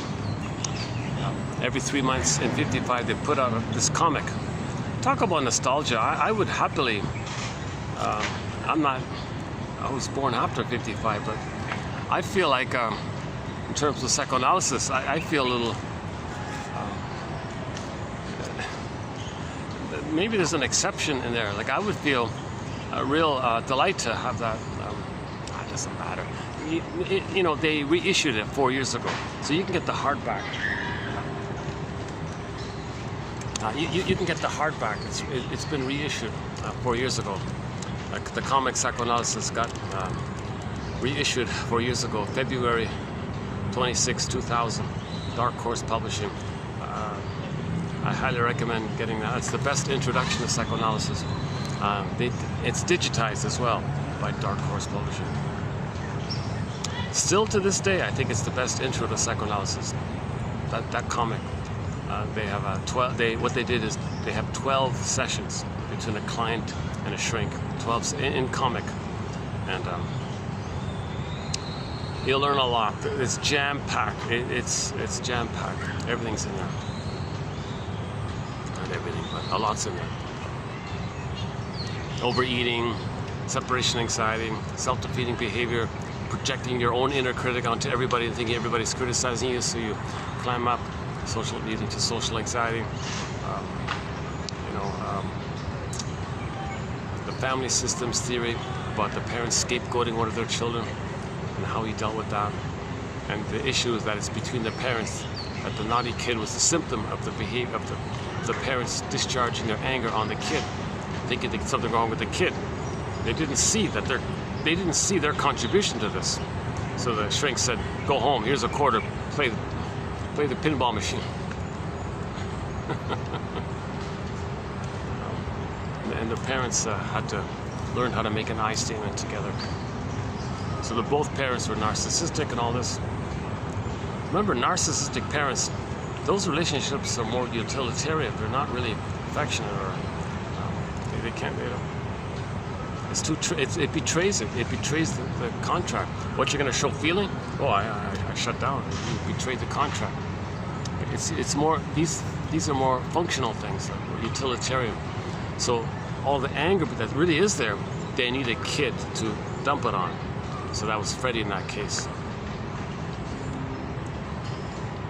Okay, and then one guy was the womanizer, had a real issue in this area. So he didn't know his hatred towards the mother, and he took that on to all the ladies he dated and all this. That's a pretty clear example of transference, that one there. But some other points. They have a section in there called id bits.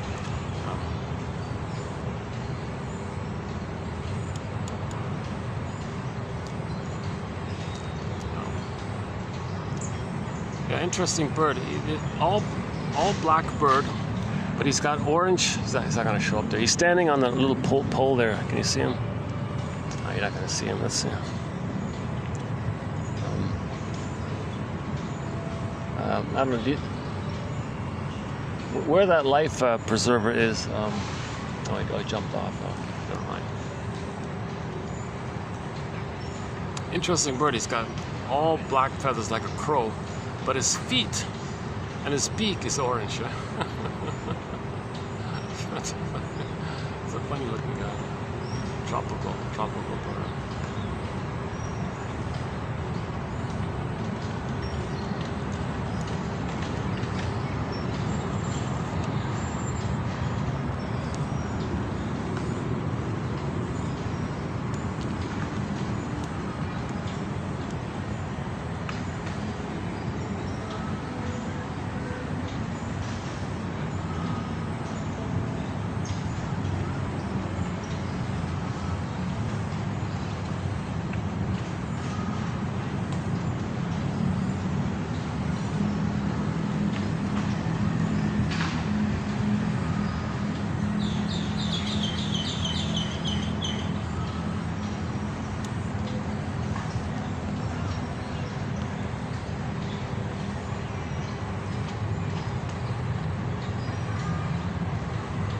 I remember feeling confused when I saw Happy Days as a kid.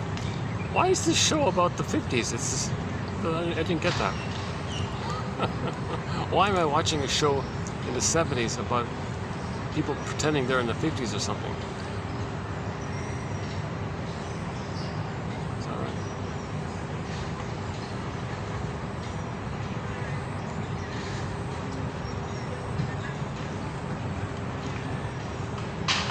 Yeah, there was a little bit of infantile megalomania, like he could snap his fingers and make all these things happen, right?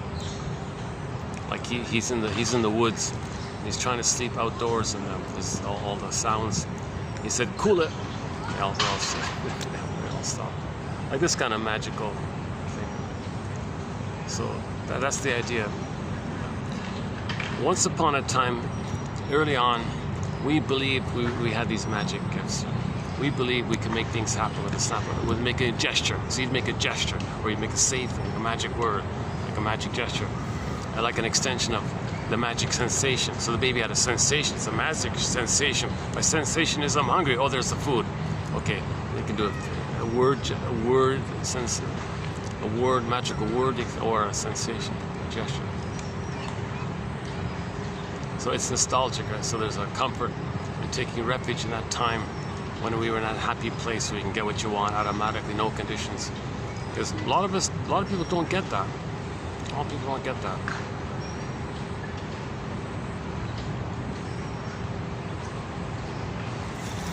Mothers really should stay home for the first 4 to 5 months as a rock bottom, like a global rock bottom minimum. It shouldn't be questioned.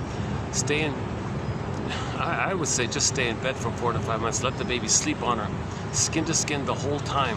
The room is warm. Right? Skin to skin, continuously for 4 to 5 months. Now the mother will know when the child can like crawl around away. Let the child figure that out. That'll take place somewhere around 4 months to 5 months on average. Now, ideally, between 4 to 5 months to 18 months, the mother should still be around, like within sight kind of thing, because someone's got to keep him safe.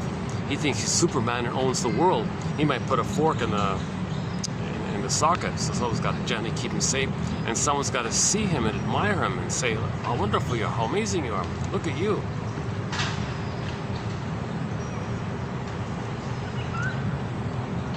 Okay, and then as mentioned before, 18 months to 36 months is the rapprochement phase. Now, someone else maybe, I think, someone else can maybe, it's okay if someone else maybe can do that role, can step in that role.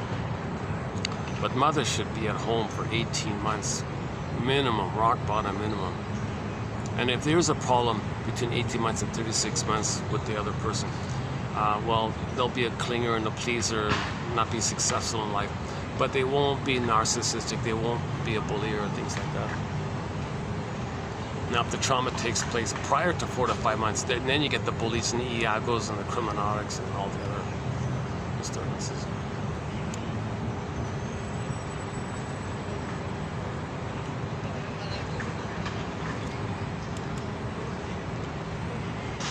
Oh, that young couple just in front of me there, these teenager kids, they're laying down those kind of memories that they'll refer to in the future when that couple is in their 60s.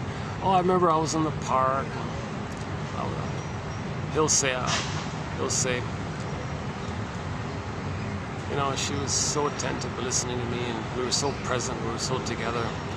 And she'll say, he was so interesting, so charming, and so handsome, so cool. And actually, the guy has a bit of a Fonzie demeanor about him. He has like this little cool guy act, actually. And she's wrapped up in it. No, it's definitely like a first love kind of thing. I can't see her expression, but the fellow he's smiling from ear to ear almost, right? He's very happy.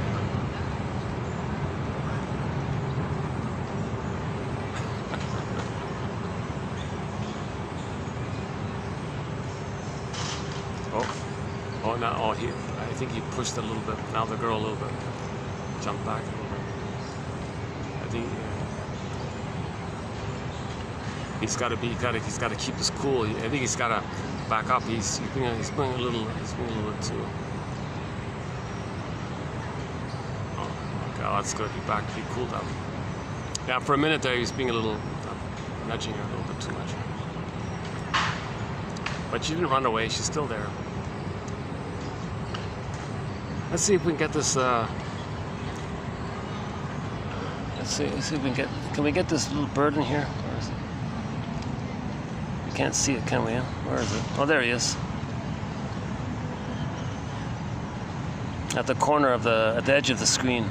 On either the left or the right side, I don't know. Yeah, not much to see, right?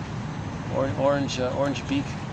Oh, I see. That's a baby version of what I was talking about before. The black feathers. Yeah, that's him there. Now he's puffing himself up. Doing a flutter.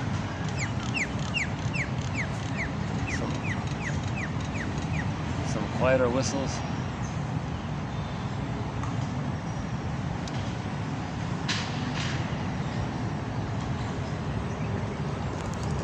Yeah, sorry, I can't zoom or anything like that. Oh, his calling worked. His buddy arrived. Remember, he was a little tweet? Yeah, the other one just arrived. Anyway. This seems to be the romantic end of the park, with a couple and the birds, lovebirds.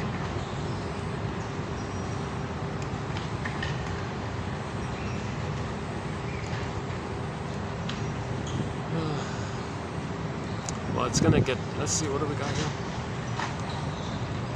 We've got about 20 minutes of daylight still, right? Okay. I'll just wrap it up here. Any questions?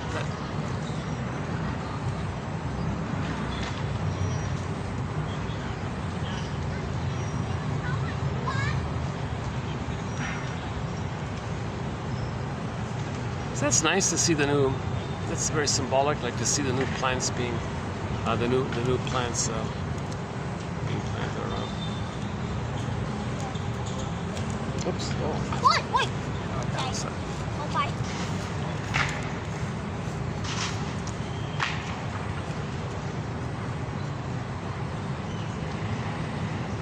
That's innocent sometimes. Sometimes it's funny. There's space, lots of space, but some people just walk like by you, like right beside you. I think unconsciously there's like that.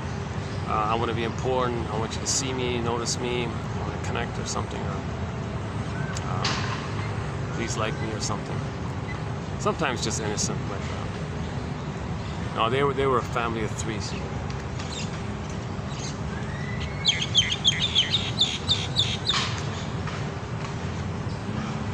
Oh, there they are, yeah.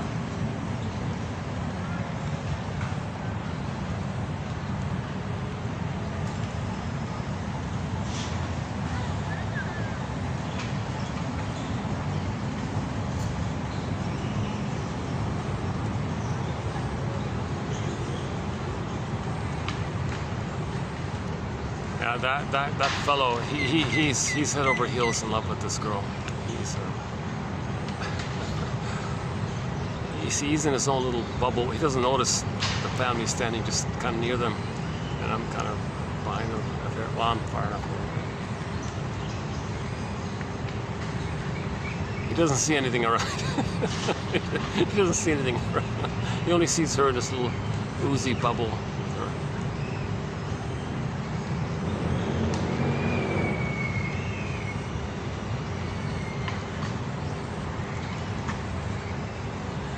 Well, he's got a.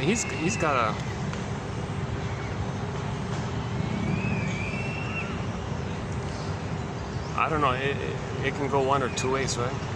If it's not mutual, and she thinks he's demanding too much, she'll find some excuse to leave him, or she'll, choose another fellow or something. And he's innocent, like he doesn't know what's going on, right?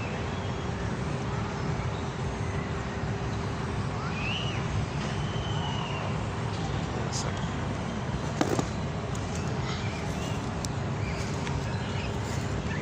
Why don't we, let's just change it up here.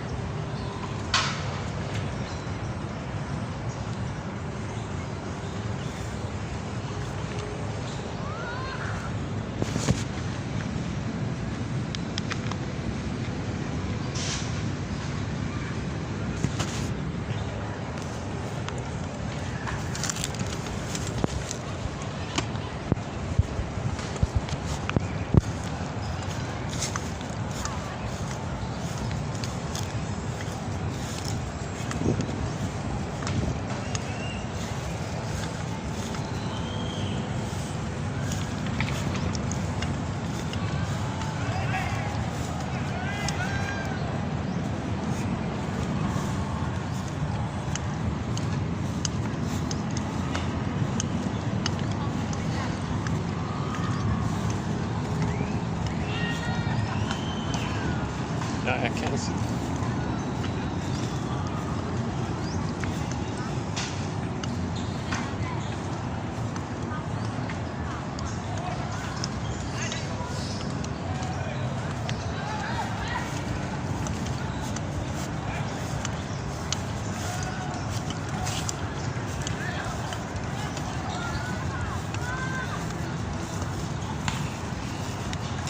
Well, maybe I can.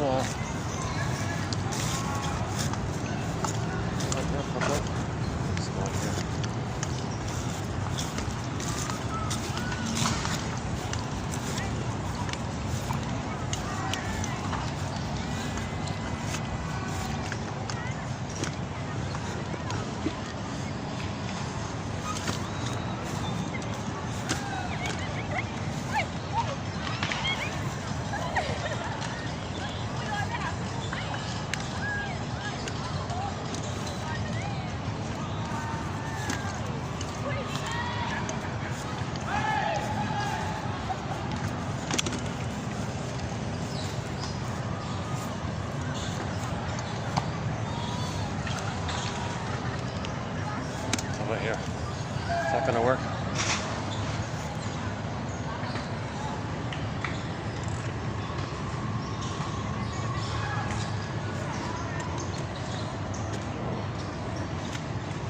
Okay, let's try that. Well, any final thoughts here?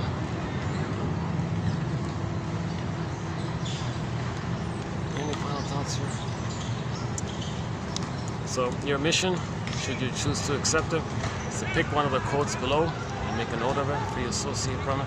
Free association, just say what really comes to mind, kind of thing. And if you get a dream in the morning, you pick a sequence and do the same thing. What does it remind me of? Just keep going, kind of thing. Make the unconscious conscious.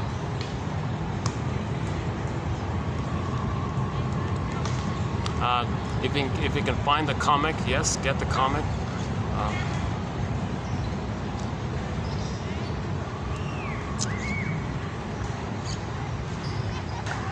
If you can find that episode, Happy Days, season 11, episode 14, entitled "The Spirit is Willing," that one, I recommend that one.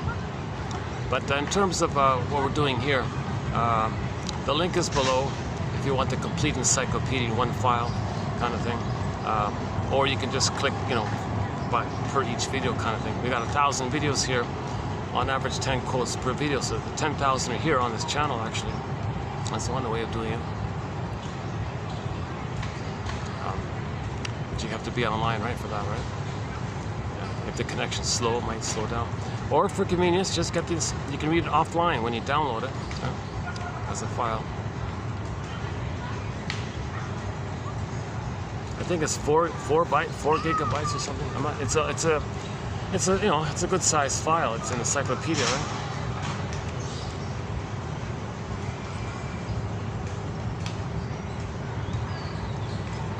Wait a second.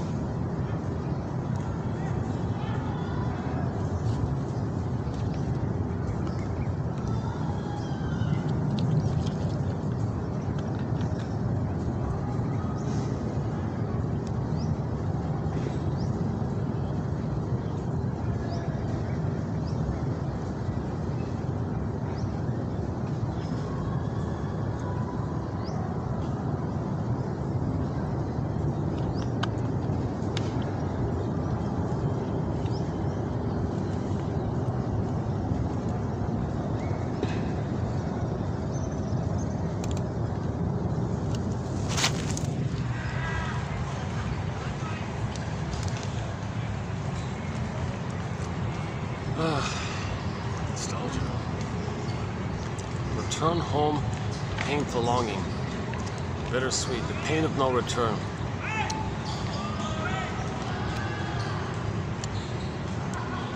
If you're doing it because you don't want to face your life, you don't want to grow up, you don't want to make decisions, if you feel like there's no meaning in your life and you're afraid that you can't find meaning, see, that's a defense against all this. You can keep that in mind, right?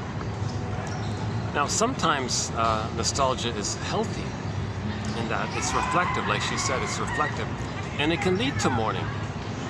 If you're reflecting back and getting your story, then you realize things, then you can mourn. That's a positive use of self, looking back like that. But doing what the Fonzie did was, you imagine your dream girl, and you imagine interaction with her. And how fun it is or something of you. And you cobble up pieces from previous memories to amp it up or something.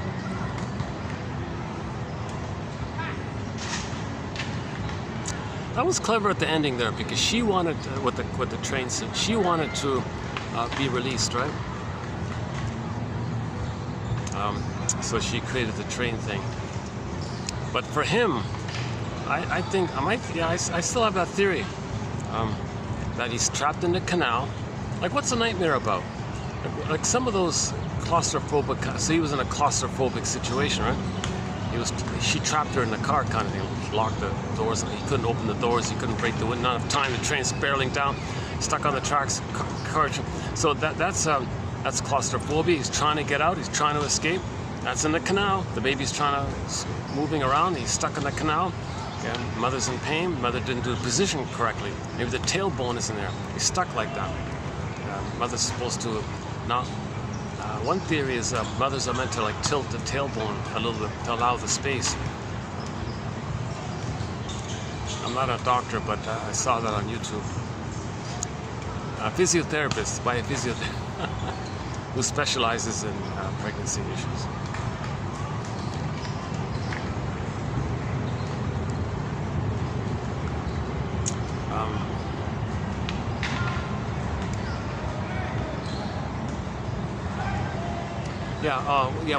Right. So the birth canal, right? So he's in a claustrophobic place. He can't get out. He's trying to escape. He can't get out. And then why? Because at the birth there was some kind of crash-like traumatic event. Maybe the epidural, anesthesia, the painkillers on her end, plus the forceps. It resembles like an overwhelming kind of thing. So your dreams approximate that, create something that would be equal to the feelings that you felt, so you can finally feel what you couldn't feel. So nightmare. In other words, he had a nightmare. In other words, nightmares are not all bad. Sometimes nightmares means you're getting closer to feeling something you never could feel before. So that's actually a positive sign. It's not positive that you have the nightmare, that's trauma. I mean, but in terms of the healing process, getting a nightmare can often mean that you're bringing something up. Finally, you're finally admitting something. You finally have enough strength. You finally have enough readiness to feel what you never could feel. So you want to have that kind of release, catharsis, purification, belated release of that feeling. It's all frozen up there. You want to release like that. Because maybe he has some belated understanding. Maybe he has some belated knowledge. Maybe he read enough books or whatever.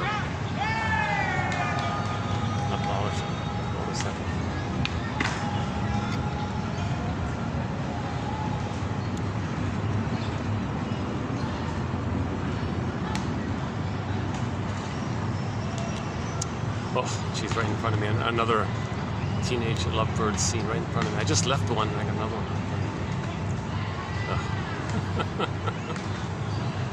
It's a problem. Yeah, it's a problem for teenage love, I guess, in a big city like this. Not too many parks.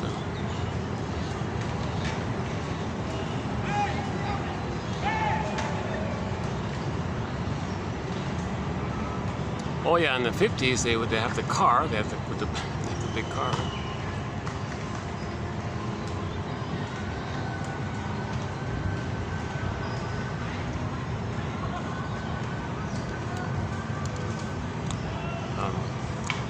Let me move from this this highly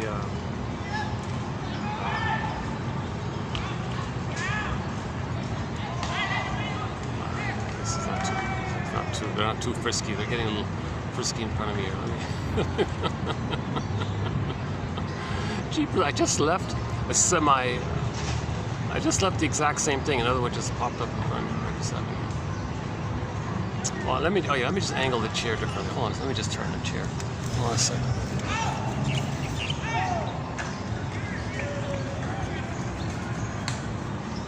Or better yet, let's just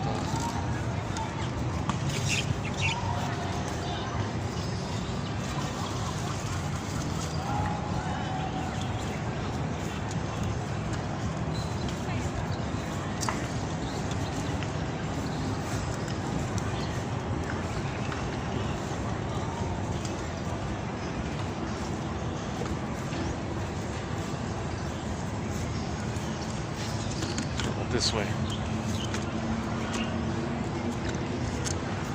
What about this way? Let's try this. Try this for a bit. Oh, the pyramid thing. Yeah, we can talk about the pyramid thing, right? So let's just borrow that image. Well, one for the carpament triangle. a super simple model of psychology. Okay, so imagine at one point of the triangle, one point. Let's take the top one. Let's say the baby is victimized by the mother, traumatized by the mother. So that's the role of being the victim by the mother. Now the mother, on one point, she was the aggressor who hurt her baby. Right? Now when the baby is crying and screaming, the mother, the very same mother, can be the rescuer to the baby.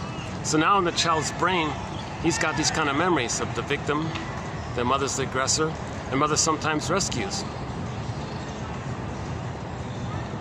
So that's the famous so-called drama triangle, or the carpet triangle, 1960 something, that you may see in any interaction somebody playing one of these roles, flipping it around.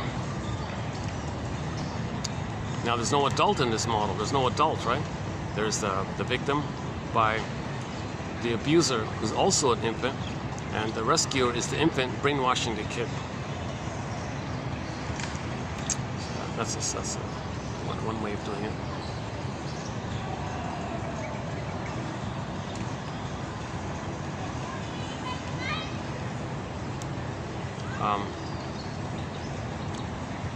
You know, we can do Masterson's theory, self-activation. So let's say the gold part is self-activation leads to abandonment depression, which leads to defense, right? That's that, yeah.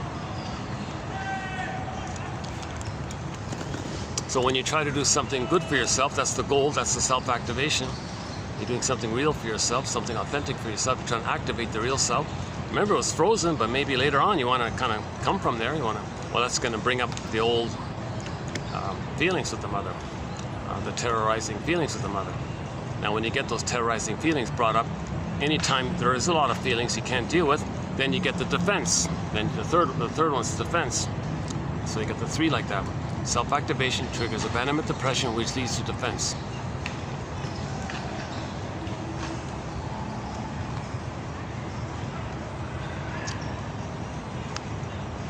So Fonzie had to make a mature decision. Is he going to, be a teacher or be a mechanic or whatever it is? He's got to face that. Okay, well that's self-responsibility. That brings up a lot of anxiety. Okay, then the defense. Oh, let's just dream about being in 55 with a beautiful girl and stay there in a fantasy land. It's defense. For most people, it's a cigarette or, or some a beer or whatever.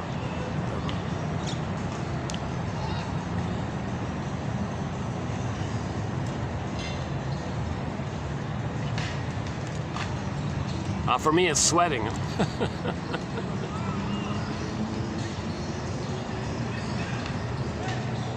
I don't fully understand. I don't remember. That's just the theory, right? People who perspire a little easily or something, that's considered a sign of anxiety. That means there's some old fears. I wish I could get that information, that's long. Way too late, right? That's so Robert By says, when they're gone, they're gone. I played the song by Bruce Coburn. The original instrument, not the later one, the first one. Dun, dun, dun, dun, that one. So Robert By says, before they're gone, get the key. They're not going to voluntarily give it like that poem and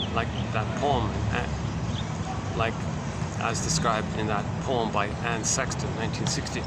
You got to make an effort. Come on, parents, tell me about the first 3 years. No, I want to know the truth. I know you don't. I'm not blaming you. I'm not ungrateful. No, I just want to know about the first 3 years. You can do that, can't you? You got to be persuasive, make a little effort. So you got to kind of nudge the key out from under the pillow because they're stubborn. No, come on, tell me about the first 3 years.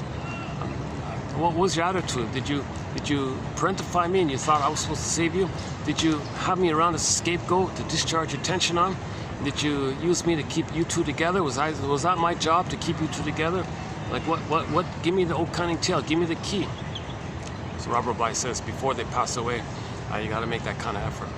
Oh yeah, I gave the one anecdote about a guy who hated his father his whole life. He thought he was the worst guy in the world and all this. But then he got the story, like the more broader story, the two sides of the story. And then he knocked on his father's door after decades or whatever. I want you to know, Father, I no longer buy my mother's opinion of you, my mother's view of you. I no longer buy that. Because some mothers, they alienate, you know, they want to create an allied parent and the alienated parent. So she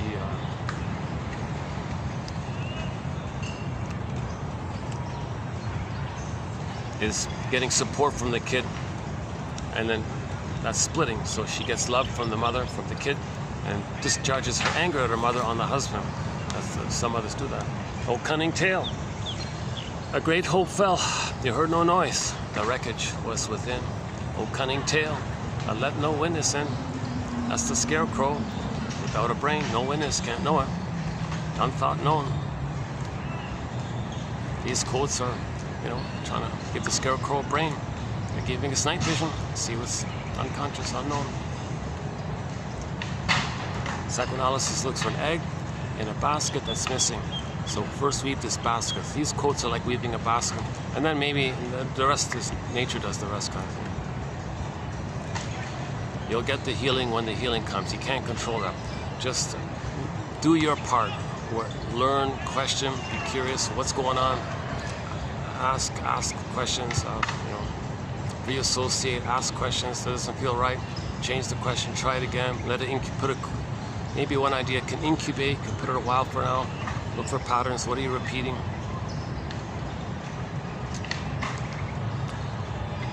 You know, study defense mechanisms a little bit. I personally think that's 1001. When was the mind can help in this journey? 10,000 of the best quotes from psychoanalysis, mainly. As best as I can. You know. I only have a BA. Keep that in mind. Here's a good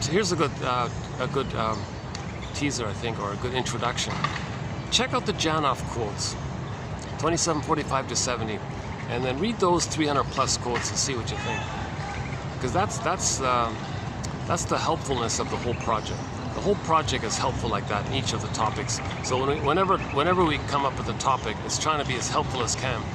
And nostalgia, I'm at the beginning of. This is a new thread, nostalgia. We only done 2 videos now. So I still got a lot of questions about it. The ideas presented so far, kind of either, some people might say, yeah, I know that already, what's new? Or maybe for some it's new.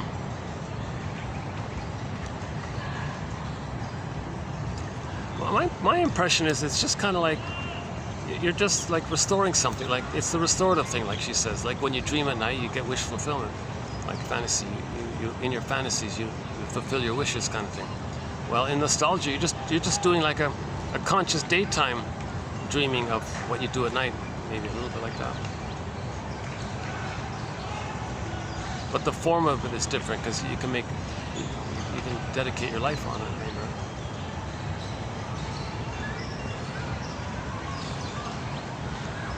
So that closing scene with Fonzie was good. Scrap the car, send it to the scrapyard. If there's anything I learned about the past, is that all those people back then, they're probably dead, you know. like that girl was dead, yeah. Yeah, that girl was dead, but he had the fantasy that she was alive, right?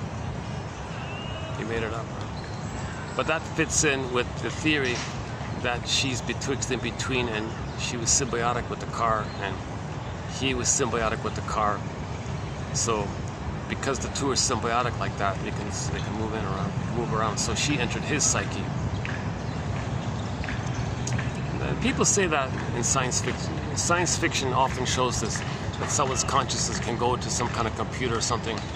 I think, and then maybe.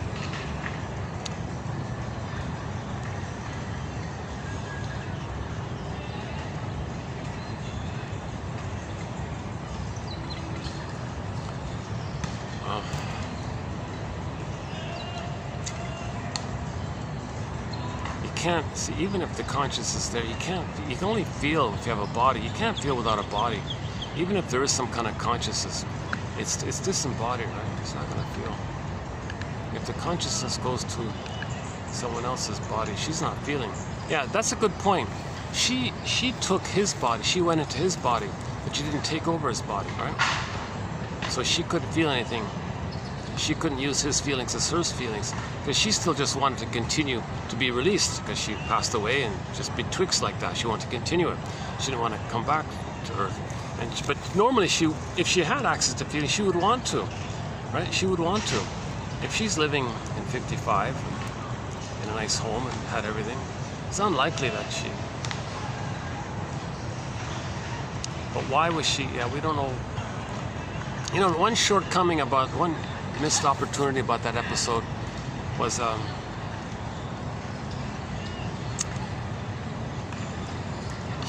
Vaughn's never went to visit the actual family, the Haley family, wherever they moved to. He could have gone there to interview that couple, the parents, and find out about the childhood, like why she was in a car accident.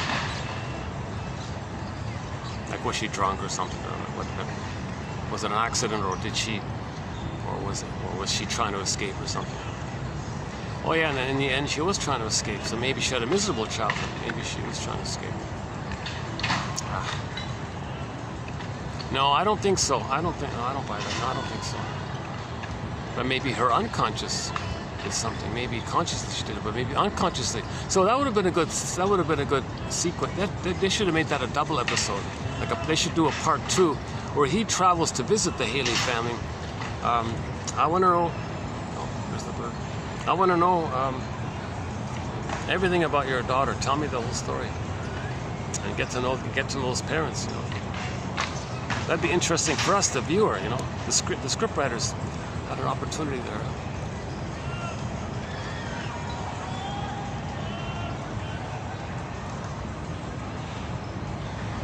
Oh, well, that first lovebird couple is still there. Well, she's not showing any sign. She's not moving or like not. I could never see her facial expression. But either he's bullying her. No.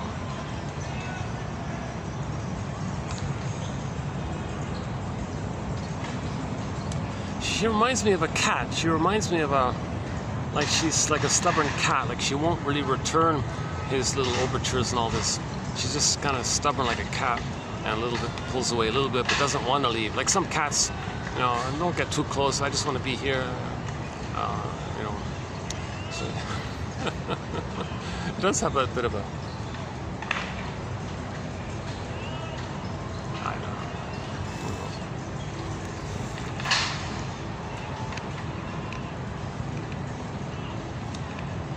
We learn by making mistakes. Yeah, the teachers tell us nothing about love and life, right? Teachers tell us nothing. Zilch, right? My goodness, you're learning by making these mistakes and all this stuff. So Reuben Fine was saying, my God, teachers have to do a better job teaching students about how to make an I statements, about basic psychoanalytic principles maybe. I think on graduation, give every student a copy of that comic. It's enough to spark someone's curiosity. It's good enough. It's not perfect, but it's good enough. Plus, it might have that, it's a colorful cartoon, animated. It might have that nostalgic appeal that it's a comic, well, I gotta save this comic. So they have an excuse. Well, it's a comic, gotta save the comic. Maybe like that.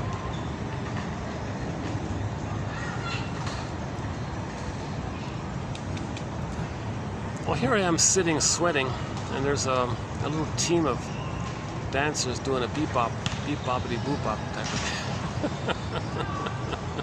thing. Some kind of a shuffle, some kind of a what do you call it? The Zumba or something? The Zumba or Zamba? What is it called again? The Zumba or something?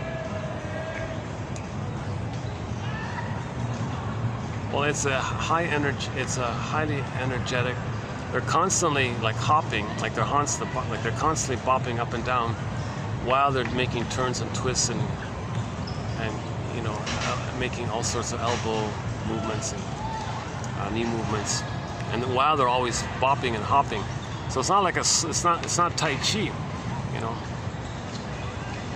Oh, there's something. Teach everybody Tai Chi. My God. What a way to soothe yourself or calm yourself and let you know that you can be with yourself and have that support, that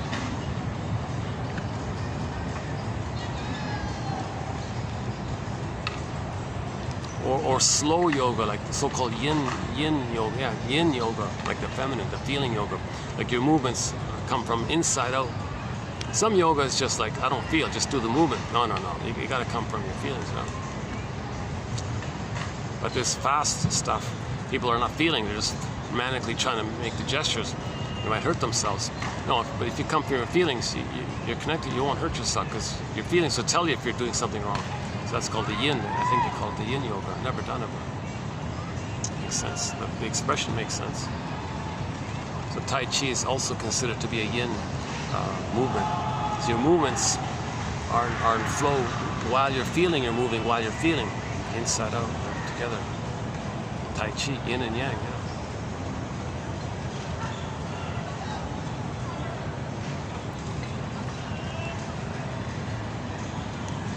Teach high school kids some empathy statements, like just give them like a handful of empathy statements to use, like if your friend's complaining about something, they can remember, oh, what did the teacher say? You must have a very good reason for saying this. Oh, let me give that a try. You must have a very good reason for saying this. Oh, how'd you know? Yeah, you're right. Well, that works. Then you can do it for yourself. You're saying something. I must have a very good reason for saying this. Yes, I do. So you're valid. That's a validating kind of sentence, right? So teach some of these kind of like 101 kind of some phrases they can use. Something. My God. I'm not going to repeat my experience. I did it once. I went on a rant once about it. Let's not do that again. But it was a missed opportunity. I felt like I wish I knew better. I would have hopped on a bus and have gone to a proper school or a normal school or something. Another school. Take my chances at any other school. Jesus.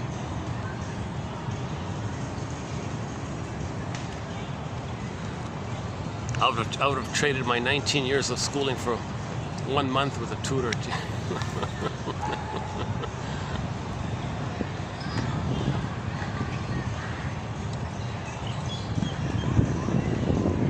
Oh, finally a breeze has arrived. Oh my God.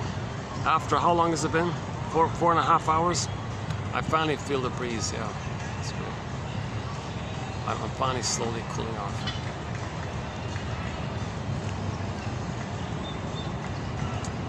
Okay, yeah, so in 2 weeks from now, come back to this channel in 2 weeks. You'll get a full review of Inside Out 2. I got a feeling I'll be kind of animated about it. I got a feeling that the most important points are not even getting mentioned or noticed by others. Even in the first Inside, I looked around for the essays by professors and whatnot. It was just like they were just like repeating the plot or something. They didn't add anything to it. They said nothing. It was just nonsense. And that's what Ruben Fine says. No, the heart.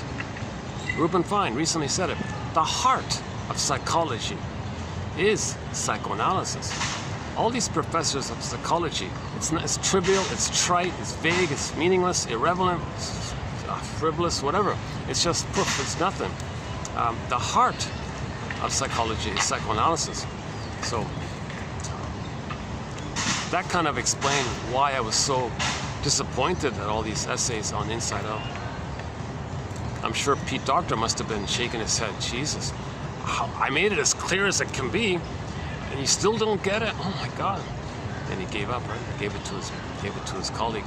So he gave up. The sequel isn't done by him. It's done by his assistant or something, Carmen something. But I'm sure he approves. I'm sure he approves.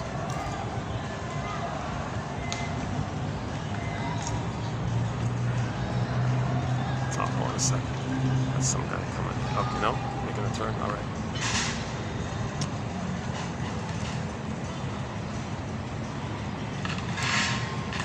This little maze section here is working out so far. Let's just see here. Well, it's getting dark soon. Let's see, what is it? 6:39. Battery's holding up. This past little stretch, I haven't really said much in terms of the material. I feel like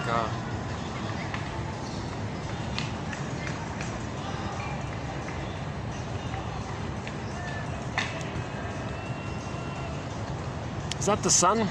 Like through that way? Like through the trees, is that the sun?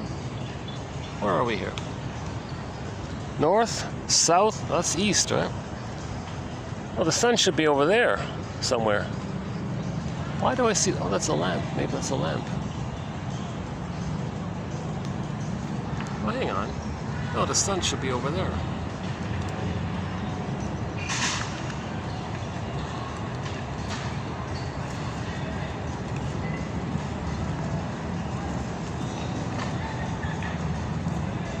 I'm not really sure what I'm doing here this past hour. I did the quotes. It was okay. I thought I did an okay job this time. I thought it was okay. So we did part of it in the mall there and the other part down here.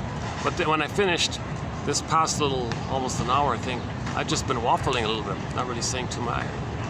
A little bit here and there, but am I wanting to free associate? Am I wanting to? Am I missing something? Is that why I'm lingering? Did I miss something? Let's see, maybe I missed something.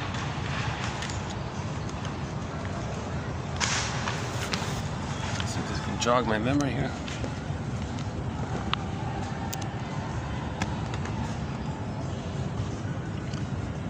Yeah, doctors of the soul. Yeah, soul healers.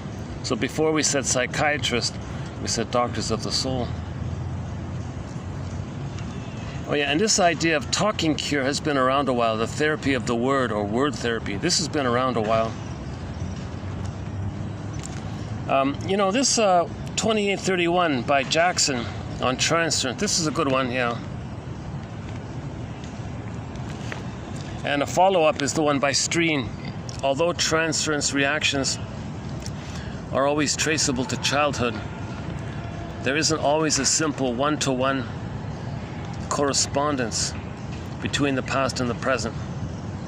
But, oh, that's not the one. Oh, hang on, that's not the one. Oh, this one. A very common use of the transference is the client's projection onto the therapist of the client's psychic structure. That's a key point here.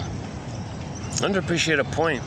See, the codependents and the clingers, they think that the stingers should be like them, have some ethics and feelings and morality and wanting to grow.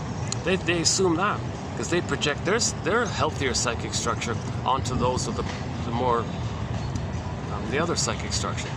Okay, and the other side's doing the same thing, so they're misunderstanding each other. He only sees things in survival mode. The clinger sees things, well, it's love and live mode.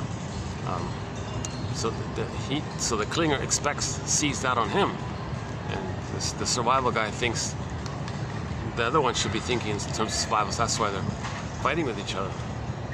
The clinger's helping him, and he's attacking her. So that's another issue of not just projecting some little thing. You're projecting your whole mind almost, your whole psychic structure.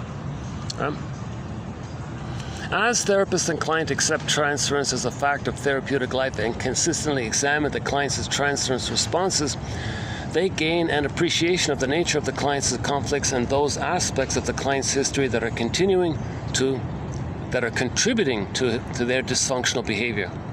So that's like a working alliance. Once you're aware that you're projecting and transferring, then you cooperate with each other. Okay, again, back to Jackson, transference, the inclination of the client to view the therapist in distorted ways, reflecting a projection onto the therapist of attributes associated with significant figures in the client's past.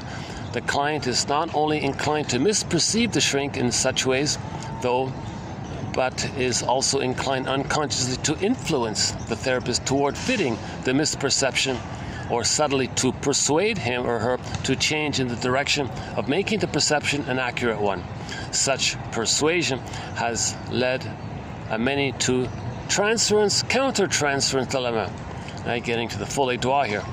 And in many other instances, it has only been the experience, skill, and sensitivity of the therapist that has prevented such persuasive efforts on the part of the client from being successful and thus disastrous to the treatment enterprise. In fact, it might be said that the concept of transference and its analysis and treatment are crucially useful countermeasures to deal with these potentially harmful persuasions. Further, the lessons learned from investigating and understanding such efforts at persuasion have been, often enough, among the most valuable gains in the therapeutic endeavor. So this persuasive thing he's talking about, it's the goading and the prodding. I wanna recreate my childhood. You play my mother from the child and I fight with you. No, I'm not your mother from the childhood. No, you play her, you're critical. You see, you said that. No, I know. Don't step into that. If the therapist steps into it and takes the bait, so to speak, now they're in this folie droit and therapy stops. The shrink's got to interpret this. Okay, the shrink says, you're letting me know. You're letting me know what kind of childhood you had. Well, what do you mean, sir? Shrinker man, what do you mean? You're letting me know what kind of mother you had and how it felt being with her. And how it felt being with her. Go on, shrinker man.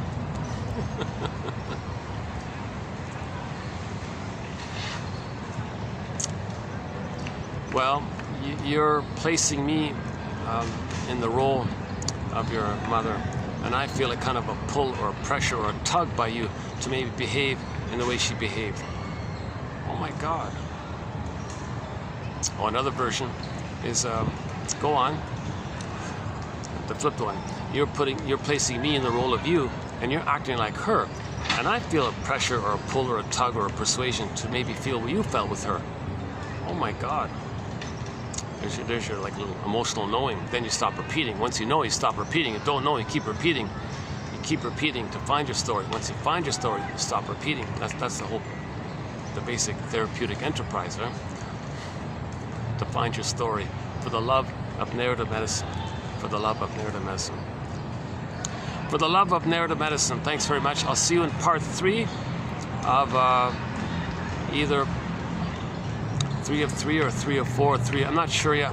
I'm not sure where I'm going with this nostalgia topic. It's not really a psychoanalytic focus. It's the sociology people talk about it. There's the history people and the marketing people. So I'm not really sure what the shrinks say much. Well, today we had the one quote about it. The reunion with the breast and the regression to the blissful place.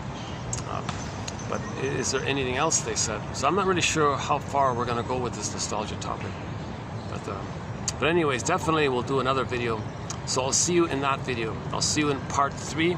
Until then, for the love of narrative medicine and for the love of philosophical medicine. Yesterday's course was done by Svetlana Boym.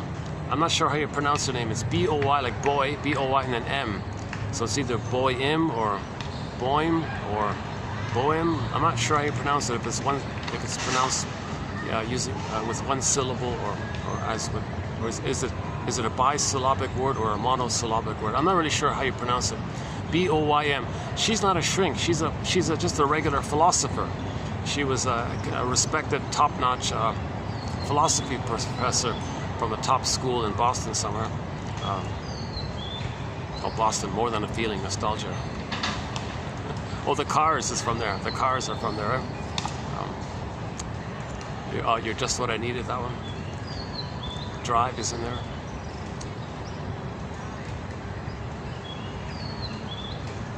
What else? Those are the only 2 Cars songs. Yeah, Boston, a lot of songs by Boston. Actually, we recently added a new song by a band called RTZ. The lead singer was Brad Delp, who was the lead singer of Boston, Brad Delp. And his song is called Turn This Love Around. No, that's an old song. Actually, we have that on our soundtrack. Sorry, no, correction. That's already on our soundtrack. A song called Turn This Love Around by RTZ. A nice little song, Turn This Love Around. The couple's having a problem. Well, come on, let's talk about it. We can turn this around. I'm considering adding another song of RTC's on our soundtrack, a song called Rise Above It All. he's saying, dear girlfriend, we're fighting about this. Why don't we like rise above it a little bit? Like see, get it like a bird's eye view of it. Let's rise above it so we can solve our problems together a little bit. Rise above it all. Maybe, we'll see how it goes, yeah. But that Uma, Umu or Uma, a pop singer from Tanzania, Nigeria, Senegal, Ghana, one of those places. She has a song called "When the Boss is Coming." Just a fun, very danceable kind of song. But definitely our closing song would be Santer's bootleg. Santer's bootleg on YouTube. Dreaming. Yeah. He's dreaming. I'm dreaming of the man I used to be, where I'm free. Then he said at the end of the song, hey, wait a minute. If I stop with this dreaming, then what? Oh, now he's got to face his problems. He's got to face his life. Like the Fonzie, you have to go forward. Okay, so we'll continue posting quotes on our various threads. We now have 60 threads. Maybe we can say 61 now if we include nostalgia. So we'll be adding more threads, more quotes to our various threads. These are clear, easy to understand. My disclaimer, I'm not a shrink, I'm not a professor. I haven't been analyzed, keep that in mind. Okay, keep proper words in mind. 30% of what you heard or read is wrong, it's incorrect. It's up to you to figure out which 30%. So we have to be our own detective. So it's between each person and the quotes.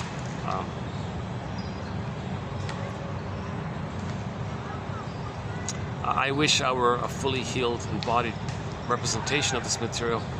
If I had the funds, I'd be on this flight tonight, you know, and do the analytic process. I'd love to do this. I'd love to get a full analysis. I'd love to do it. So the next best thing is to maybe, you know, learn this perspective, learn this tradition, and then maybe, you know, maybe spontaneously you might get some encouragement, some insights, some emotional knowings on your own. It's a slower process, obviously, but okay. So yeah, we'll see you in the next video. Okay, again, Santer's bootleg, Dreaming. Crank it up a little bit. Well, try the studio and try the live, see which one you like better. I like both of them. I think that's a very good nostalgic kind of song. And of course, the Happy Days episodes, season 11, episode 14. The Spirit is Willing, entitled. Interesting, like the Fonzie spirit